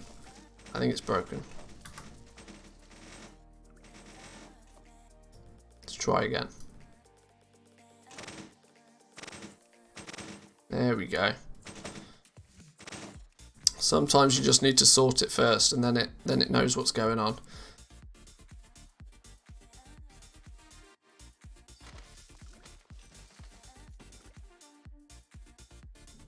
Just level them all up. Sure, let me just get a small loan of $1 million, but yeah, fair point.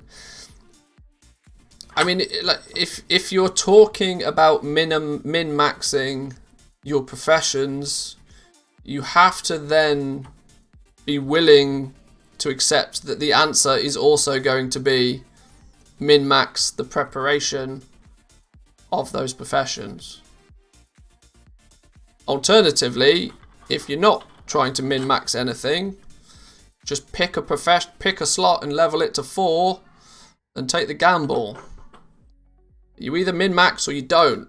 Like, there's not really a middle ground there. You can't min-max something and then expect, you know.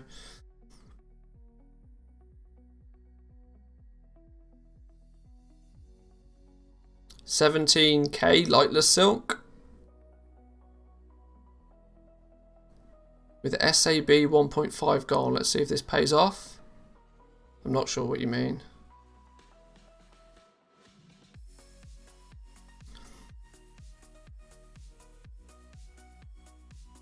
Stresses me out since capital's limited. Yeah, I mean, like I said, I know that sounds like a very obnoxious kind of answer, but if your capital is limited, the best thing to do is focus. It's honestly not to focus on legendaries.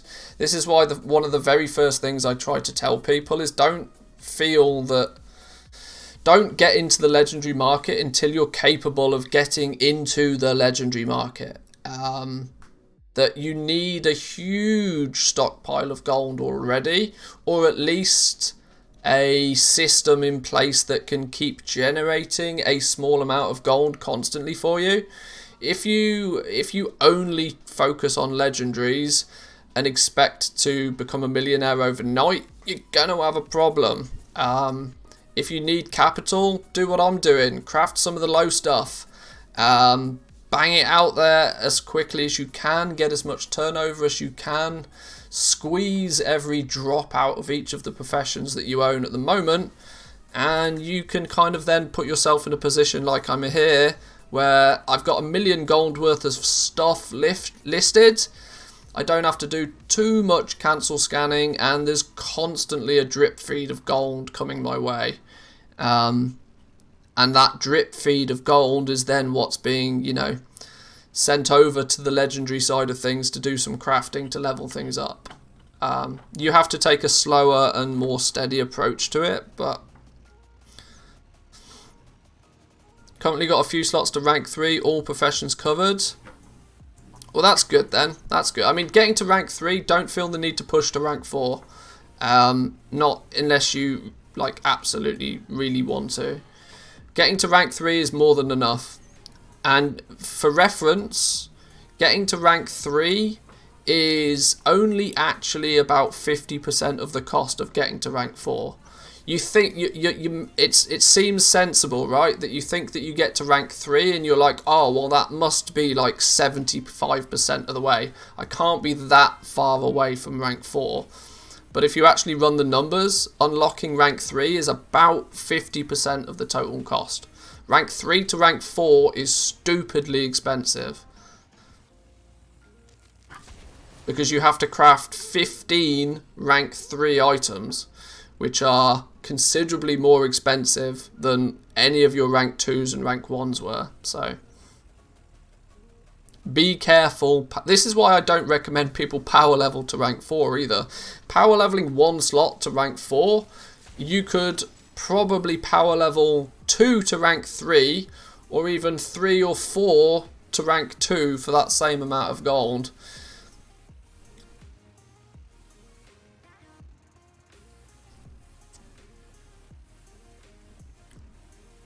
I've only got the rings at rank 4. Jewel crafting is going to be a good one though. If you get to grips with the numbers on jewel crafting, you'll have a good time. Jewel crafting is looking very good for patch 9.1. Everybody can wear them and there's no domination sockets. Yeah, rings, necks, capes, that sort of stuff. Yes, for sure.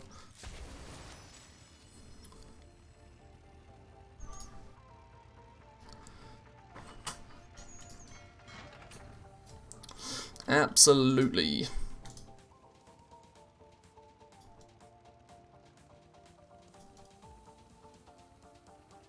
What's going on here? Oh, my bank's full. Okay. That would be why I can't put anything in the bank. We'll worry about that in a minute. Now, question time. How am I going to go about actually selling a bunch of this stuff that we've just crafted? Do I just ignore the fact that for the moment the TSM prices are wrong? If I try and counteract it with some complicated custom price sources, I can probably do it. But the question for me becomes, is it actually worth my time to do it?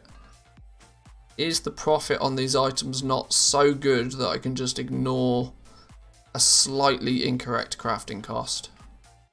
I think it probably is.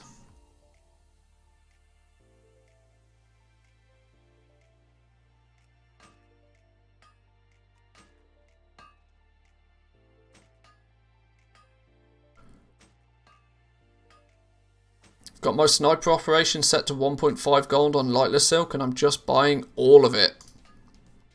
Smart move. Smart move. Buying lightless silk at 1.5 gold, you basically can't lose. The fact that it's got that low in the NA is bonkers to me in the first place.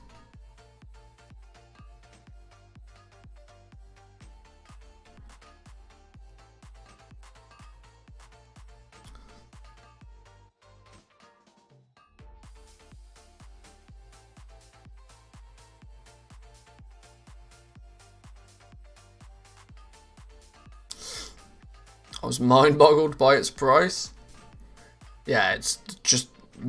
I genuinely... Most things I can sort of rationalise and work out why they've happened. But Lightless Silk being less than 2 gold in the NA, I don't know how that's even possible. Not to mention Lightless Silk will be 2 gold a piece, and you'll look at the price of Sacred Shards and they'll still be 35 gold a piece. And I'm like, boom, what's going on here? Like, does nobody pay any attention to this or what? Because there's constant 2x4s going on. There's tons of them. Yeah, but the same seems to be said in the EU.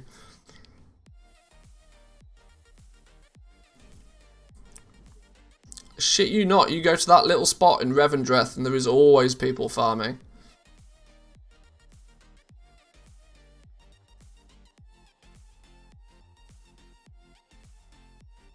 We're missing a bunch of stuff. Shaded stone, porous stones. We'll ignore that for a minute then. We're missing Shadowgast ingots to make the rest of these. Well, that's an easy fix. We can just make more Shadowgast ingots, right? No, what are we missing? Why? Huh? Oh, no, let's just bang them out. Let's get going. Craft away, craft away. If a Hickons comes by, he's going to yoink it all on 40 servers. I tell you what, that would be so funny. That would be so funny.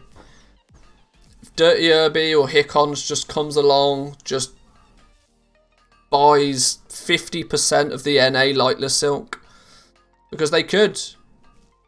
And it wouldn't even be a drop in the ocean for them to do it at the prices that they are right now. That's the silly thing, right? I'm going to emphasize this just real quick. Because it is absolutely unbelievable.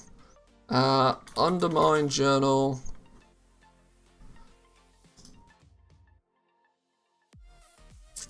We're going to go we're going to go America and Ocean. We're going to go Area 52 because it always makes me giggle. We're going to go Lightless Silk.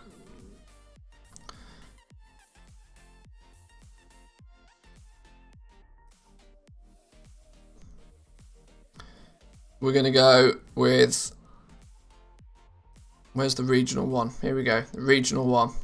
There is 3.3 million Lightless Silk currently on NA realms at a regional average price of 6 gold a piece. When you take a little bit of a glance at some of the realms that has actually got the lion's share of that, market price 3 gold a piece over here, 200,000. 600k would buy out that market. Probably wouldn't buy it out because of course that's the market price. It doesn't mean it's all listed that cheap, but let's say 200,000. Let's just double the market price, right? So if that was 6 gold a piece, that's 600,000 gold. Sorry, 1.2 million could buy all of that. Let's say another million, 2 million could buy all of that on Area 52. Another million or so to buy it all out on Kil'jaeden. And probably less than 1 million to buy it all out on Dalaran. That could take out 200k, 500k. That would take out over 1 million. Over 1 million, a third of the total EU quantity could be bought out for less than gold cap. Somebody like Hickons could do some stupidly funny stuff. Only takes 2 gold caps to buy out the entire region. Exactly. Exactly. Dirty Herbie's got 165 million gold liquid on Area 52. Why is he not buying the entire... Like, why is he just not buying all of it? Market price of 238. Just buy all of it. I just don't get it. Buy it all, reset it to 20 gold a piece, and laugh all the way to the bank.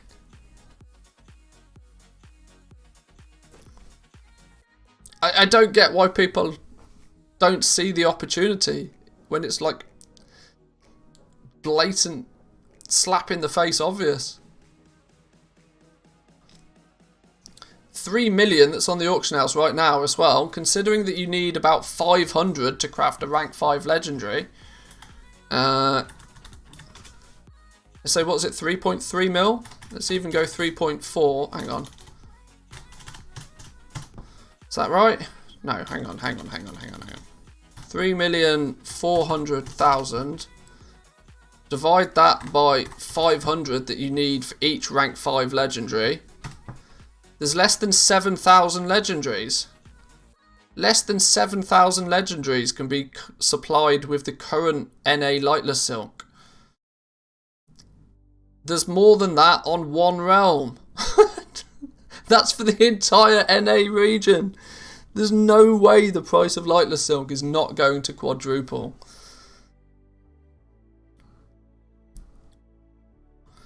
Tempted to reactivate my NA account and just slam a couple of tokens at it. Yeah, I know, it's mad. 112,000 Lightless Silk sat in the bank. An average of 2.1 gold. When that goes up to 10 gold, you've made 1 million gold off it. It's mental. It's mental. Anyway, I'm not going to bang on about it because there's nothing I can do about it. People either, you know, there's not a lot you can do about it. And it amazes me that this has been the way for so long as well, right? So long. From this point onwards, when was this? End of February. Since the end of February, it's been just a constant downward trend. Constant supply going up, constant downward trend going down.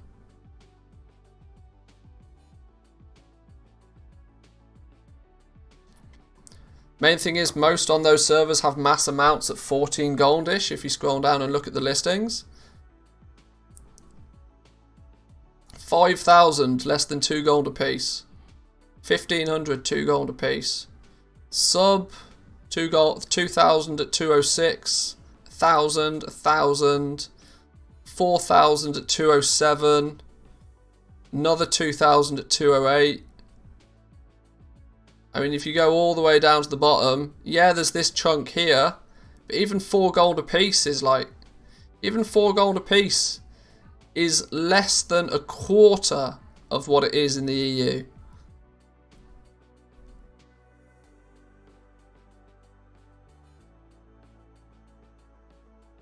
And yes, there's a lot of it here, but this is kind of all of the stuff that, in theory, is actually posted at a somewhat sensible price. 15 gold a piece is probably more sensible. This lot going on down here, sub 2 gold, is mental. People should be buying all of this, literally all of it. But yeah, at this point I think I've said my piece on Lightless Silk.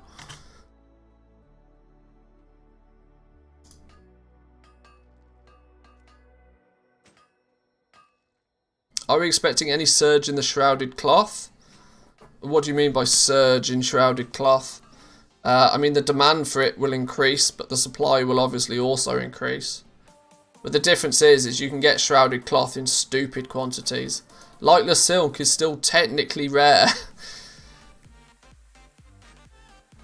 The drop rate on lightless silk is not even remotely close to what it is on shrouded cloth. Shrouded cloth will always float around 1 gold 60 a piece. There'll always be way too much of it. Shrouded cloth is not going anywhere anytime soon. But lightless silk is a rare commodity.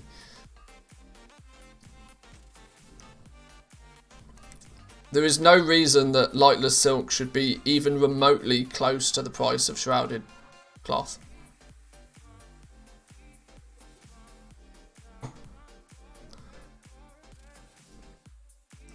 What's this picture? Oh my days! Yeah, just buy all of this. Just buy all of this. You've got 5. Like these people are just giving it away. They're giving it away. You know how long it would take to farm 5,000 lightless silk? Do you genuinely understand how long it would take to farm up 5,000 lightless silk? This is somebody that's got desperate to sell it because they've not been able to sell it for a couple of months and have just accumulated it over a massive period of time and just wants to get something for it. 15,000 gold for 5,000 lightless silk. I can't even begin to imagine how quickly I'd snap that up.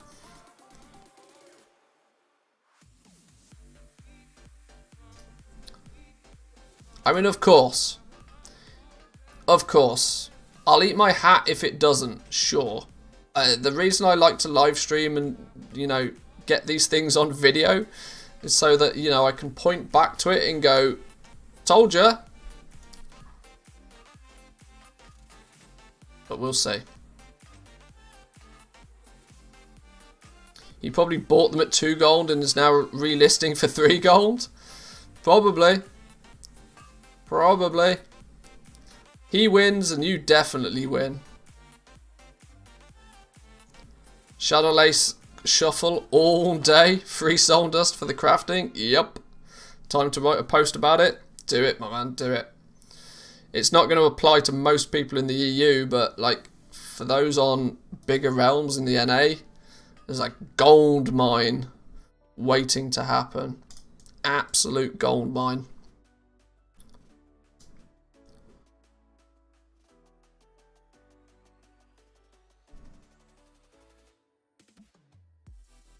I've been Shadow Lace cuff shuffling for a few weeks and it's bonkers. Yeah. The lion's share of your cost is going to come from a vendor material. That's how bonkers it is.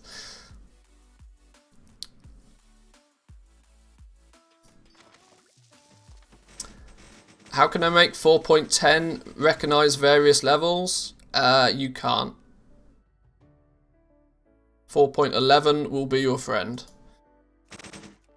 I suggest you sign up to the beta for TSM 4.11, or wait, or put your hand in your back pocket and become a TSM premium member and you'll get instant access to 4.11. There's your 3 options. Big issue is that my tailor isn't exalted, mailing thread still sucks. Yeah, that's true. You want to get postal, my friend, you want to get postal. Get postal and then you can use the default UI and just shift click on an item and it'll fill the mail with 12 things. Shift clicking with postal is your friend, trust me. Postal is still slow and too many clicks. I mean, it's about as quick as you can get it. If you're going to use TSM Premium, use my affiliate link. Well, there you go. Jack, feel free to throw your affiliate link in. Mailing operations are your real friend. It's probably true. But anyway, boys and girls, I'm going to leave it there for today. I've just realised we've been live for over 5 hours now. I need to go get me some more food. I've got stuff to do. We might, we'll see what goes. I need to check. I need to check what football's on today. If there's no interesting football this evening, we might stream for another couple of hours. Who's on today? Oh! Wales and Italy are playing this evening. Versus Turkey and or Switzerland. We'll see. I might be watching football. If I don't watch the football, we might do a little bit of a bonus stream. There's a character I really need to get leveled up, which I may look into, you know, doing. There's my what's going to be my new bank character on Tor and Mill is currently level 40, 41 I think. I need to get them to 48 so that they can learn enchanting. Yeah, they're level 40. I need to get this up to level 48 so they can be my bank character. So we might do that this evening. You know, just a bit of a chill, bit of a casual leveling stream. Everything's been pretty serious the last few days with TSM coming out, with 9.1 prep. So we might, you know, knock it back a stage or two, do some leveling this evening.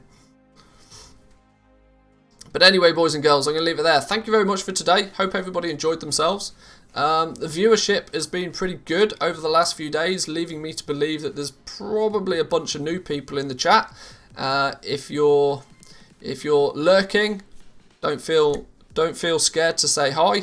You can ask your goal making questions. We're here Monday through till Friday, similar time every day. And of course, link in description for the YouTube if you want to keep up to date with everything World of Warcraft economy and goal making. Is Zanzafol online already? He's up and running early. Should we send you boys over to Zanzafol for a while? He's on early. What's his game plan then? But yes, boys and girls, for me, I am done. I'm going to throw it to the end screen now. And we'll get a raid on the go for Zanzafol. Thank you once again. Catch you guys later. Peace.